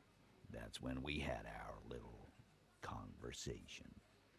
What was she scared of? I told you. You. Me, as in the RCM. Me person. RCM, of course. No, you. As in the cop with the sideburns and the disco clothes. No wonder she's afraid. I have come to declare the ending of the human experiment. I'm sorry. God, why does everything flee at the sight of my shadow? I've no idea why she'd be scared. I'm just a normal cop with irregular thoughts in his head. Sure. Normal. He says without smiling, okay? You know, when I first saw you limping here, I thought she was paranoid or sniffing her own supply. But now I'm not so sure. What else did Ruby tell you about me? She said you have a funny taste in clothes and that you won't stop. Won't stop? Until you have something on her. She said she's heard of you from Jamrock, that you're a human can opener, that you play suspects against each other, open them up like cans. And then when they're all empty, just move onto the next can. Don't look back unless there was something you missed. Fucking hell. Titus, did he just... Open Angus up like a can? Yes, he did. Now, we can whine about it, whack him, or we can go on with our lives. I'm having to go on with our lives kind of day, Al. How about you? Silence. He nods. Is that true, Kim? I'm a can opener? Anything else? Anything? You are insistent. Yeah, there was something else. She wouldn't tell me, though. I could see she wanted to. It was burning on her lips. This called Titus, this called Pete. But but she was too scared. Do you have any clues on where Ruby went? She's not far. We know that much. She didn't take her lorry, so she's on foot. Good fucking luck, man. She knows this place like the back of her hand. You'll never find her. Yeah, Al, and we won't either. She's not really a hardy candidate anymore, is she? She's not, Glenn. Have you looked for her? A little. On the coast. Where have you looked for her, more precisely? More precisely, on the coast, past the waterlog. She's not here, so I'm thinking she's there. Oh, damn. Who's Big doing area. this looking? They're all here. You're all here. Who's out looking? Lizzie needed some air. The gardener, but she went to Tel Everard. She didn't go to Tel Everard. You're a smart cop, but you're a stupid person. No one goes to tell Everard anything. If he has to know, he has to know fast. I see. It's called a radio, you believe. The gardener may have played you a game when she stormed out. She has her own plan. Can you tell me where on the coast I should start looking? Sure. There are some shit houses there. A cinder block town. Fisherfolk there refuse to unionize. So, that's one place we haven't looked. I hear they have a shack where junkies sometimes crash. Time for you to step up. We will start there. One more question. What does Ruby look like? Boyish. Hair's red. Dyed. She looks like a lorry man. Well, it's not much, but it'll do. Have to. Shake it. His grip is firm and reassuring, like holding a piece of unpolished granite. Whew, okay, got some skill points, but I'll wait if it's necessary to skill up something else. Yeah, we need to check out a lot of things now. I think I know even where the bullet chases are at the boardwalk. I will see. Village. Ask the fisherfolk in the village. Maybe their leader knows something. It's classy about Sunday night. We can't do that. Find one armor piece. Yeah. All right. Let's go to the coast, even though it's kind of getting dark now. Yeah, I don't like that. Let me see. Map. Chevalier Fisherman Shack. Yes. We need to... Yeah, I don't know where to start, but I guess we're just gonna ask around here where this lady's sitting. Our tenant, the policeman. I hope the waves don't keep you up at night. What can I help you with? Have you seen a red-haired woman named Ruby around the coast? Nay, I haven't seen anyone lately. Because she's blind, which you seem to have forgotten. No. Okay, but do you know who I am talking about? This is my little cinder block town. I know what goes on around here. She's being evasive. She knows something. There was a murder in Martinez. She might be a suspect. We would appreciate your help. Would you now? I know how this world works, and it doesn't work when people tell on each other. You know something we heard to help? This is like when that man locked himself in the woodshed. We just need to help her come out. This isn't about the union, you know? You don't have to worry about retaliation. Ah, I should have known. This is yet another union mess. I'm not afraid of them, you know. We are not in the habit of being afraid around here. I see you know something, but you've decided not to tell us. There's not much to tell. People come and go. Now, was there something else? I see, ma'am. I hope you don't mind if we look around anyway. You should look around your shack. Maybe she's rented it out to others too. Huh. Oh, that's a good point. Let's go inside. Now I'm curious. Is that new? I think so. As you look at the floorboards in this corner of the shack, it's clear one of them isn't quite level with the others. The edge of a floorboard next to it looks scratched. With the board assigned. Hollow space underneath the floorboards is dark and damp. You can barely make out the mixture of sand and sawdust below. Search through the sand and the sawdust You then. stick your hand in and start combing through the sand. Dry, not like outside. Fine dust. And then something hard wrapped in paper. What is it? A small cylindrical object. Oh? You pull it out. A bullet. A 9mm bullet, to be exact. Fit for all muzzle loaders of that caliber. Like your own Villiers pistol. What is this doing here, by the way? A bullet, The interesting. floorboard doesn't care. But maybe the washerwoman does. You have enough to confront her with. It's extra ammunition.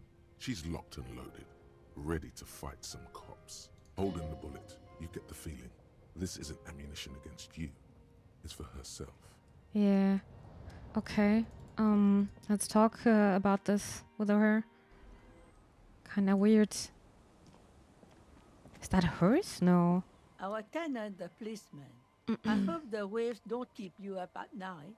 What can I help you with? Why was there a bullet under the floorboards of your shack? Damn that girl. She murmurs softly. And without anger, a long and harsh life has taught her not to buckle under pressure. A bullet? The lieutenant turns to you and gives you a little nod, then turns to the washerwoman. You didn't put it there, did you? She did. Gone and hid things in there? She's usually a good tenant, and not a stupid one either. So you rented the room to her? Yes, I let my room to that Ruby girl. Uh-huh. She speaks slowly, wringing out a rack. After a long silence, her hands move into the water bucket. Some water sloshes over the edge. As I've done before when she's been in trouble or just looking for solitude. I've made it clear. We welcome all kinds of people here. When was this? She came last Friday, left on Monday in a hurry. What has she gotten herself into, that girl? She seems genuinely worried about her previous tenant. She's seen her hiding out from trouble before. But this seems different. That's for the police to find out. Right then, please answer each question to the best of your ability. I'm sure we have a few. You said she left on Monday? Yes, early with the dogs, around 8 o'clock, I think. Is the room exactly as she left it? I cleaned it, like I always do. Was there anything else there? No. The truth, sire. What is she like, Ruby? She's good company. Knows how to talk to an old woman. At my age, you don't get a lot of quality conversation. So I really appreciate that about her. Did she talk to you much during her last stay? No, she was mostly silent this time. Kept to herself. What do you mean? She tried not to let it show. But I could tell she hadn't come to fish. Usually she likes to cast a few lines. But this time she mostly stayed in her room. And why do you think she left the bullet there? How would I know? She's a tough one, but not violent. She doesn't go around toting a gun. She looks back toward her shack, thinking. You could ask her about your hunch. That it was a desperate measure. See if she thinks Ruby fits the bill. Have a possible explanation in my mind. Aye. Do tell. It's an exit plan. Exit from what? This, the world, her life. The lieutenant stops writing for a moment. He looks at you, then at the old woman. No, she's a fighter. She really believes that. Where did she go? I don't know. Further up the coast. She tried to leave quietly, but the hinges on that door screeched like a cat in heat. Woke me up. I heard her rushing in those heavy boots, heading up north. It's a peninsula. North. She Okay. might be trapped. You'll never find her, you know. She knows the coast like the back of her hand. You only just arrived. I wouldn't worry about that, man. We are persistent. But the place is huge. She's a needle in a haystack, bro. Are you sure she didn't go somewhere more pleasant, less wet? Yes, it's going to be too much work for you to find her. Better for you to stay here. Get a nice cozy fire going in the heater. I would also prefer that, to be honest. Fell electric neuron. What more do you want? Yes. All right. She really means it. It's an honest plea. She's a good girl. Whatever she's gotten herself mixed up in. I'm not sure if that's a good girl. I'm not sure about that. Ruby left the village and went up the coast, explore the coast for some... Oh my god, this coast is so big, though. We could... Wait. Nah, never mind. We could go up then to the north. I was kind of hoping that I will find some armor, since I will also want to do this quest. That's the church, up the coast.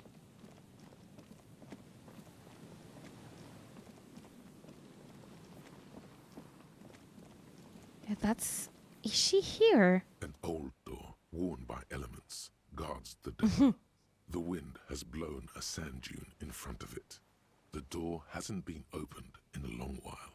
Yeah, and I'm not going to open that. Could this structure have been used to take the shots? From here to the whirling, I can't see how. The church is in the way. You might be right about that. You know, I'm also asking myself, nobody heard the shot? Isn't this kind of weird? I think that's very weird. Is there something here that would indicate a sniper used this place as a nest for taking the shot?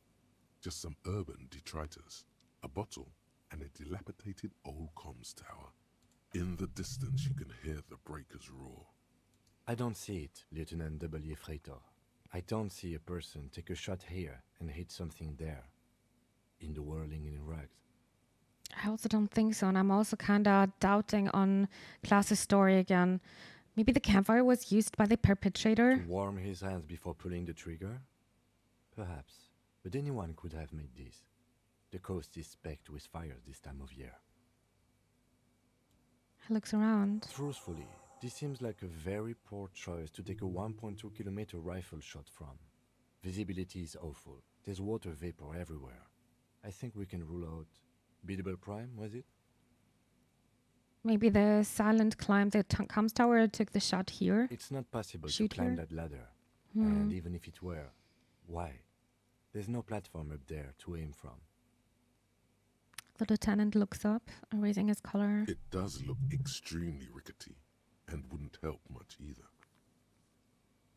To be everything is so far away. What about the cigarette butts, though? A smoking assailant who favors Tumutiri to Astra or Joanne? Cigarette butts are everywhere. This is a common brand for all men. Tumutiri was a Revacholian colony on Ilmaran. The Suzerainties population was mostly Ilmaran Areopagites, up to 97%.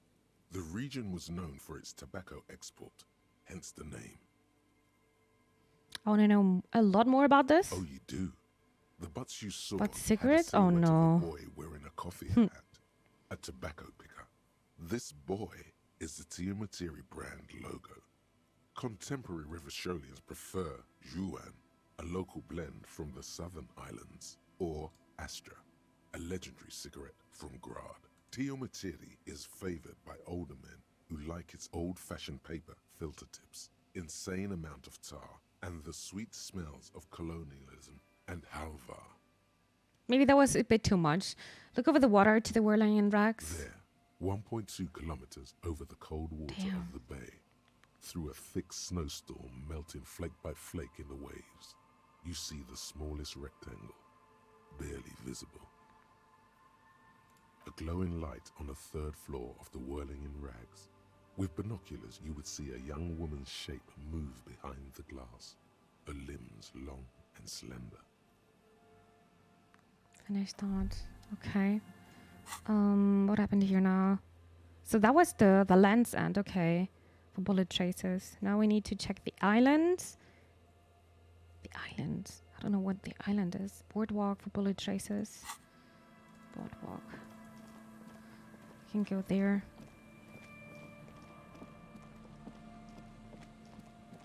It was a little detour. Oh, never mind.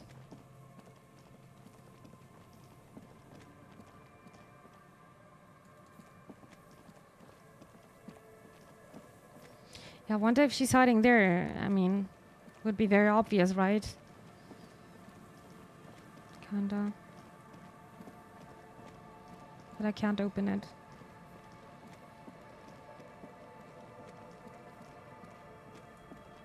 What's this, though?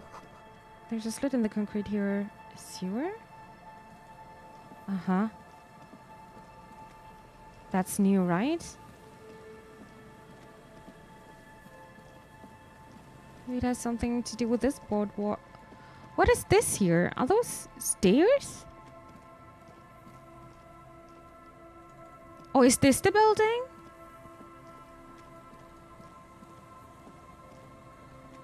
Huh. You see a once bright mural towering above you. The signage has peeled off over the years, but you can still make out Feld Electrical R&D. A slogan used to intertwine with the loops a long time ago. Now, only a shadow of peeled letters remains. It says, "Tomorrow is just a whisper away." Step closer. Above the mural, a collapsed roof, broken windows set in walls that are cracking and will soon also fall, and the coastal breeze rustling and sighing in the remains of the edifice. Feld Electrical. How ironic, all these dark rooms. Feld Electrical, you only know them as a small company that makes ink cartridges. Looks like they used to be big. There's something in the wind. Sometimes the only way to go forward is to fail first. Could Ruby be in there? In there? She could. Or she could be in the identical room over there. Or in that boat shack. In that church tower, maybe. Too many places. Why single out this one building? Oh my god, this is super high. Because we found the empty trap, heard Lena's true story, reconstructed execution, made that awful call, confronted the pigs, established the nightclub, discovered the anomaly, death notification, found the jacket, so many things. So, let's go. Even though you're sure you succeeded, all is quiet. There is no cold hand brushing against your forehead, no rustle in the reeds. The wind has died down. The ruin in front of you is silent as a tomb. She could be anywhere. How do we find her? How do we? I was really hoping she'd be in the village. Okay.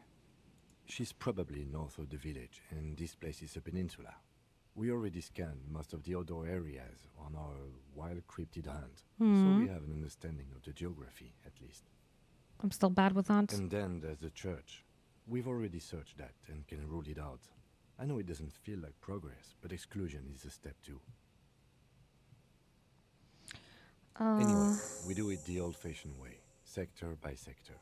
Go over the whole peninsula, ask the locals, enter the places where we can enter first, like we did in the village.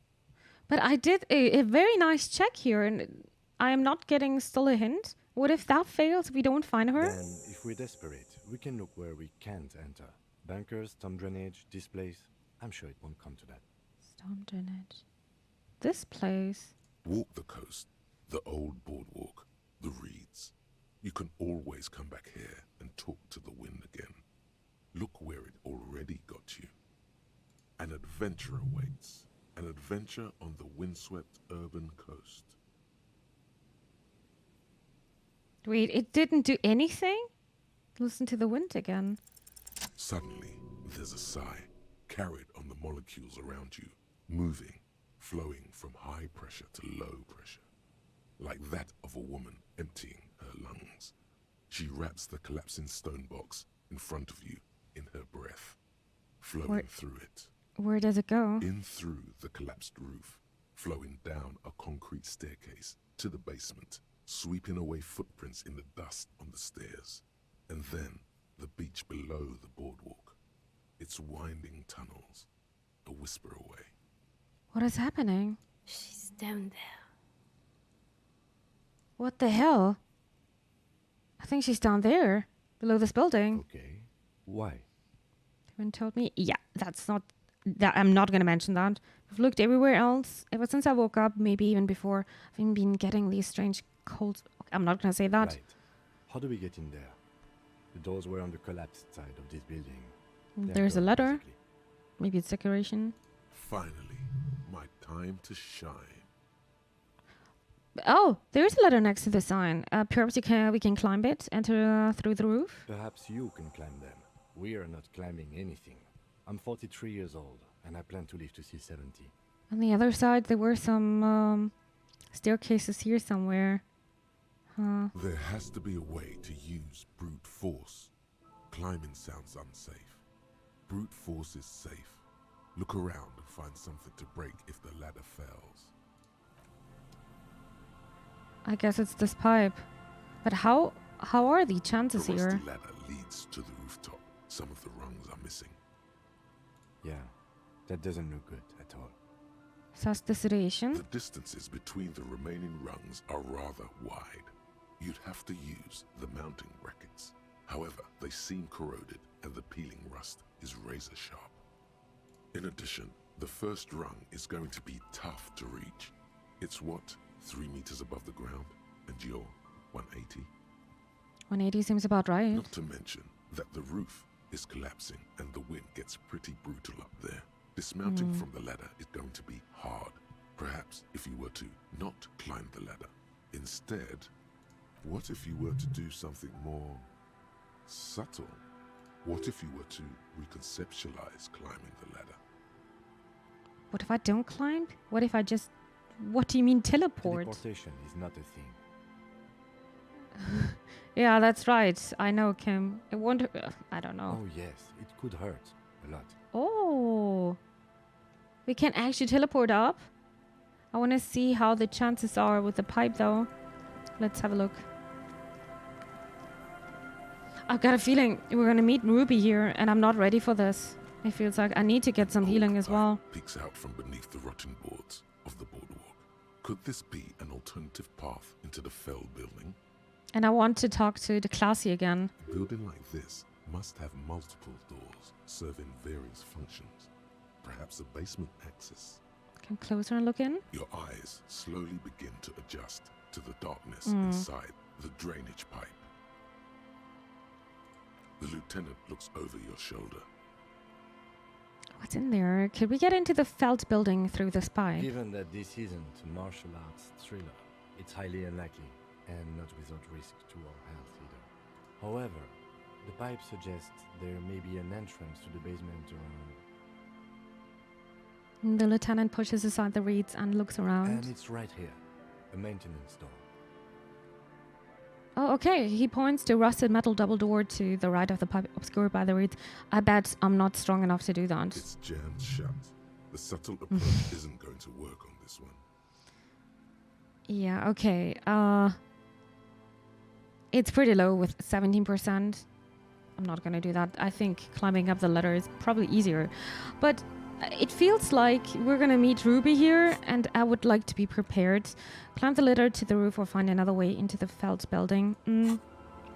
We're going to do that, but I think I'm going to quickly go to the city, and I'm going to talk to Classy again. Maybe we can get the check mark. Where's the church here? That was the teleportation point. Yeah, the Hanged Man. Why is this again here? Kitsuragi. Cargo container door. Oh yeah, those are the stuff I didn't do so far. Medium, Annette, suggestion. With Annette again. Electronic doorbell. Oh, we could also talk to Joyce again. We didn't talk about all the new stuff. Noid. Church. Godly conceptualization. I mean, we are right in front of the church. Let me see. I'm curious. Noid. There's the partying, of course. That was Noid, right? Yo, man. What's on your mind? Well, it's not that high. Maybe another time.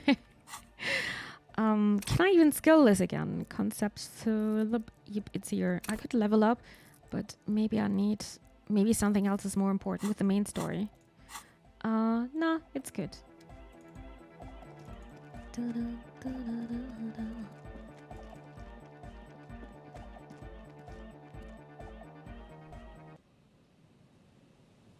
All right.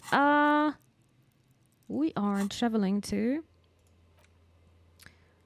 Martinez Waterfront. Oh, what was the zoom? And I hope Classy is still up there. I really want to talk to her. Because we're very close to find Ruby.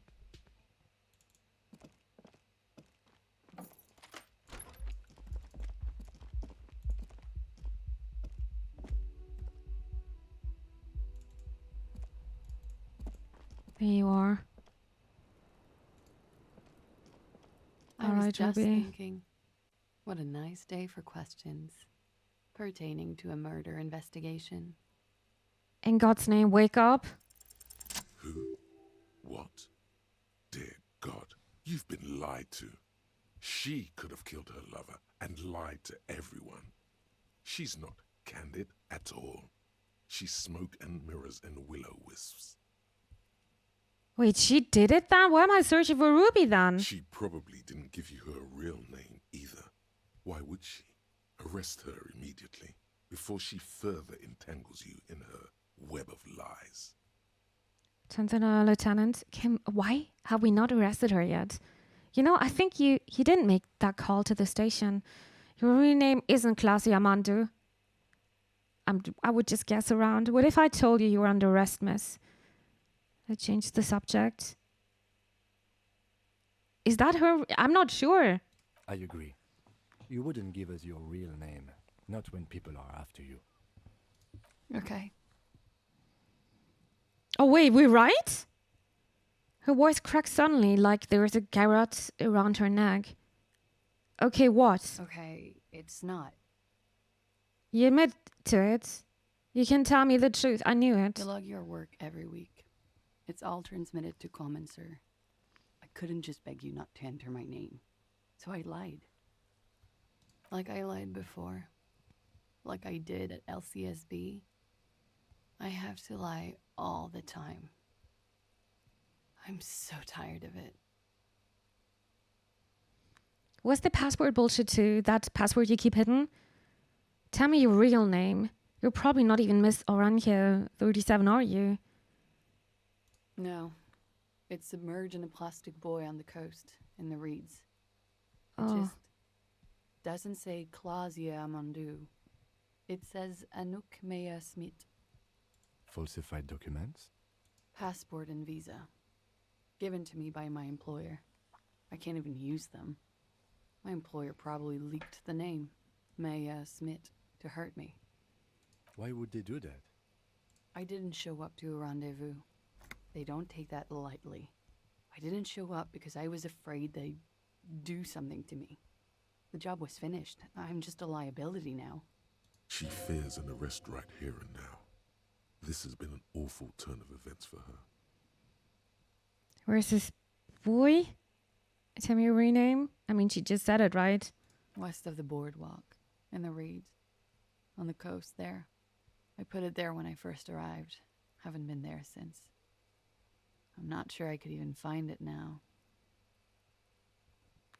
The coast is just so big. It's useless. West of the boardwalk, in the reeds. We have to check this boy out.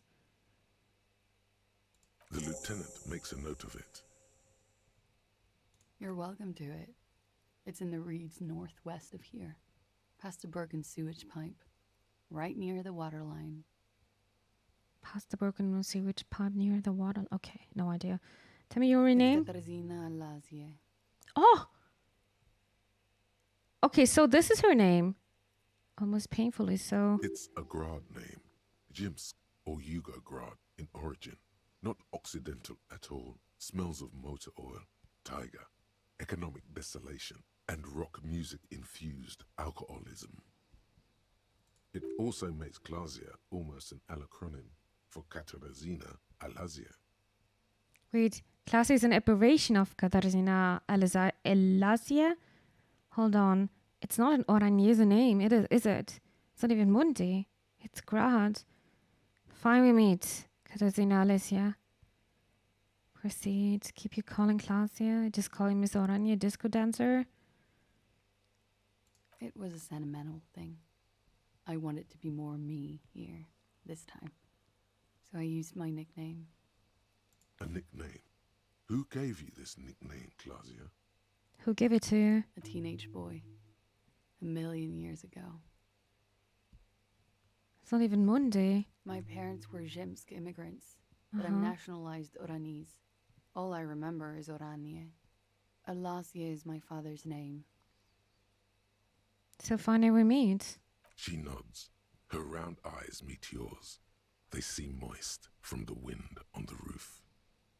You're probably not even Miss Oranje, right? I am. Oh, okay. They can never take my sash and my scepter from me. Yes, they can, for lying. Enough. She nods, her back straight, ready for whatever is next. You know, I think you didn't make that call to the station. I did. What is this? I called your desk or whatever it is. The numbers are all over town. Call 8-100-2 for emergencies. There was an older woman on the other end. It sounded like she was smoking. She took my complaint. She coughed. That is the emergencies desk number. Okay. Anyone could know that, sire, by looking around and calling the desk. I don't believe a single word she says. What time did you make the call? Thursday night. It was late, sometime after 12. It checks out. Anyone could know the number, and that someone coughed it means nothing. But I know the time of the call, too. I know I have not been 100% truthful with you, officers, but I am now. Yeah, that's the problem. You sense a little hesitation there, or maybe even fear. The stress was on the wrong syllable.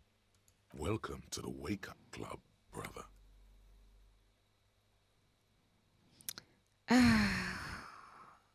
What are we gonna do now? Is she the I don't know if she's the killer. Turned the note and Kim, why are we not arrested her yet? There may be grounds here, at least for an extended detention. A little whimper. The young woman hears you. She's looking around. I'm not sure if I can arrest her already. She slowly lights another cigarette and steadies her breath, as if in the presence of some tiger. I just hope she's not running away or something. This is not the end of this. Damn. Okay.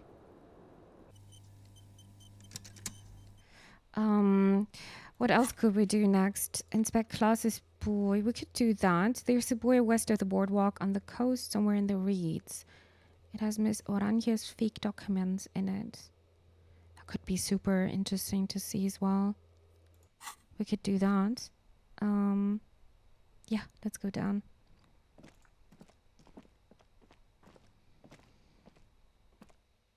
I just don't know where exactly to search for. Oh!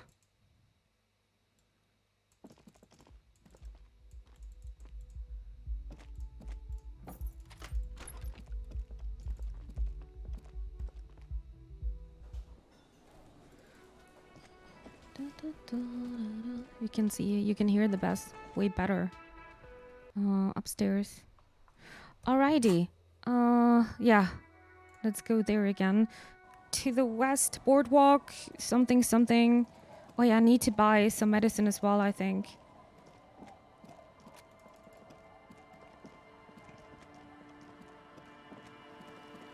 To the west. Is this west? This is the pipe. Probably Ruby sitting there. Maybe finishing the game even. Is this the one we're searching for? Could this be the boy Klaas told you about? Maybe. A metal and plastic contraption bobs up and down amidst the trembling reeds. At first, it just looks like trash, but if you look closer... That over there must be the boy class you told us about. The one she hid her passport in. We should take a look. Ooh, hidden things. Secrets. Ooh. Lies. Pick up the boy. You lift the boy out of the water without much effort. It's not tied to anything. The cords dangling from the bottom appear to have been cut. Let's see. The number 11 has been written on the yellow plastic. It hasn't been in the water for very long, but it's already discolored and slimy with silt. A latch holds it close, but only just barely. The brittle metal of the latch has cracked. Simple construction. Very unsafe. Shake it. There's something in there, splashing around. Sniff it? Oh god. It smells like you would expect it to smell. A concentrated version of the coast. Salt, industrial slop and decay. The water this side of the peninsula is cleaner. Actually, smells a little salty. Let's open it then. A shot glass's worth of seawater pours out. Some algae, and nothing else. Well, damn. We're lucky it's still there. A little longer and it would have floated away. There are no documents inside. What do you think? Who do you think took them? I have no idea. This is a minor quirk. We know what was in the boy anyway. It's a disaster. Everything is ruined. Or think we do. This is a small loose end, either way. Not important, I hope. Must have been Klaus's enemies, which means she's in danger. Maybe Klaus took them herself. Could this be related to the cryptologist and their little expedition? No idea. Do you have any theories, Lieutenant? In my experience, cryptids are generally uninterested in travel documentation. Not the cryptids, but the people. What was their name? I forgot his name. Moral. You could ask the miss what she thinks. Later, if you have the time. Though you doubt she'll tell you much at this point. That's still lucky, though. We still could got find here it. too late. There's nothing of use here anymore. Yeah. Let's the empty boy be. Alright, that's unfortunate. Very unfortunate. Maybe I was too late. Maybe if you're finding this another day, you're just... Yeah, you're getting the documents. No idea about that. Just very unfortunate.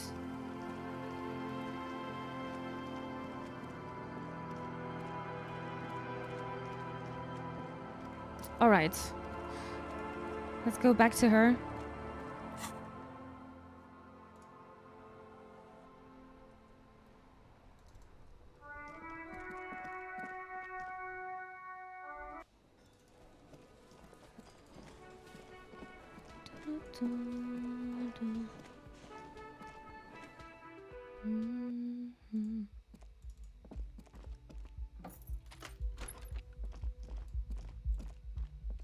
Oh yeah, and I need medicine because I saw a bathroom and I was thinking of all the drugs, but we can get the medicine here. Alrighty. Officer, it's a fine day for questions. I found your boy. It was empty. Just seawater. Oh. Did you take the documents? No, of course not. As I said, it would have been too risky for me to use those documents anyway. My employer gave them to me. In truth, I should have destroyed them. She doesn't seem to be lying. She's genuinely spooked by their disappearance. I have no idea what's going on here. I really have no idea. I don't know who to trust. I think they're all lying to me. Perhaps the people who are after you took it. I have the strange feeling that it was an undiscovered a cryptid that took your dog. Oh god. I filed this under a theft of some kind. Almost took this one. They couldn't know where I put it. I'm absolutely sure I was not followed. And I've told no one but you. You mentioned seawater? I was worried I'd been too careless with the latch. The documents were probably just washed away. I see. Let's get back to those lies you told. Lies. He repeats and then trails off. It's unclear what she intended to say. Yes, we demand she be punished for deceiving us. We demand her anxiety. We demand her fear. I'm not sure if I should arrest her. Slowly, No, I don't think so. All right, let's get some medicine. Two neon lit. Oh, oops. Some medicine. I need some healing. Because I do think that might be a bit dangerous with Ruby. If she's even there, but I assume so.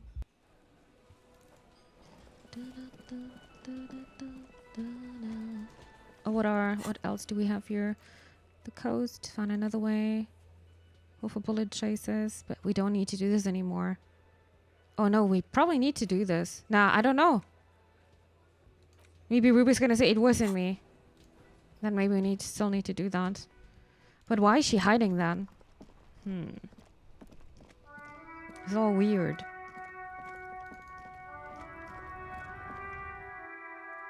It's hard to be detective. Oh, wait. It's on. The yellow roses in the window, those aren't the flowers that were left for Ecclesia. A small cabinet on the wall is filled with very... Okay, here. I hope Saint Baptiste makes you feel better or something. 3 moral. 1 moral. 3 health. Oh, this is pretty good. Maybe we need this. Here. I hope Saint Baptiste makes you feel better or something. Thank you, thank you. I think we're good now. Yeah, we could definitely... I need to decide if maybe I'm gonna... Maybe I need to get the... Need to do this first. Where the shot came from. And then maybe to... Finding Ruby. I'm pretty sure she's here inside. I still can't do those. Get boots off the victim suite. That's long time ago. That was like Monday. It's already Friday. The body's not here anymore. Find 1 armor piece. It's probably somewhere, but I have no idea where. I was classy about Sunday night. Only happening if I'm leaving Kim. So if I'm doing this alone. Otherwise, also no idea.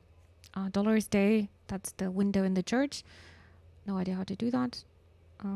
Since she's not real, I think. It's a glass, but yeah, I think we're gonna look for Ruby on the coast or determine where the shot came from. We need to figure out what exactly the boardwalk is. But I think it's where the building is, right? Where the mural was. We'll see. And the island, whatever that means. All right. Yeah, maybe we should just talk to Joyce. Let me see. I also wanted to do this at some point, I think. I started it with 30%, but what am I going to forget instead?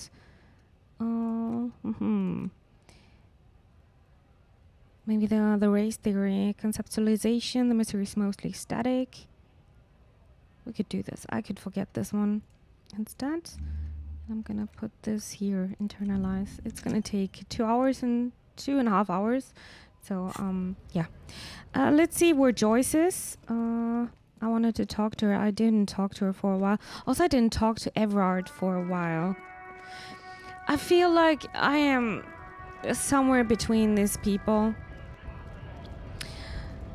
I feel like I'm just somewhere between those people. I feel like both are playing with me, to be honest.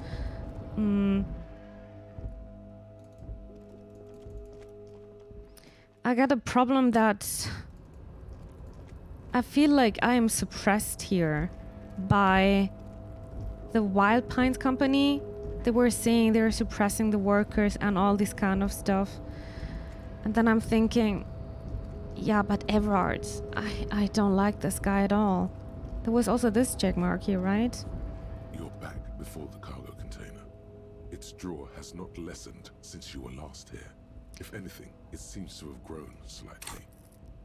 Okay, this seems still very low. No, okay.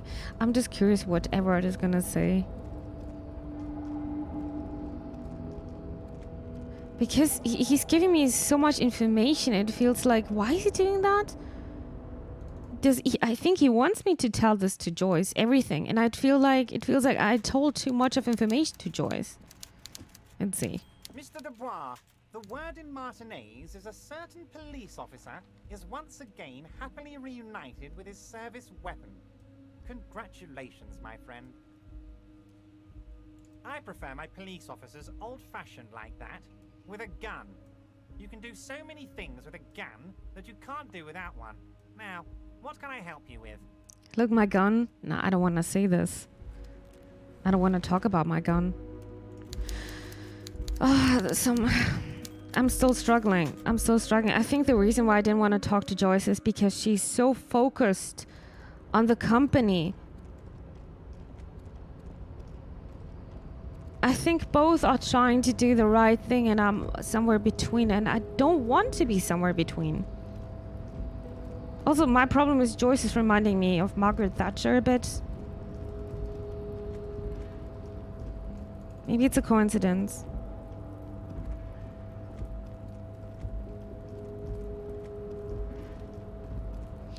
I think I'm a leftist in game, and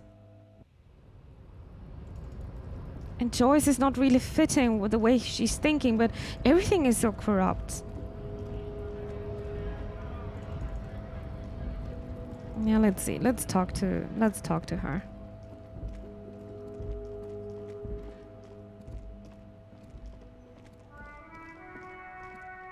Let's do that. Oh, that was not the way. I feel like a bait in this game. Oh, this way.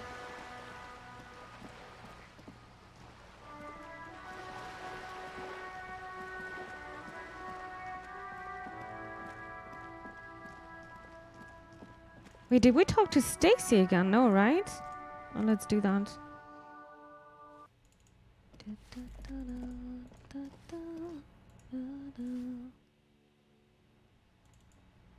Let's talk to Stacy. Hello again, officers. Have you come to admire my mural? Look at that. So you won't talk about the murder, but maybe you can tell us something about the murder victim's missing armor? What do I care about some fucking tin eggshells? You might find armor useful if the street flow red once more. Is an armor art for the buddy? Come on, Sunny, just help me out here. Ugh, alright. Sad piggy. I'll give you this one.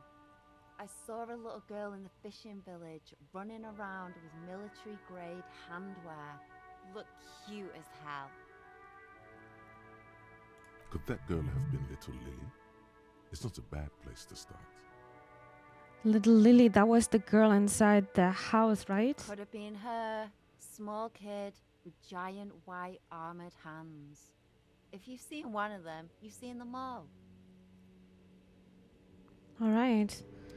Oh, that's good. That might solve my problem here. Find the armor clothes. Find one piece of armor, because I can't do this anymore.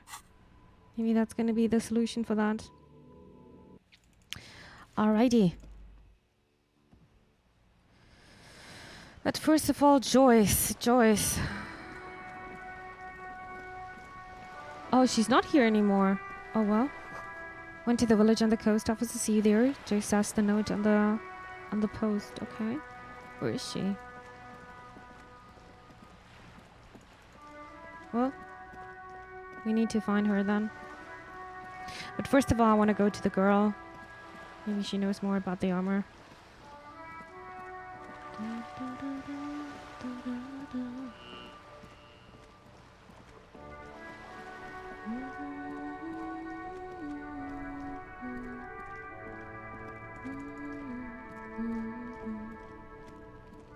There was also a white chick here, right? Was it here? You keep coming back. That's good, officer. Keep browsing those clothes. Keep saving that economy. Find something worth salvaging from that pile of rags. Something cold grazes your hand. Synthetic and sleek. A windbreaker. Oh, something Surf, new. it says, but also wind, summer, 100% waterproof, and sport. All in different typefaces, This jacket is the apex of human evolution, the moment at which man became weatherproof. Good choice, officer. Icebreaker. Mega sporty. And it's only $4.50 for you, sir. It's very cheap, but do you want this? Composure and shivers. Shivers. Oh, yeah, that's pretty much non-existing anyway. I'm not sure if I want that. No, I don't want this. Leave it for now. Alrighty. I think I'm gonna use the quick travel here. Would be a bit faster.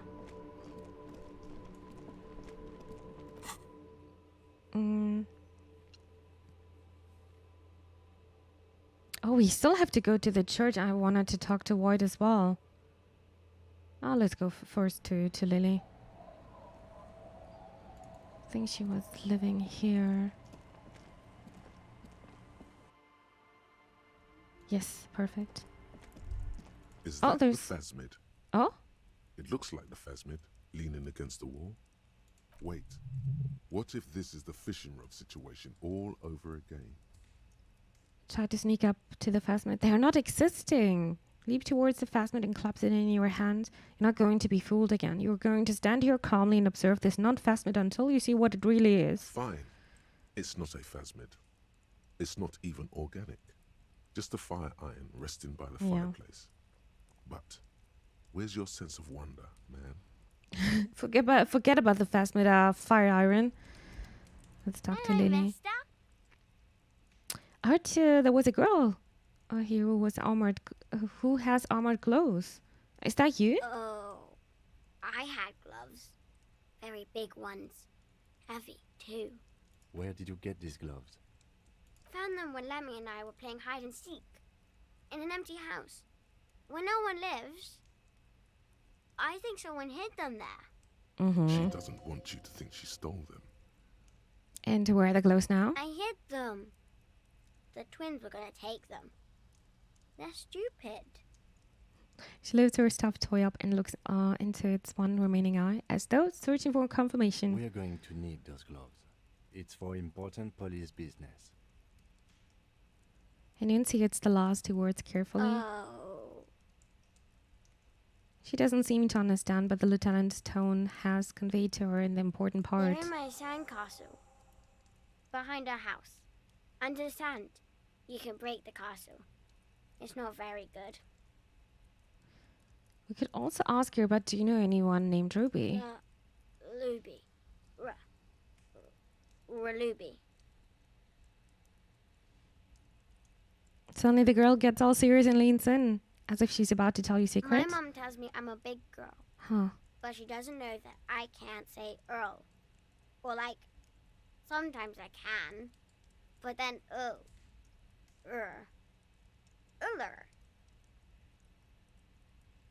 Kids. Are the twins outside your brothers? Yes. They don't want to play with me. They're older and play outside. It's more comfy here. They look the same. Sometimes I can't tell them apart. They look identical, right? I said the same thing. They look identical. Oh, she's cute. Bye. Bye. Let's see. Hopefully we're gonna find the armor. Oh, it is here behind. Oh, it was here. So sus. Weather has not been kind to Lily's little sandcastle. The once mighty towers are quickly eroding away. You can see something shining back to you from what must have been a vast underground catacomb network. Reach in the catacombs and pull out this shiny The object. walls and floors give way to the giant's greed, collapse and present you with a pair of ceramic gauntlets. Very nice. Congratulations. That's the gauntlets down then. We're doing good on the armor collection front. I don't know how to get the rest though. Clenching and unclenching your fist has never been so fun. The tiny ceramic plates make a lovely clicking sound when your fingers move. The glue is a bit sandy, but the grip is phenomenal. It's giving us +2 interfacing. Strength in digits. Probably better than this, right? Oh, it's one interfacing. Oh, they're looking very nice. Very nice. Why is this not done though? You really just want one piece of armor. It's not fine. I locate one piece and this is done. But it's not done, I guess. Oh, maybe it's done As now. you fold your fingers into a fist, you realize you could knock anyone out with one punch. The white ceramic gloves wrap around your digits comfortably. Your movements cause tiny little clicks, like dice rolling somewhere far away, as the plates reorient to your motions. I will be responsible with this. This is just to protect me from harm, not to show off. Decked out in future armor, like a cop ought to be. The hardened vitreous enamel, at once sleek and voluptuous, adds a glow to your cheeks and a spring to your step. Just imagine what a full suit of this stuff could do for you. Yeah, but I don't know how to chase them. You really do feel more confident. Invulnerability does that. Even partial invulnerability. One down, 2 pieces to go. Here I come. Wasn't it more? This gear could line my pockets with cash. I could probably sell it to some other cops. That's the long sought after enemy technology. I can't enjoy it. I must study it. 2. Are you sure you're correct there? There was a helmet too. 3 pieces more like. You were ambitious. Oh god. Well, at least this is done. We still need to find the bullet traces. Not doable. I don't want to be separated of Kim though. Figurants to I don't know how to do that. Oh, maybe it has something to do with the church. We could also go to the church. I think I still have the quest for Noid. Wasn't the church here? Yes.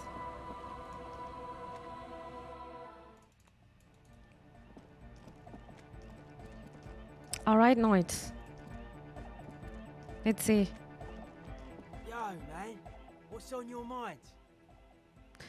Internalize the hardcore aesthetic. Don't just nod along. Just really feel it. Dedicated. Ooh. Hyperactive.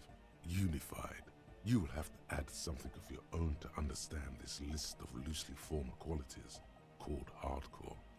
You need your own entry. Make it. Test your limits. Surpass them. Dance till you drop.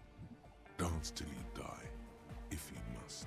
Hard people, hard republic, hard cell, hard party, hard riot, hard government, core membership, core secretary, core teachings, core fighters. Long live the world that gave shape to hardcore to complete itself. It aired to DeLorean values 3.5 centuries, and the gift still keeps on giving. I've got the money, I've got the place, you've got the figure, you've got the face. Let's get together, we're jumping all over the world.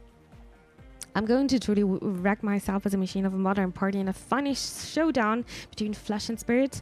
I don't seem to have anything to add to the core. I'm going to take this because there are some Ryan.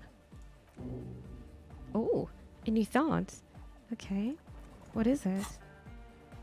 Hardcore aesthetics. Not only have you internalized the hardcore aesthetic, you have also contributed to it. How hardcore could you possibly become? Low-core people come around you to correct your typosets. It's hardcore here, hardcore there, hardcore core in a third instant. What's going on? Those aren't typos, man. That's how core hardness works. If you don't know if you don't know hardcore from our happy hardcore, what the fuck are we even talking about? All right, but this is done.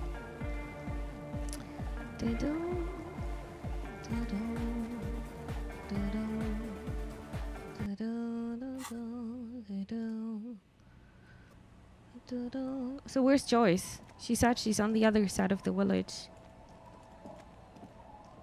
Oh, there's a boat here. Ooh. Let's see.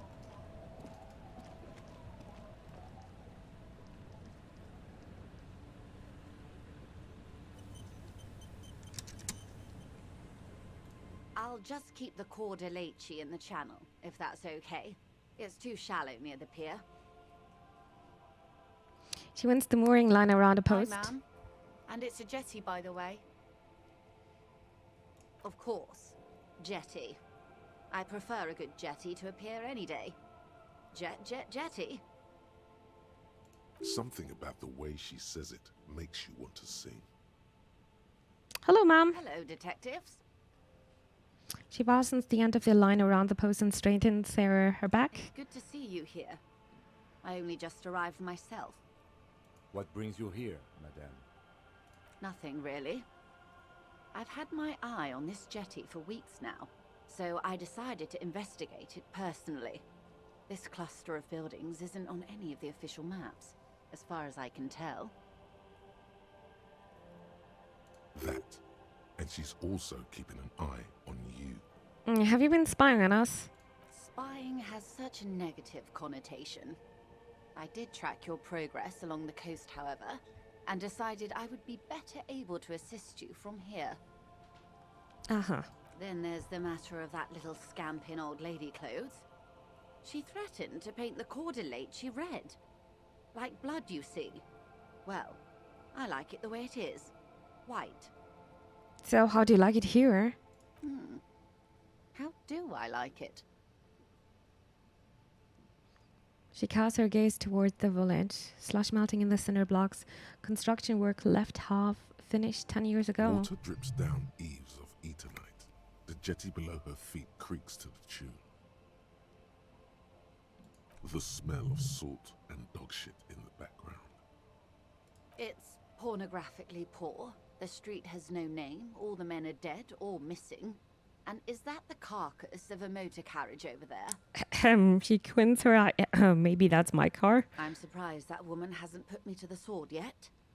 Maybe she will. You should ask your questions while you can. Dark eyes survey the coast leading up to Martinez. Dull grey metal rests in her scabbard. A sword. The wind is too loud for her to hear. Fortunately for you, madame, the RCM is on the scene. All right. Politics time.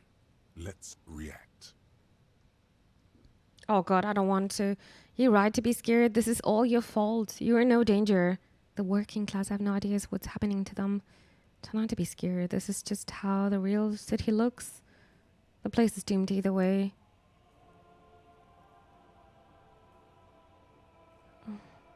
Say nothing. I'm really having a problem with this game. Because I know what you're trying to do here. The point of Joyce in this game is just to throw me off, you know? The problem is, as a leftist, I'm having sympathy for the union. And I'm not trusting the company, the corporation here. But Joyce is trying to be helpful, while Everard seems very obviously corrupt. Yeah, that's my problem here. But the problem is just, I think Everard is trying to secretly pursuing the moral goal here, the sympathetic goal. It's very, very hard for me to decide here what to do. On the other side, they're killing people. You know, that's also not all right. I don't know. I think the economic freedom of Revachol is so much more important. And I figured out that Joyce is not really a better person, because she is aware that she is working for bad people. And with this awareness, that's making it even worse for me. I don't know what to take here.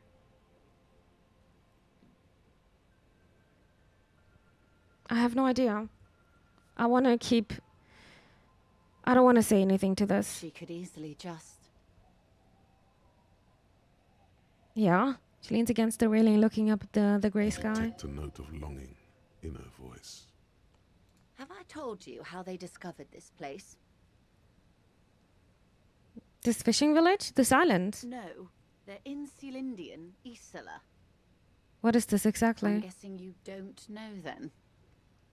No. You haven't told me how they found it. Well, Your condition has left you no worse off than most of these people. The literacy rate is around 45% west of the river. 50 years of occupation have left these people in an oblivion of poverty. That's so me. 45% is around where I operate. Things are getting better, though. I'm not gonna say anything. It's a pity. Most of these people will never know what this place means, this island of matter, or why they were ferried over in the first place. Yeah, again, this is...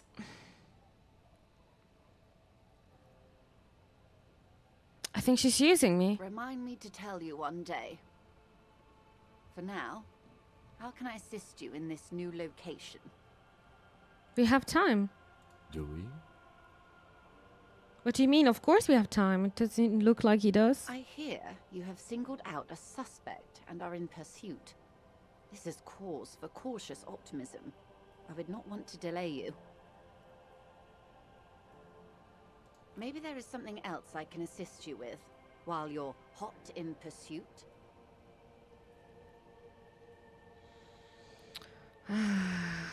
Tattoos I fear again. I've told you. Is there anything else I can help you with? Oh.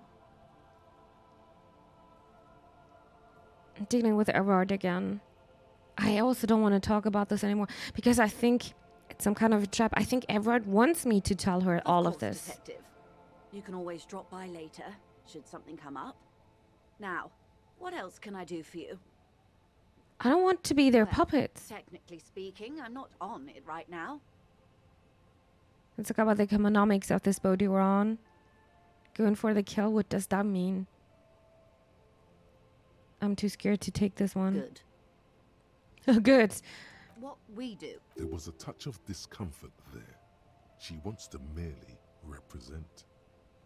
Uh-huh. Fair enough, tell me something else. Of course. Of course. Don't tell her you've met Everard right away. There's time. Of course. Anything. I am sorry to have been the bearer of bad news. Yeah. I think I'm gonna stay away from both, to be honest.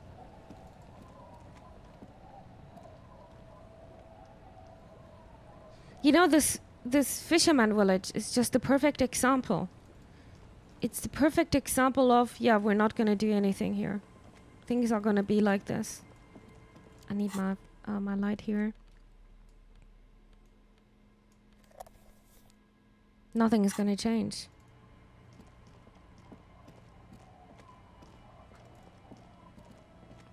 But I see what the game is trying to do here.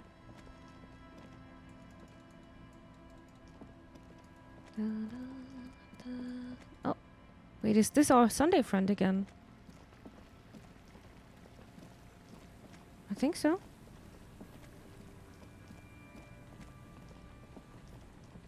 What a long way to go. He's also our Sunday friend now.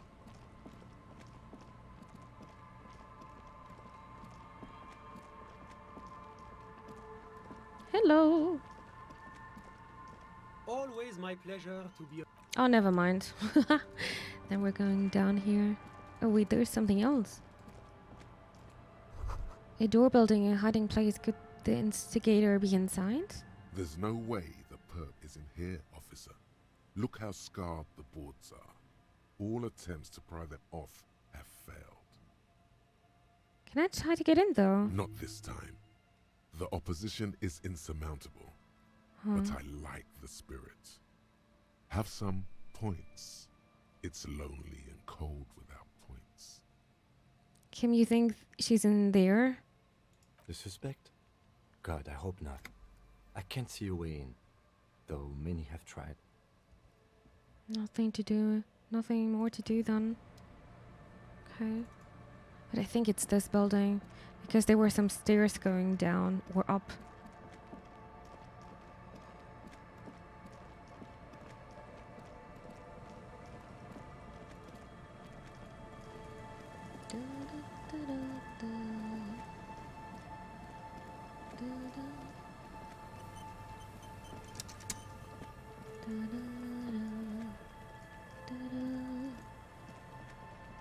rusty ladder leads to the rooftop.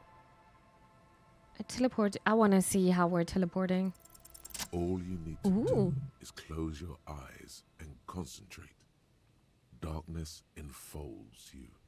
You can feel the distance between the bench and the first rung of the ladder. All you need to is... Do it! Zoot, zap, pow, crinkle. It's like magic. You feel yourself disappear. Your atoms fading out of existence. Are we actually teleporting? Oh my god, I can't believe it. Bam! You find yourself on the roof, having mastered the art of physical displacement. Don't glow, just stand there like a Summer master. You know, for the record, you didn't teleport there. You just climbed the ladder with your eyes closed. Interesting to hear Kim's voice a bit louder.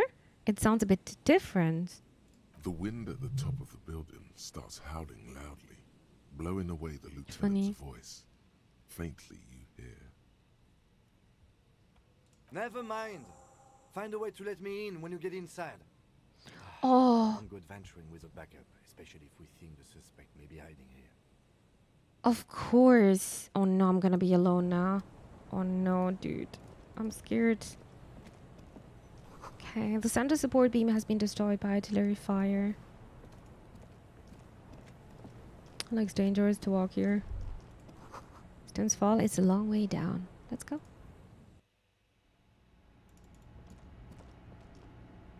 There's something here.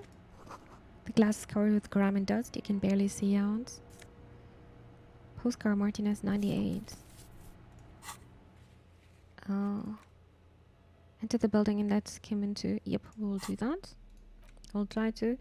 A faded picture postcard from the end of the last century shows Martinez as it was before the revolution. It's the heat of summer. Rue de Saint-Ghislain is teeming with parasol-wielding bourgeoisie, and wild pines flags buttress the walkway. Nothing is written on the back.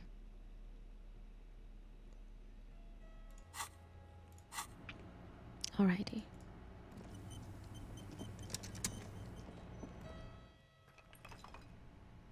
So what do we have here? Antiquated office furniture, last century maybe? This collapsed nearly and sealed the basement. One can barely squeeze by. This overturned table is covered in orange mildew, crawling with something. And this is hopefully your friend Kim. Two rusty metal plates that slide apart form a crude door. It's been here under the boardwalk for a while. Push the door open.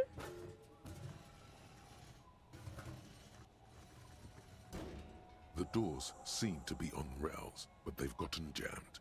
You grab a side and put some strength into prying it open. With the help of your partner, the two metal panels slide open with a creak. Huh. I hope no one dangerous heard that.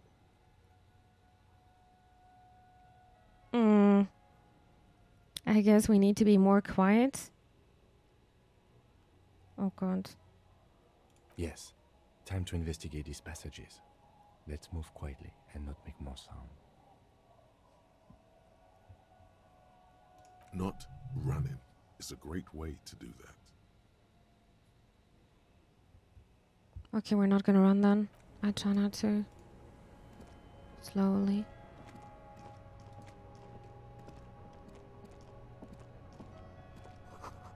Old file folders in the car document silvery with mold.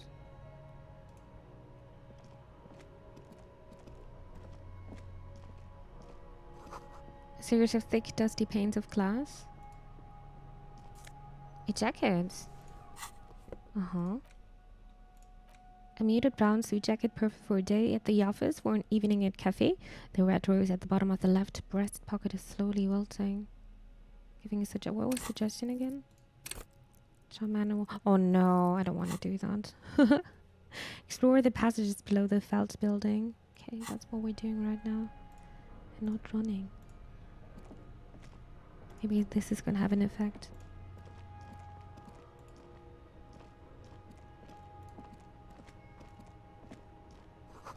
In the beam of the flashlight, a crevice in the wall. Hopefully there's nobody sleeping there.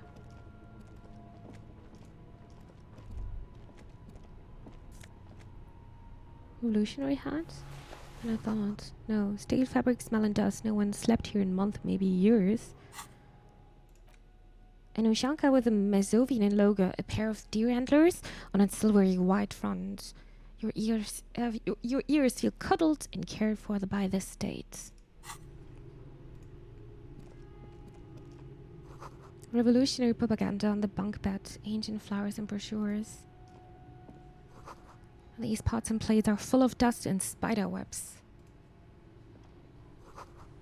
The same slit window you saw from the outside. A mustachioed and mutton-chopped man, amateurishly depicted, gazes at you with sad eyes.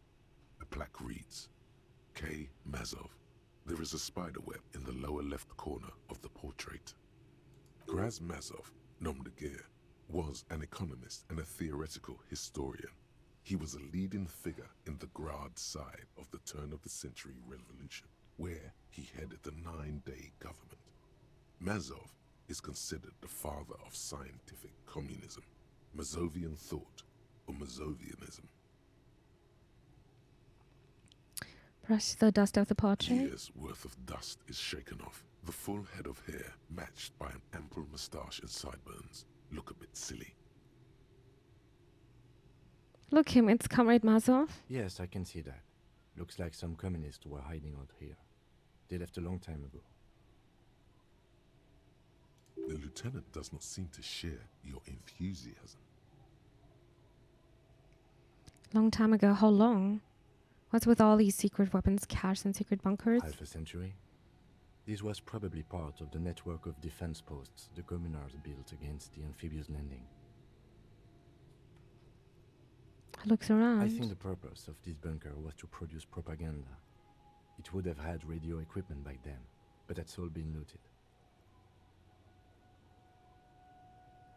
What's with all these secret weapons? We have found a lot of those lately. I guess what most people think of as history tends to linger in rundown neighborhoods. Martinez being what it is, no one has gone through the trouble of cleaning out the old bunkers. Good hiding place for someone who's up to no good. Maybe I should move in here? No. Could someone have stopped through here recently? You mean like Ruby? No. I think we've stumbled on a piece of history. Okay.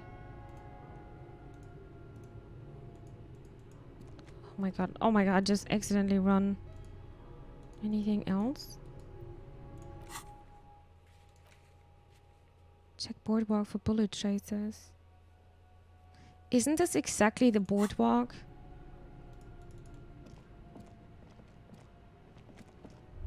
Oh, there is one. Could this have been the killer's hideout? And this narrow window, the point of origin of the shot that killed the mercenary? This does look like an embrasure, a slit made for shooting out of. Peek out. Outside the window, another day. The beach sand soaks up the drizzling rain, growing darker and darker. Wait, are we analyzing the window here? Could the killer have used this as a hideout? It's a great place to hide. And Mazovianism and murder are certainly not mutually exclusive. But there hasn't been anyone here in ages. I still don't understand. How could nobody hear the shot? Nobody was talking about that, right? And it's also so far away. I can't see the whirling in rags. The shot didn't come from here. Indeed. No one could get a clear view. Well, at least we've been thorough. I like thorough. In fact, I think we're done with this bunker. After you, officer. Okay. Check island for bullet. I don't know what they mean with island. I don't think we were there. Maybe it will come. Oh my god, I was running here. I hope it's not counting.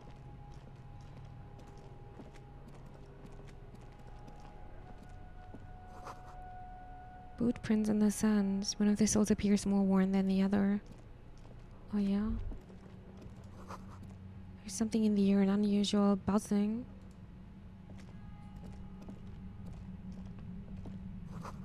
The tunnel collapsed. You'll have to find another way around. Oh, something here. Alright.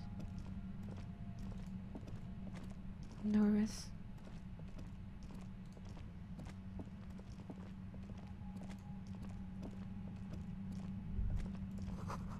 Getting louder, the buzzing sound. It is getting louder. There it is again, like a swarm of hornets buzzing under your scalp. A strange tingling you can almost smell. Lieutenant, do you feel something? No. What do you mean? A pain? A strange tingling? Goes nothing, just my mind playing tricks. Probably our mind only, but I think we were very sensitive with this now since we're having this pain threshold. I don't feel it, but we should still be careful. There were footprints back there, and I'm pretty sure they were fresh. Hold on, you really don't feel anything? Saw them too, footprints with the right sole worn smooth. Looks like our suspect. If she's in here, we need to plan our next step carefully. What do you mean? Once we detain a credible suspect, who knows what the Union and the Wild Pines will do? We'll set in motion events we have no control over. You will upset the balance of power in Martinez. The deadlock between the company and the Union will destabilize. I don't think I can balance it anyway. This part of town is a fine clockwork puzzle. Disturb its peace, and it will start breaking down uncontrollably. But I don't want to be on Everett's side. I also don't want to be on Joy's side. Keep calm. Go over the whole situation in detail. We found out Everett's plan to take the harbor. Maybe we should tell Joyce about it. We know what Joyce knows about the murder, but I may have other things to discuss with her.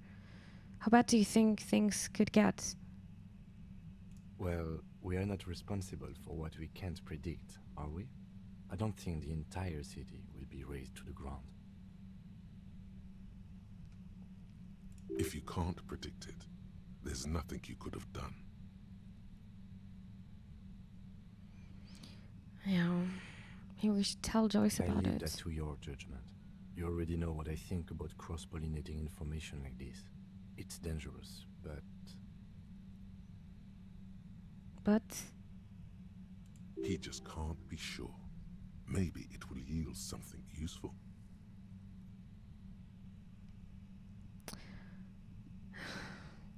Other things to discuss? Yes. There won't be time for that once things go down. Matter of fact, I don't think there's time for it now, but...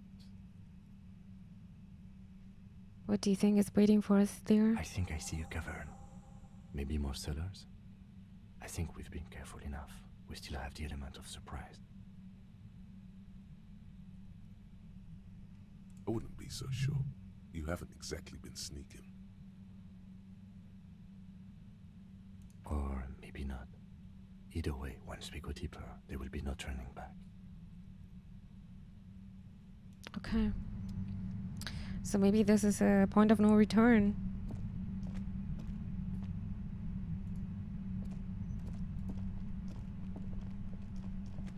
So we're on the other side now. Concrete pipe buried in sand and dust. Bit of money. And more money. So what's this here? Is that a painting? Suddenly, your entire body is paralyzed. Okay. Aggressive white noise fills your skull. A strange pain, like you've never felt before. Through the static, you hear a woman's voice. That's Ruby. But it's the first time, like, the game is forcing me to interact. It's like 1,000 radio stations are being blasted into your head all at once. But her words are the only ones you can make out. I know you're feeling pretty uncomfortable right now. Don't move too much or fight it. That'll just make it worse. Okay. Says the shadowy figure by the machine. Can't say it's a pleasure, officer. I was really hoping not to make your acquaintance. But here we are. As she says the word officer, you feel a spike in the agony. It sounds like the entire radio frequency range is screaming directly into your neural pathways. And cover your ears or don't cover them. That's an awful decision. Why would you not want to shield yourself from it? It's an entirely new type of experience. Way worse than all the previous ones. Don't focus on the pain. Focus on doing your job. Tell her she's under arrest. You're under arrest. What's going on? What's happening to me? You're gonna kill me too? I'm using a pale latitude compressor. You and your partner have been caught in its field.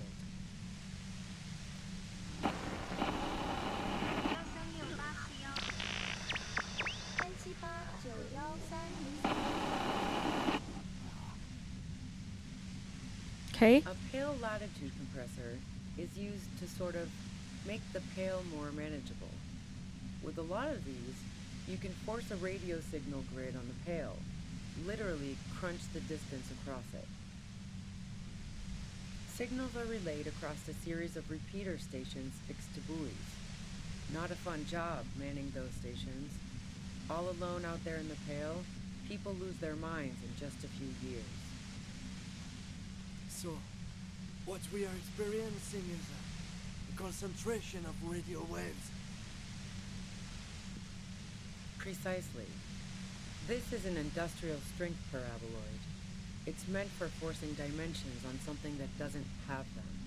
Needless to say, the frequencies used are out of this world. At the upper limit is the large prime number generator station. It's used specifically for pale latitude compression. That's why you may be hearing some numbers. But you might also hear, or think you're hearing, local radio chatter. She likes telling you about the machine. Keep her talking. Look for an opportunity to break loose. What's that goddamn pale anyway? Pale? It's the end of the world. How did you get hands on this thing? I built it myself. She sounds kind of proud of it. And she's proud of it too. Yeah. As she ought to be. This is way beyond your abilities.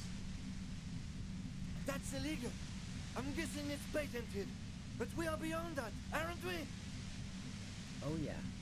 Way beyond. Will I stay like this forever? No. Once I shut down the compressor, the pain will end. It may take a few minutes for you to steady yourself, though. It's a bit like waking out of a very confusing dream.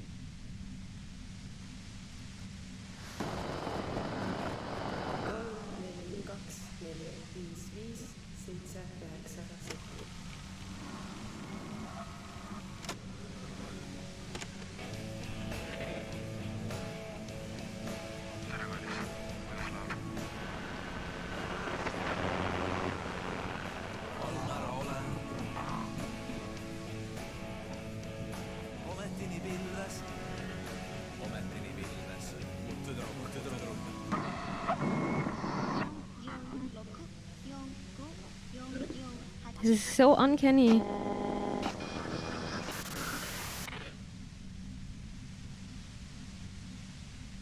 Have you experienced the compressor yourself? Yeah, I stuck my head in there before using it on you.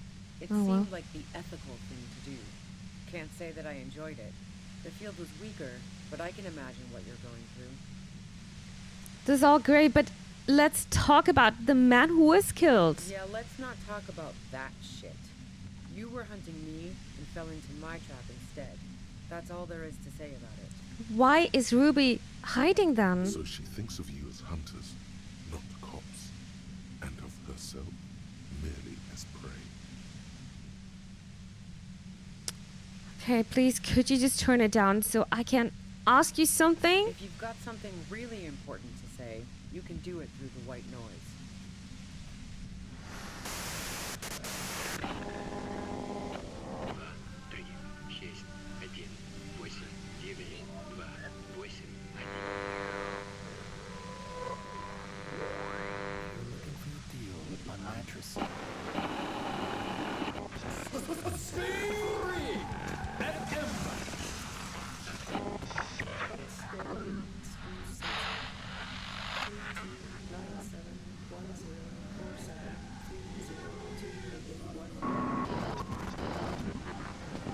Okay, this is creepy. The lieutenant clutches his head, grimacing. God damn it. She regards you and Kim with sudden sympathy. Fine. If you really want to talk, I can dial it down. I've also got a gun, by the way. Okay. She's carrying a 2-barrel front loader. Remain careful. The pain lessens, Well, it doesn't feel much better, but you can form sentences now. Thinking doesn't seem to hurt as much. There's only 3 meters between you and the machine. If you keep her distracted for long enough, maybe. Be careful when you make your move. That'll be it. Questions? Bide your time. Be careful, okay. How did you know we were coming? I heard you in the passages, and I've been preparing for quite a while. Oh, damn it. By hiding bullets under floorboards? So you found my shack, huh? I'm not surprised. Her tone is bitter. She thinks she's been betrayed. She didn't rat you out, by the way. Isabel the washerwoman. So nice. That's one knife I didn't want to find in my back. As opposed to the other knives she's finding there now. Hardy for one. Why hide the bullet, though? This could have turned out pretty bad for me if you hadn't walked right into 25 bands of ultra-high frequencies. That's her admitting the bullet was an emergency exit. Did you shoot Lili? No, I didn't do it. I only helped stage the lynching, though I doubt that makes much of a difference to you.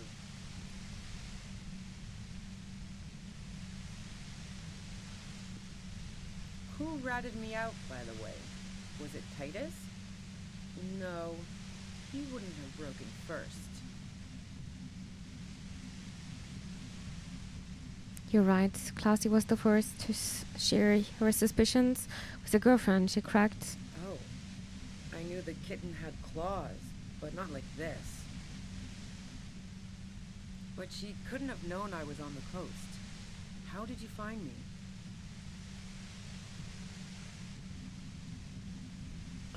Your first guess was entirely off. Your own boys told us you were on the coast. Tato saw me. It took some convincing. My boys? The ones you poached from? Titus and Tatus himself? Ruby boys, formerly the Hardy boys. Call them the Hardy boys, then? Well, fuck. Those guys liked me, I know it. If this is what happens to people whom people like... A dull despair is creeping into her voice. How the fuck did the rest of you get by? Wait, wasn't it you who called me the human can opener? It's not personal. I opened them up. I do it by myself. I do it by asking questions, and I have some for you. Honestly, I don't know how I do it. I just stumbled in here. Can you please explain this shit to me? Like what? I already told you I didn't do it. A strong moral compass. She still wants the opportunity to make a case for herself.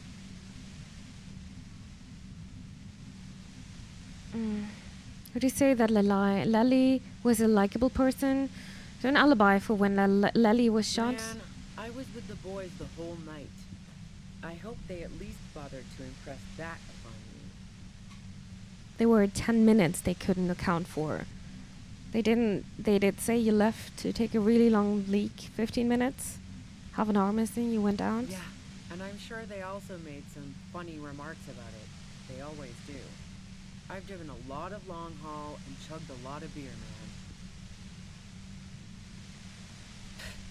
Can't do either without some power of mind over bladder.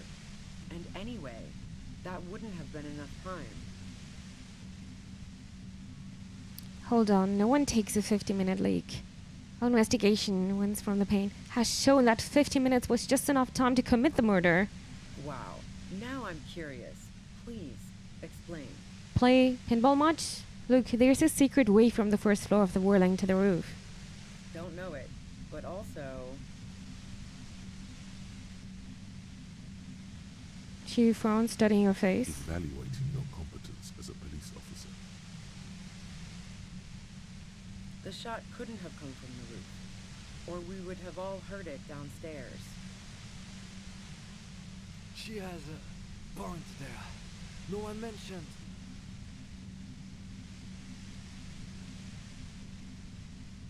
You like to hang out on the rooftops? Do you leave any flowers or clouds on the roof? Was he a likable I person, didn't like Lily? him. Hardened mercenaries aren't particularly likable types. You don't feel sympathy for mercs? It's hard work. Did you feel protective of the Union? Yeah, sure. And I didn't like Wild Pines sending in those foreign hirelings.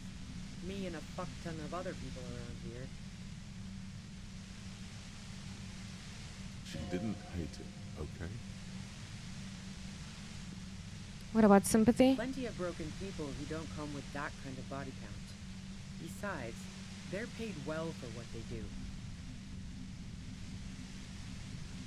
Have other questions? I'm listening. You have a gun. And? It's a front loader. Do you have another gun somewhere? I can't quite tell. What kind of gun is it? Sure don't. A breech loader? No. This is such a wipeout. A knocked-away 80 front loader. Two-barreled. Not really what you were looking for, I'm guessing. Mm-hmm. Where did you get The it? gun store. She's not going to tell what gun store. Trigger Happy Jacks. Really? Trigger. That doesn't sound like the name of a gray store. What did you think? That I'm going to squeal on my gun supplier? Sorry, I'm not that kind of gal.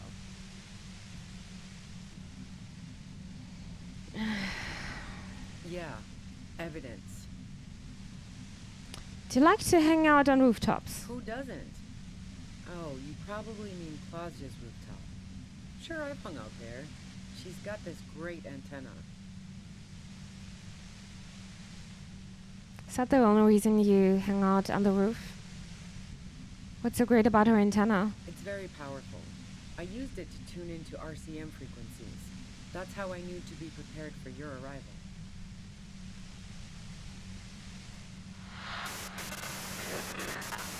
The view's pretty bomb, too.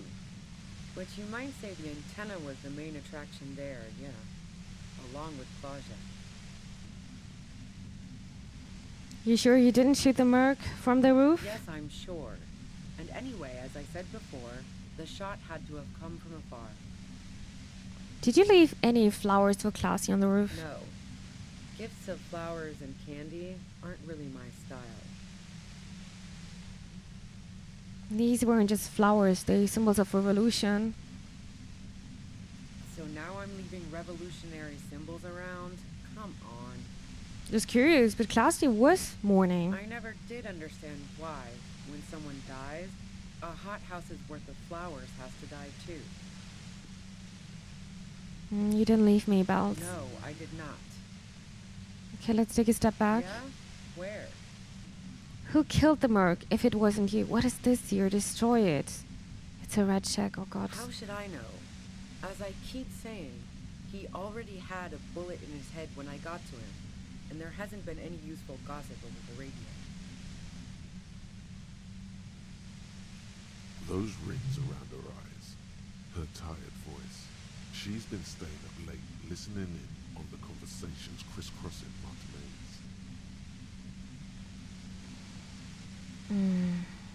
Police radio? You've been following the case? Who hasn't? You know, I can still see him there, in Claus's room, lying on his side. He was still warm, but the bluish light coming through the broken window made him look as though he'd been dead for a good long while. What happened Sunday night? Tell me your version. She eyes you warily, as though gauging your sincerity. It's okay. We just want to... He struggles to finish the sentence. All right, don't kill yourself over it. I was shooting the shit with Hardy and the boys over a few beers, like always. Then Klasia comes in, all pale and shuddering. She sits down with a drink, trying to steady her nerves. So I grab a seat next to her. Wait, did she also seem high to you? Klasse said you knew something was wrong immediately. No, I really didn't. She's not that easy to read. I just assumed she'd done too much blow. It wouldn't be a first for her. But no such luck. She was in some deep shit. She asked me to come upstairs. The merc she'd been going with was lying on the bedroom floor, dead. I knew she couldn't get the authorities involved, so yeah. You made it look like he'd been hanged. How did you manage to come up with a plan so quickly? It's really weird that you came up with this plan right on the spot. What? No. Faking a lynching was her idea. Her idea? Yeah, in cold blood. It really surprised me how quickly she was able to get a hold of herself once we got up there. It was like she was another person. The party girl was gone. You can see it. Her lips, though still white, don't seem to tremble as much anymore. She moves with focus and deliberation. She asked me to help her drag him into the shower so she could wind the shower head around his neck to fake lividity. Then she dressed him while I went to get the Hardy Boys. She surprisingly knows so much about faking stuff. She lied to you about that. Shower hat, resourceful, that's bad that she'd be so calm. Yeah, I wasn't sure whether to admire her or be disturbed. Do you think she killed Lili herself? As I keep telling you cops, we didn't hear anything downstairs.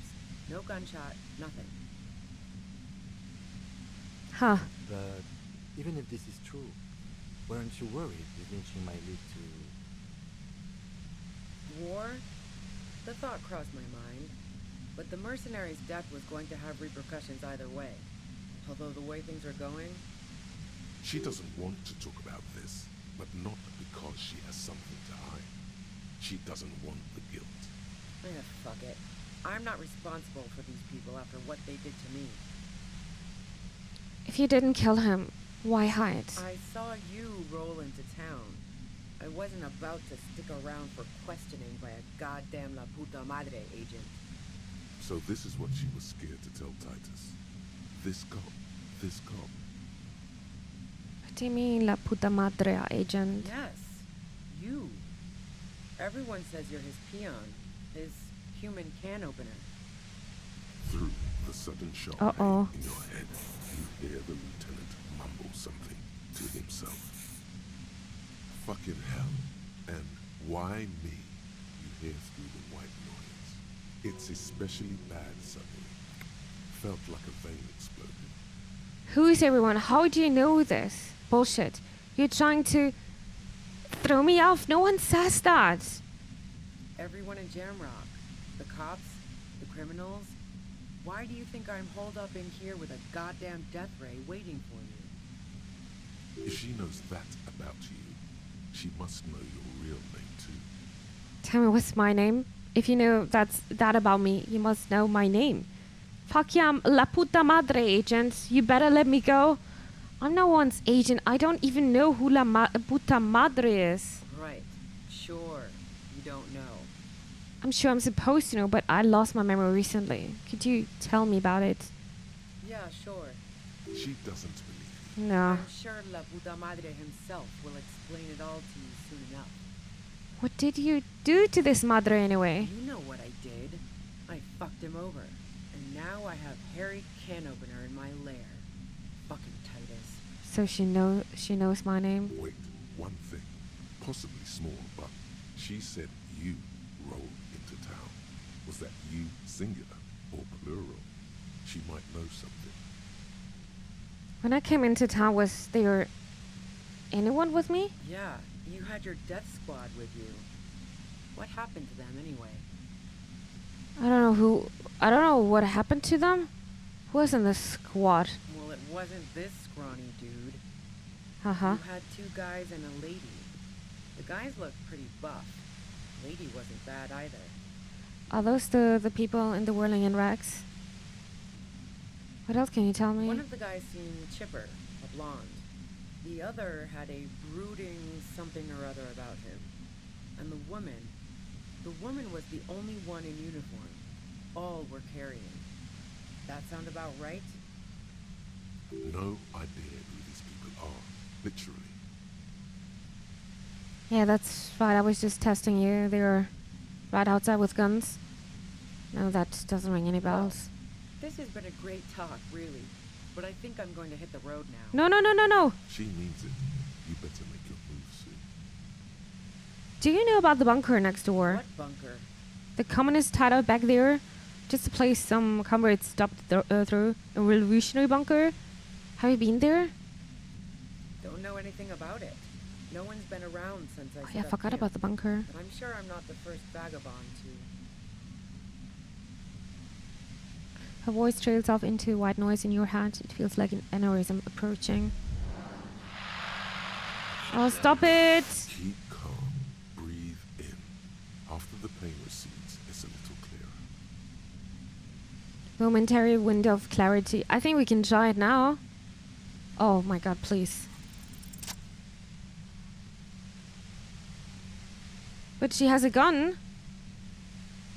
Oh god.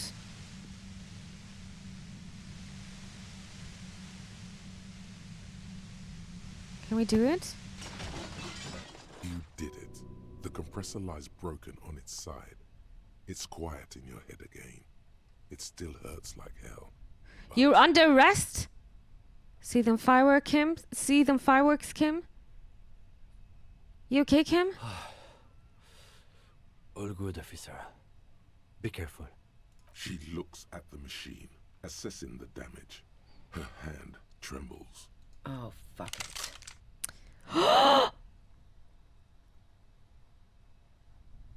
What are you doing? Convince her to put the gun down. Go ahead then. Do we have any more authority? I could do this. I don't want her to kill. No. Let's do it. This is a red check though. Let's go. You should know the words to say. You've been here yourself. So why is it not coming to you? I failed. Why am I standing here like an idiot? Because you've been going around pointing a gun at yourself, trying to answer the same question in vain. Her finger squeezes the trigger now. But she doesn't deserve to die like this. I was drunk, I didn't mean it. Can't stop her. A smirk crosses her face as she watches you stand there, mute. Then she exhales sharply, shakes her head, and pulls the trigger. You watch as her brains trickle out through her neon hair. God. What did we just do? She killed herself. I failed to talk to her down. It's her fault. I'm done. I'm not doing this anymore.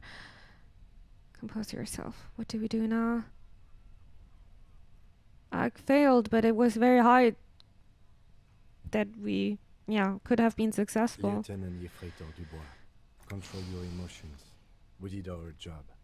This won't be the worst thing that happens on this case, believe me. You can't let this break you. There is no coming back from this one. It will stay with you in nightmares. What did we do? Our job. It went really bad. And now we need to clean it up. She died. How can he be so cold? I don't think he's cold. He's just trying to do his job. We clean up. It may take days for processing to pick up her body. We need to move it somewhere. That tent there.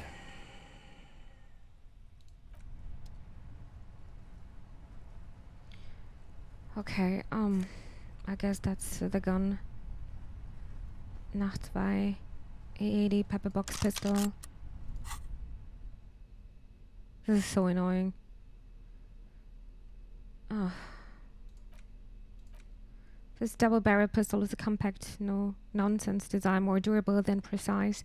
The walnut-paneled grip is scratched up, bearing the sheen of long wear in the hands of its previous owner. So I can just do double gun here. I don't think I want to do that. No, I don't think so. Alright. I feel so bad. So bad. Germine. Oh, some healing. Dark water trails into the distance. There is no way out. Cooking utensils. She has prepared herself porridge with bananas. Bit of money. What should I do with this? The plain red tent stands by. Ach, especially. Mann. It was pitched by practiced hands. She was used to camping out. Look You inside. see a rolled-up sleeping bag and personal belongings. We should put her in the sleeping bag, so the rats don't get to her. Okay, let's carry her over there. The lieutenant nods. I don't know if rats care about that. There she lies, cocooned in the sleeping bag, surrounded by empty cigarette packs, books, and half-read magazines.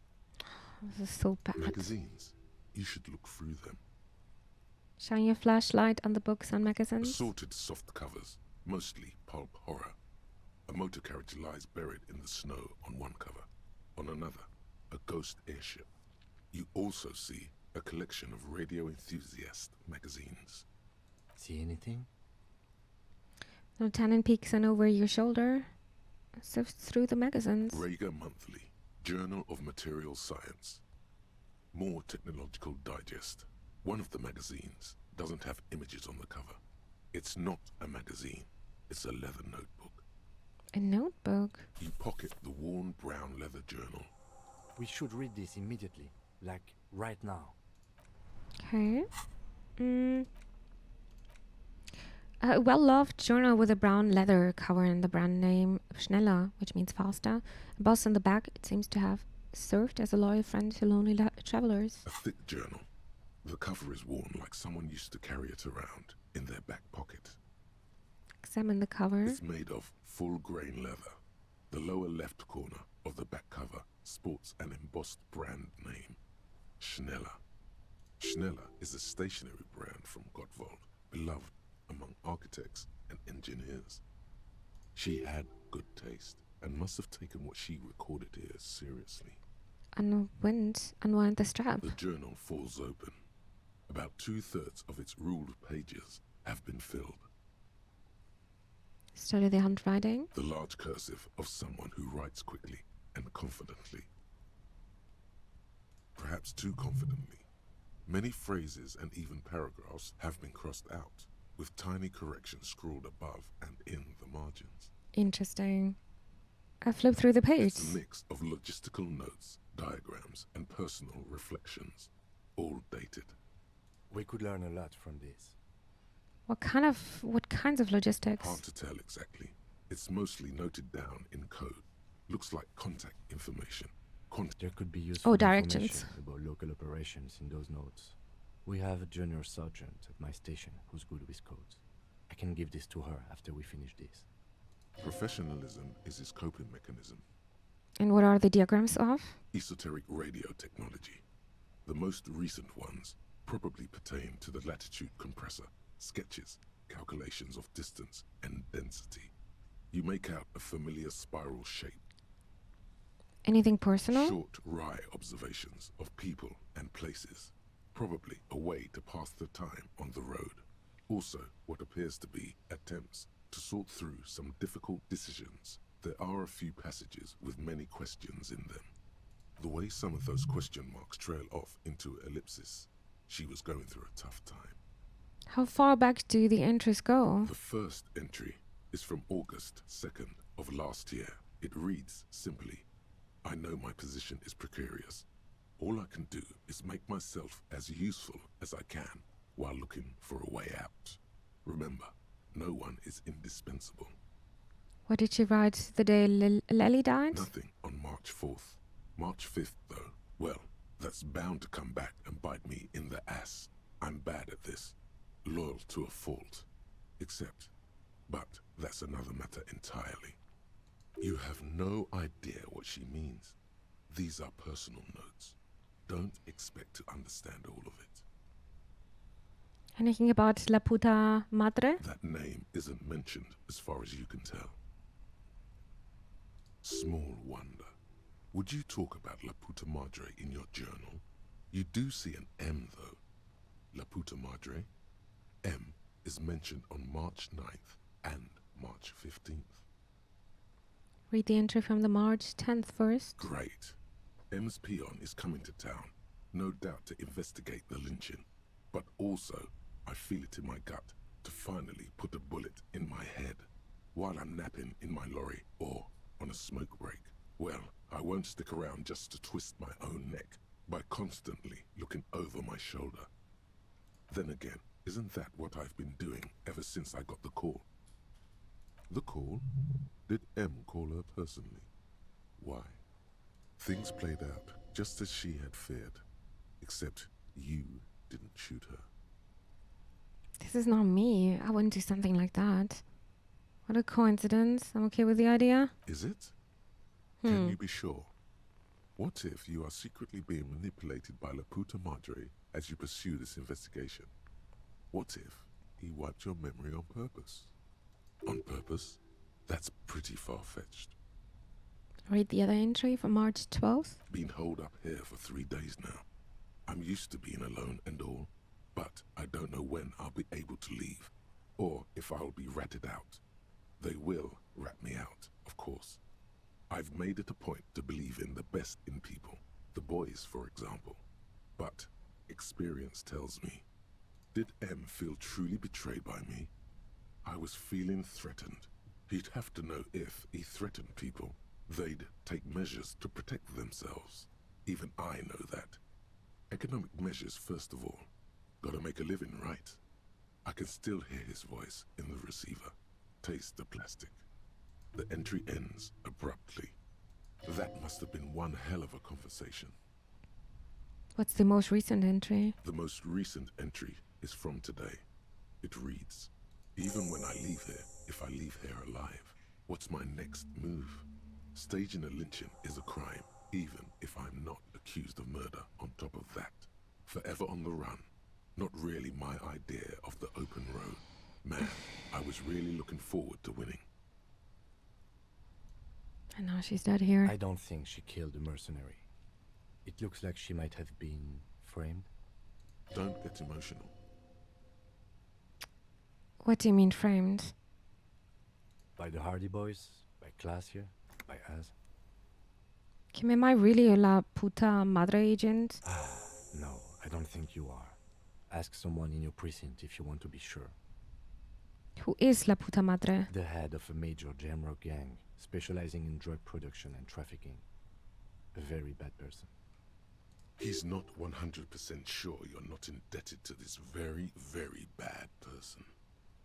Then who do you think killed the Merc? Could have been Titus. Then again... But no one heard the shots. Maybe there's a Hardy boy we've yet to meet who acted as his accomplice. Either way, we need to keep an eye on him. One thing is for certain. We have business back in the whirling in rags. Questions to ask. We should get to it. Well, we should do that. Okay, return to the whirling racks. Are you La Puta Madre's peon? I guess we're gonna do that. And we've got another skill point.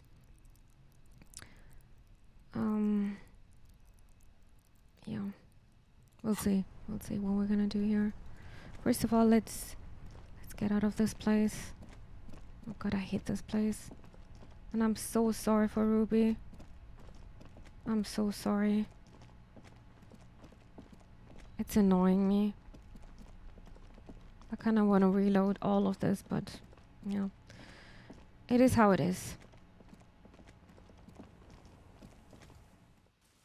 Even though rhetoric was so high there. Oh, this is so annoying. Oh wait, I don't want to go there. Let's go back to the whirling racks. Whirling end racks.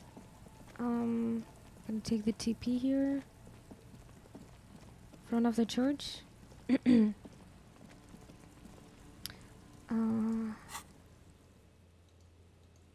Why is this not possible though? Okay. Or maybe some action is going in front of it. That's why I can't just TP into the problem. Maybe it's time to take some drugs now. I mean, yeah. I don't know. My psych is not really high. My torics could be also +1. But I would lose 1 moral. It's I think I can handle it. Right? And clothes, maybe. Maybe I need more authority. Wasn't this one? Rhetoric. It's giving a bit of rhetoric. We don't need empathy anymore, I think. Pain threshold. What was this doing again? Inland Empire Evolution. Oh god. Everything is important. Suggestion. Ha!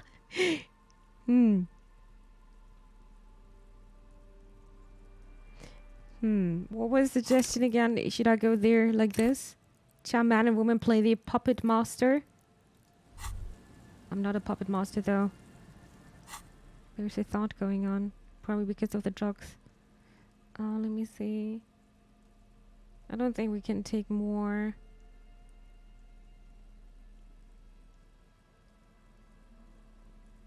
Huh.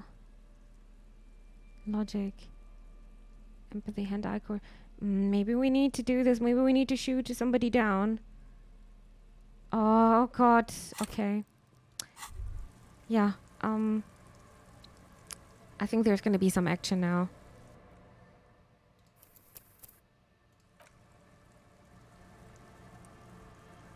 Now that you've acquired some stimulants, it's time for a little pick-me-up. Time to detect. Will they make it into Super Cup? No. Wait, but Kim is here. He'll be disappointed. Yep. Please, Kim, just look away. This is going to be really bad for my health, isn't it? Okay, my buddy is ready. Let's do this. Try some speed. You raise the bottle, close a nostril, and inhale furiously. The rush is almost immediate. It tastes bitter and caustic and stings a bit inside your nose. No idea, but mamma mia! Good to have you back, Officer Super Cup. The world has been waiting. Now the taste is slowly receding into your throat. The rush is growing in intensity. Your little heart pounding like a bird in a cage. A sweat breaks out across your brow. Your jaw clenches. I got a secret task complete. You could work with this high. Like, literally work. Solve the case. File some papers. Maybe clean up your hostel room. Then solve another case. Then start a side investigation into the paranatural. Then build a radio computer. Okay, slow it down. Ooh, this shit is strong. This shit is disco. Kim, I did a little speed. I hope you don't mind. It was for professional reasons. Feels great. Are there any downsides to this at all? Cool, let's boogie! To this? You kidding? There are downsides to not being on it. There are massive downsides. It's a potent neurotoxin. You're turning yourself into a frayed idiot. I guess so. I really don't want to talk about this with Kim, but I also don't want to say, let's boogie, but I'm going to do it. Spring. Everything is clear around you. You're ready to concentrate on the next task in the task tree. Oh my god. In the bottom right corner of the screen, there's a speed button. Speed gives +1 to motoric skills. Perception, reaction speed, hand-eye coordination, savoir-faire, interfacing, and composure. This is good before a white check, but damages your morale. Well, we have to live with it, huh? Alright, we're gonna walk down now. Walk up. We're going to the east. In front of the whirling in rags, and yeah. See what's going on there, since I couldn't teleport. I think there is some action going on. We'll see.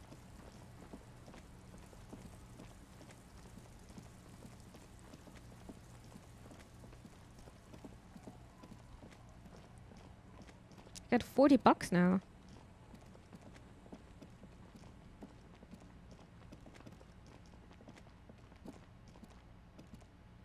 I can't walk.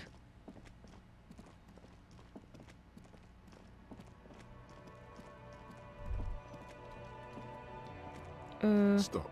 Just up ahead. Danger. So I was right. You are prepared. Don't put away your friend. Your weapon. The barrels of your Villier's 9mm pistol shine threateningly in the cold spring lights. Kim, there's danger up ahead. Yes, I hear commotion. Let's go. I'm ready to do this. Good.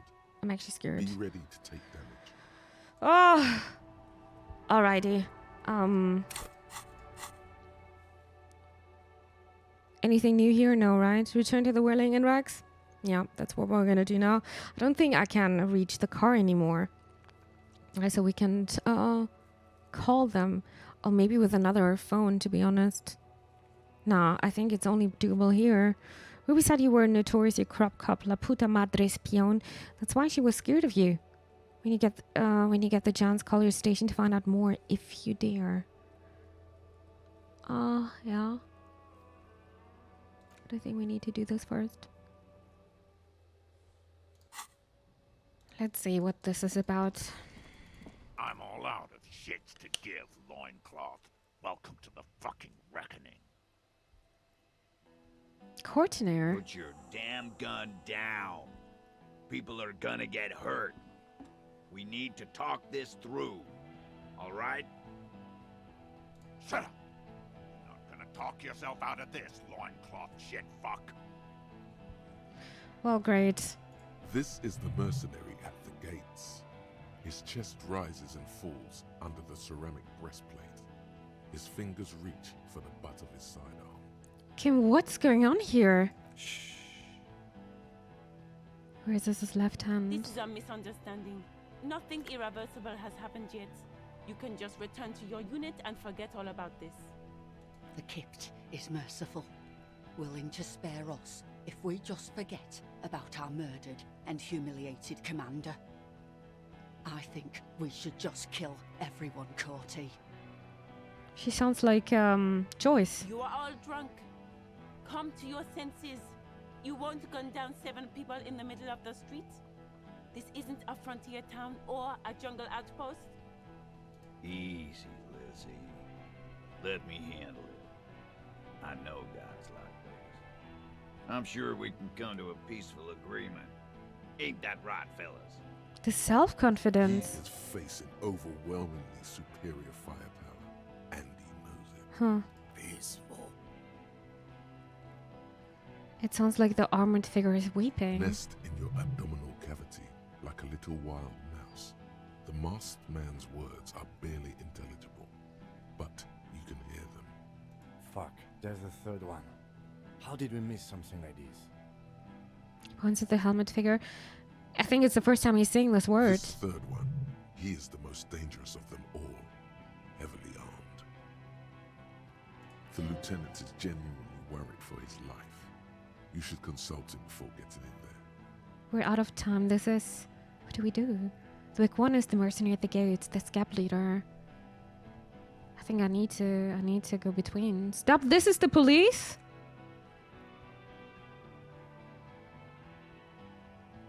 Oh no! There's too many guns. Probably people gonna die.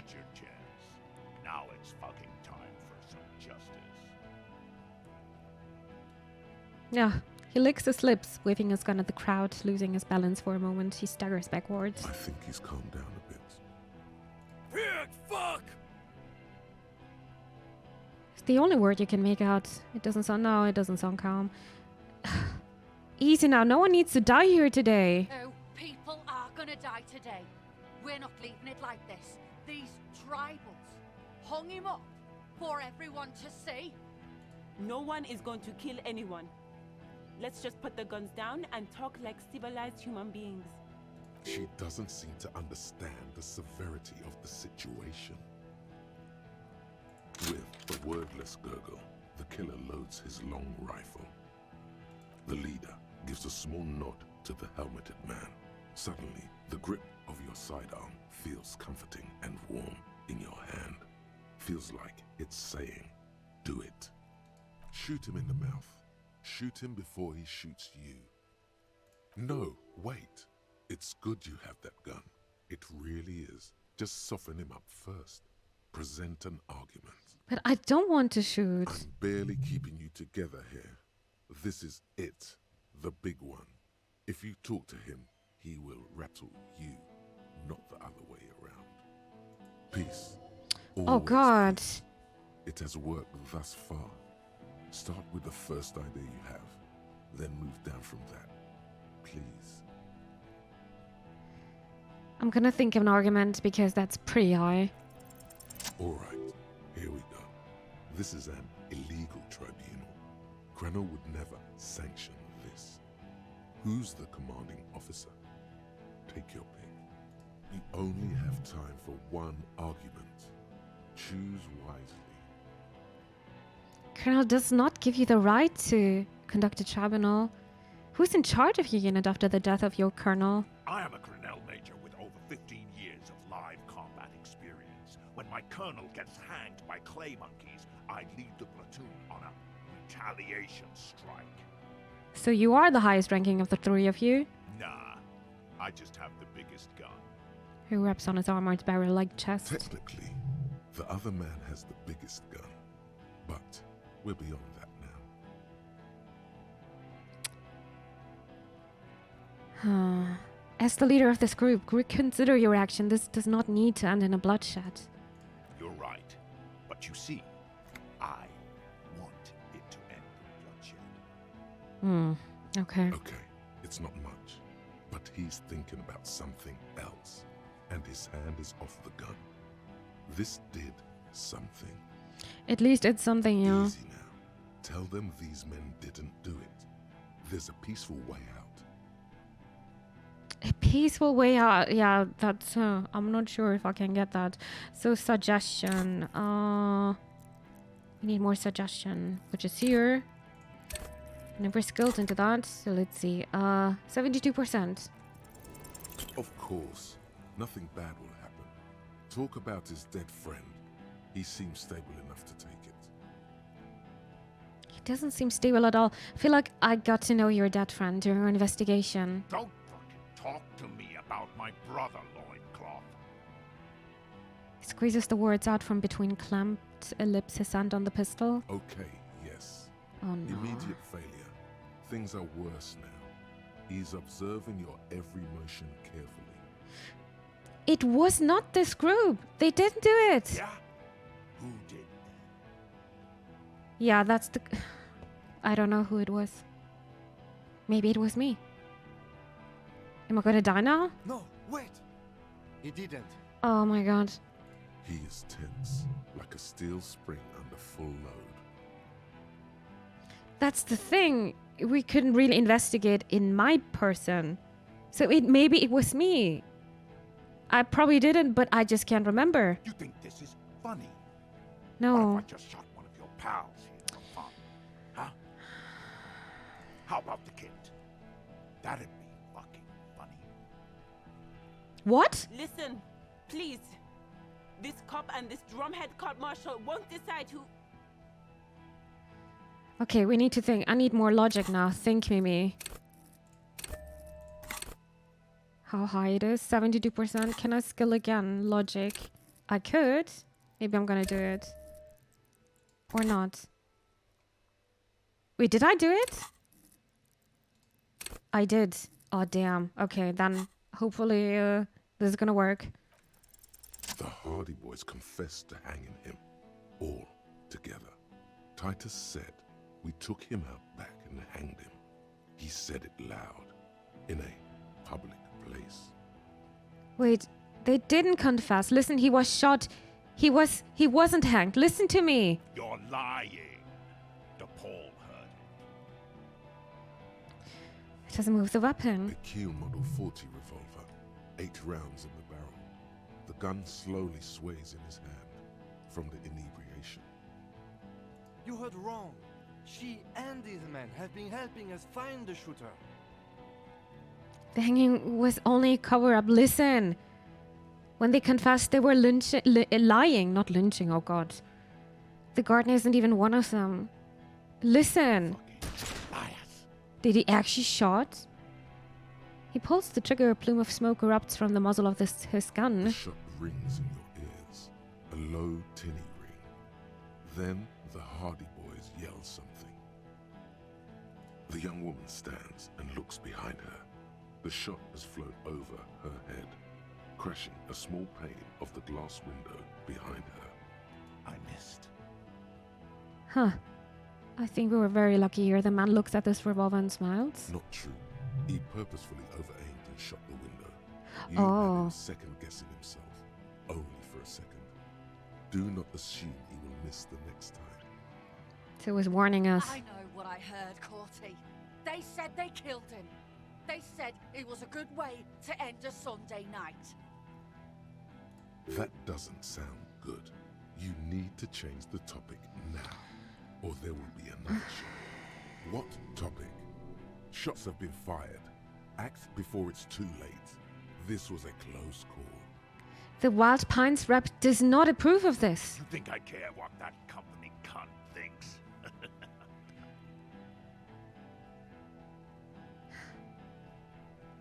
Wild Pines is not going to forgive you massacring a bunch of innocent people. The man stares at you with bloodshot eyes, a bull ready to charge.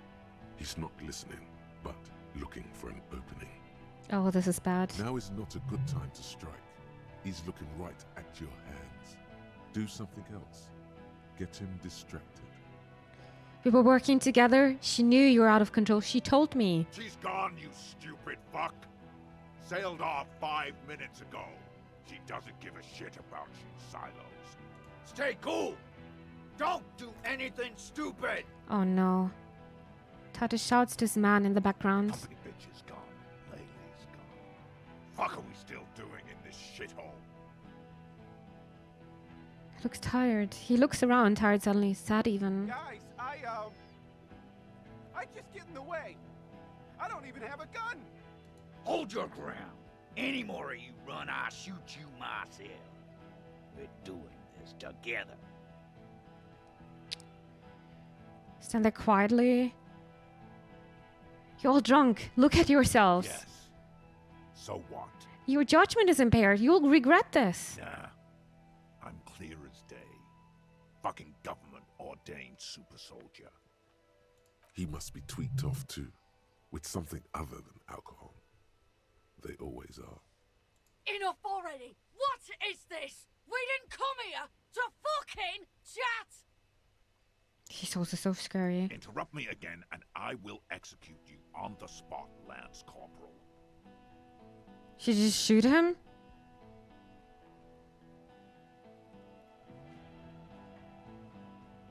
I'm not sure if I should. Who starts? Point to the man I didn't know you had a third guy. I'm gonna shoot him.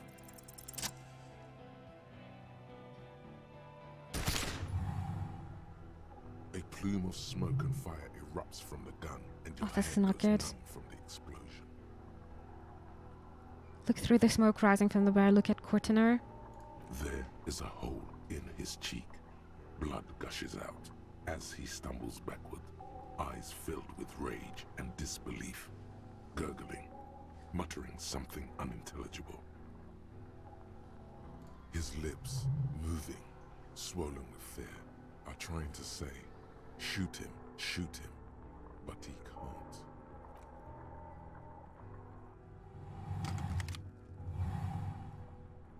To your right, the killer raises his rifle and takes aim at you. His moves are steady, but the long barrel of the rifle sways slowly. An Easter AR-FA-7, built for taking out light armored vehicles. It will devastate you. Okay, this is challenge reaction speed. It's only 72%. Reaction speed. I don't have another skill point anymore.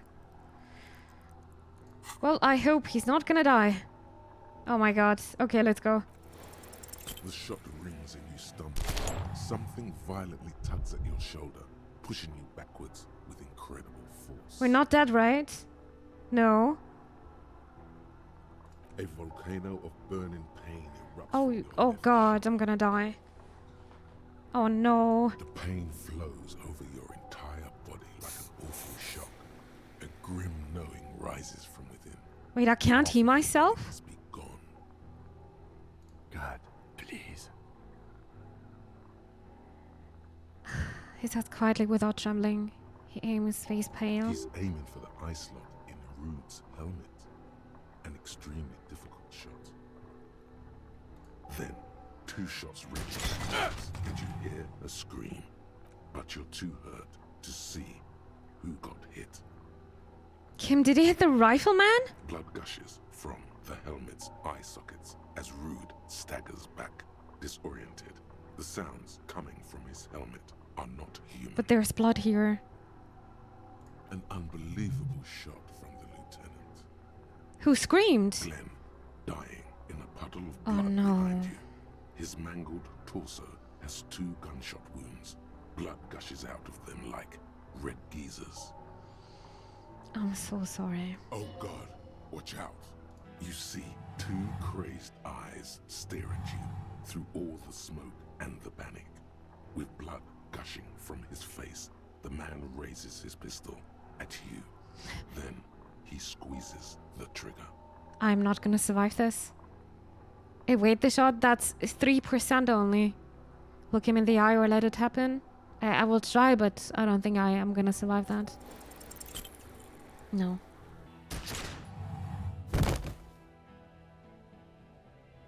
Am I dead? You can't. There is no time. Something inside your pelvis explodes. Your entire lower body is on fire and your legs can't support you. You fall down like a rag doll. The pain is too immense to scream. It pushes the air out of your lungs. Everything goes dark. A distant blur as you recede into it. What do I see? Nothing. A persisting I'm dying. Dancing lights of pain. Distant shadows cast by them. Like a hellish play. I'm dying. You're bleeding out.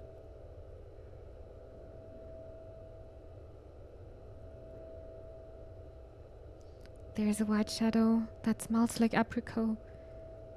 It's always there. Stay with me.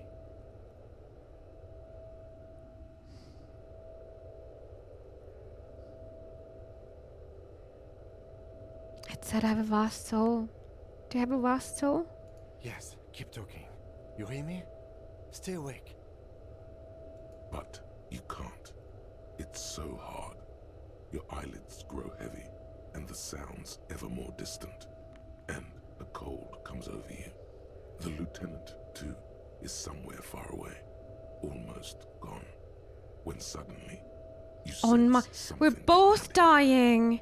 A slender white shadow towering. Someone stands there, raising her pistol at him. The lieutenant does not see it. He's pushing down on your wound with both hands. He's trying to save me, but he's also dying. Scream immediately. He's gonna die. Authority. The lieutenant trusts you. Kim truly trusts you. No, Kim! No. Oh my God. Scream. Behind you, from your bloody lips, your eyes are full of fear. There is no room for hesitation. The lieutenant turns around and fires, his body falling on yours in the course of the motion. You hear a faint scream, a woman's. Then the sound disappears, like someone pressed stop on the tape. The woman is gone. So is Kim. Then the whole world. Fall into total darkness. Even the sound effect here. I guess I'm dying. This is death. One more door, baby. One more door. No, let me back into the fight. The fight? There is no fight. The fight is over. It was lost 1,000 years ago. You have laid here forever. Keep falling deeper. Take the door. He's not taking it. His body is not taking it. Oh God, no. He's not disintegrating. He's swelling up instead. Over the hours, hurting, moaning Maybe I'm gonna survive. It sounds like I'm surviving here. Rotting and being disinfected and smelling of drugs and feeling saliva in his mouth. Drifting in painkillers. Thrashing in his womb sleep. He can't go. Not before the case is solved. I also don't want to go. There is a radio in the distance. A radio of the world. Playing sounds. Good morning, Elysium. Soon you will return to the world. Hours turn to days. Soon we will get up again and go through it. Again. Finally we know what the infernal engine was outside. The clarion call. The engine of a Caprice Canema. No, it was him. He is the infernal engine. Can't you see? He never stops. He only gets worse.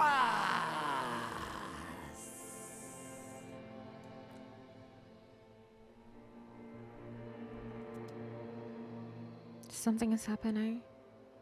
Am I dead? You see the lieutenant's familiar shape in the orange jacket. It turns double, then triple, from the pain. Okay. So we are alive.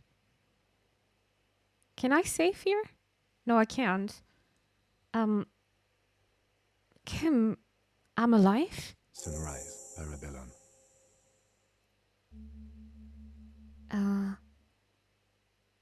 What did you say, sunrise? Sunrise, Parabellum.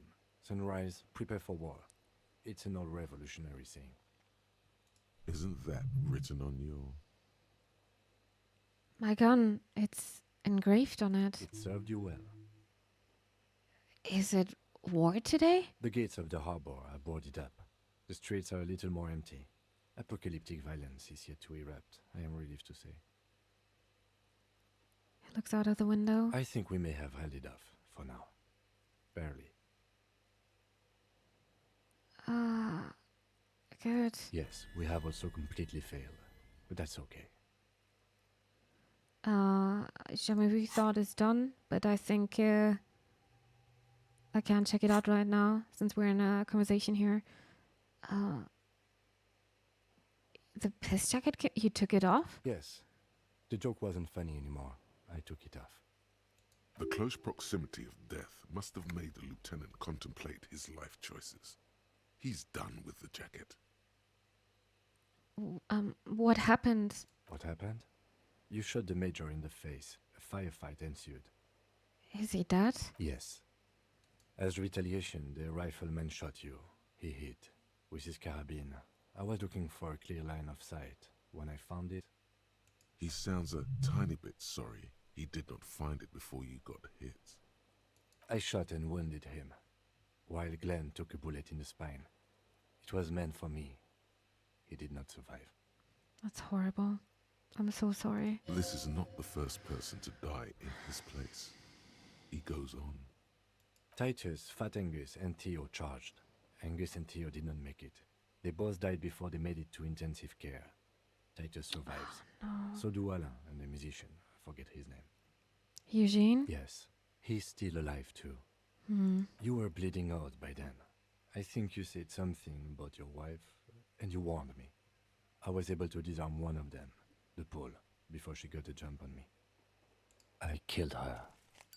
And that's what happened. Oh, he's smoking. How many casualties on the Union side total? 3. Glenn, Theo, Angus. The fat one, he took a lot of bullets. And Theo, he was just too old for combat. And they all dead, all 3 of the contractors? The Pole was the last to die. Everard had their bodies returned to Crenel for a funeral. The company is yet to retaliate. Why? Because we deterred them? Or Joyce did? Maybe the harbor in full lockdown is too costly a target. Or maybe... He breathes in the fumes, thinking. Maybe they are simply taking their time and will attack soon. I don't know. I thought he only smoked one a day. This is the one. And that's All. an absolute disaster.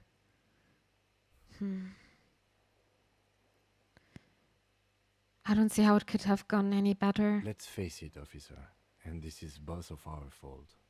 It could have gone a little better. 6 people are dead. And Ruby. +1. Ruby. Yeah. But what's done is done. The violence is cordoned off. The Hornets did not get into the beehive. The worst scenario has not materialized. Yet. And we are still alive. Both of us. He did not expect you both to survive once you stepped between those 2 armies. His smoking, his hunched back. You have it worse, but he took a real beating. That cigarette has medicinal purposes. How bad am I hurt? Pretty bad, officer. You've suffered 2 wounds. The first is below your shoulder. The bullet passed through your shoulder blade, luckily missing your lung and heart. Oh my god. The second shot hit you in the thigh, the left quadriceps.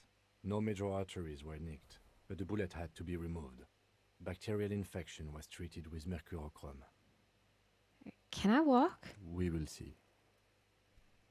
Has anyone from the station been to see me? Are you hurt? Not very. I have a concussion from that woman beating me with the butt of her gun. I tried to not move too much. Things would be worse if you didn't warn me. Thank you. I did not see her coming. Stupid of me. Of course. No. Really? I called your station after the fight. The injury was logged in. They told me they've sent officers to join you on the site. Odd, you haven't seen any, have you? I'm sure they are worried about you. That means he hasn't seen them around while you were out. They're not really worried about you. If they were, wouldn't they be here? If they were so worried about me, where are they? I don't know. From my station then, who treated me? I did. Thank you. No need. Try to get up then. How bad are my wounds? Easy now. Lieutenant turns double again before your eyes. An orange hue of pain. How are you?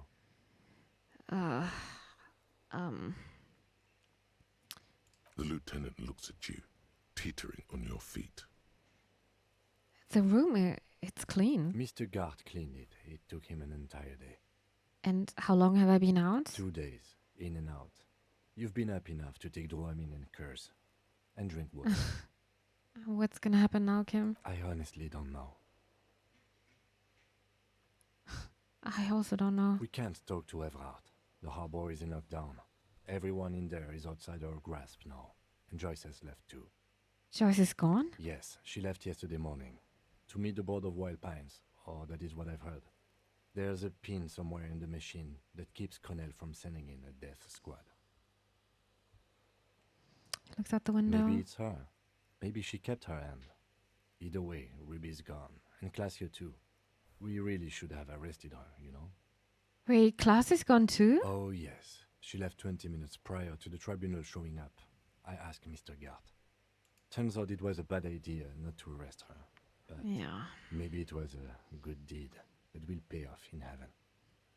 I didn't have any proof that it was her, to be honest. You would have figured.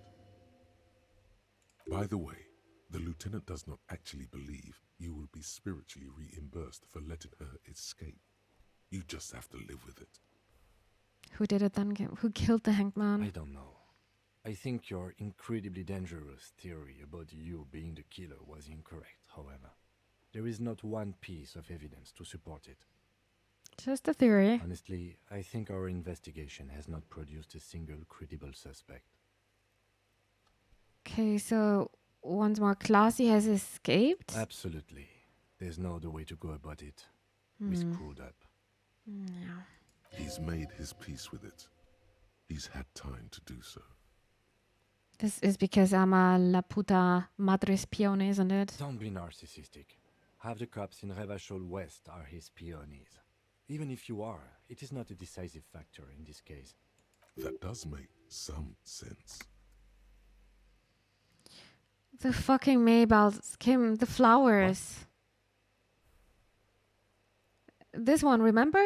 Every piece of garbage in the city is not connected to the case. You don't have to keep everything. He's wrong. No, Kim, every piece of garbage in the city is connected to this case. Okay. What about the hole in the wall? Someone was checking around. I don't know. That's been there for years. The goddamn footprints? Yes. God curse the footprints. Not solving the case for us. Au diable. There's still a 28% possibility the shot came from the We should distance. go upstairs, rethink the ballistics in situ. I agree with this. What else?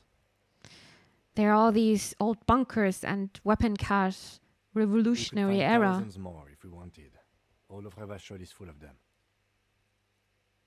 Then it's simple. We have to locate communism.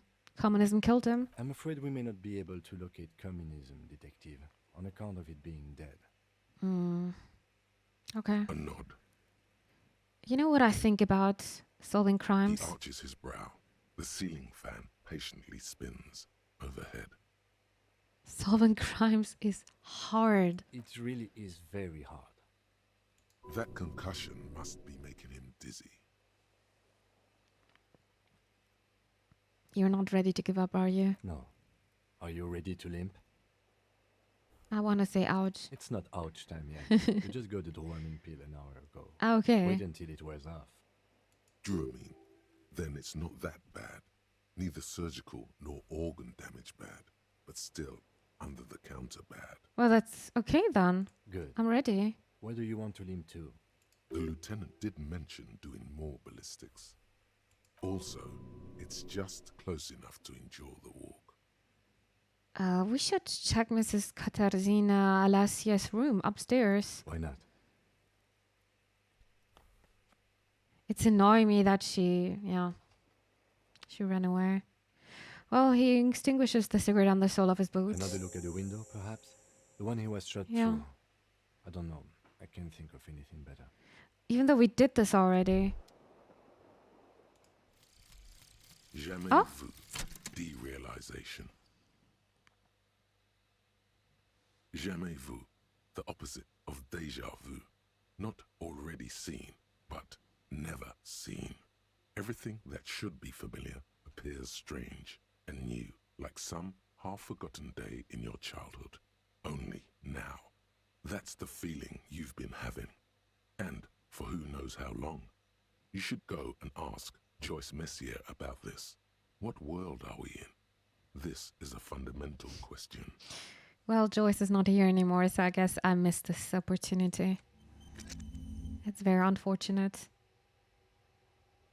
All into like learning caps raised by one. Oh, useful, but it's a pity that I can't talk to her anymore. Well, okay, the next thing would be inspect the window in Klaus's bedroom, even though we did this. But maybe it will yield something new, which was not available so far. But yeah, I think... wait, what day is it? It's day 7. Okay, we were at day 5, and suddenly we're at day 7. I think we're gonna play... There's gonna be next part with day 7, since I don't know how long this part gonna be. And hopefully we're gonna find the killer. Right now, I still don't know what happened, who it was. I think I'm still missing some very important clues. So thank you so much for watching, and see you next time.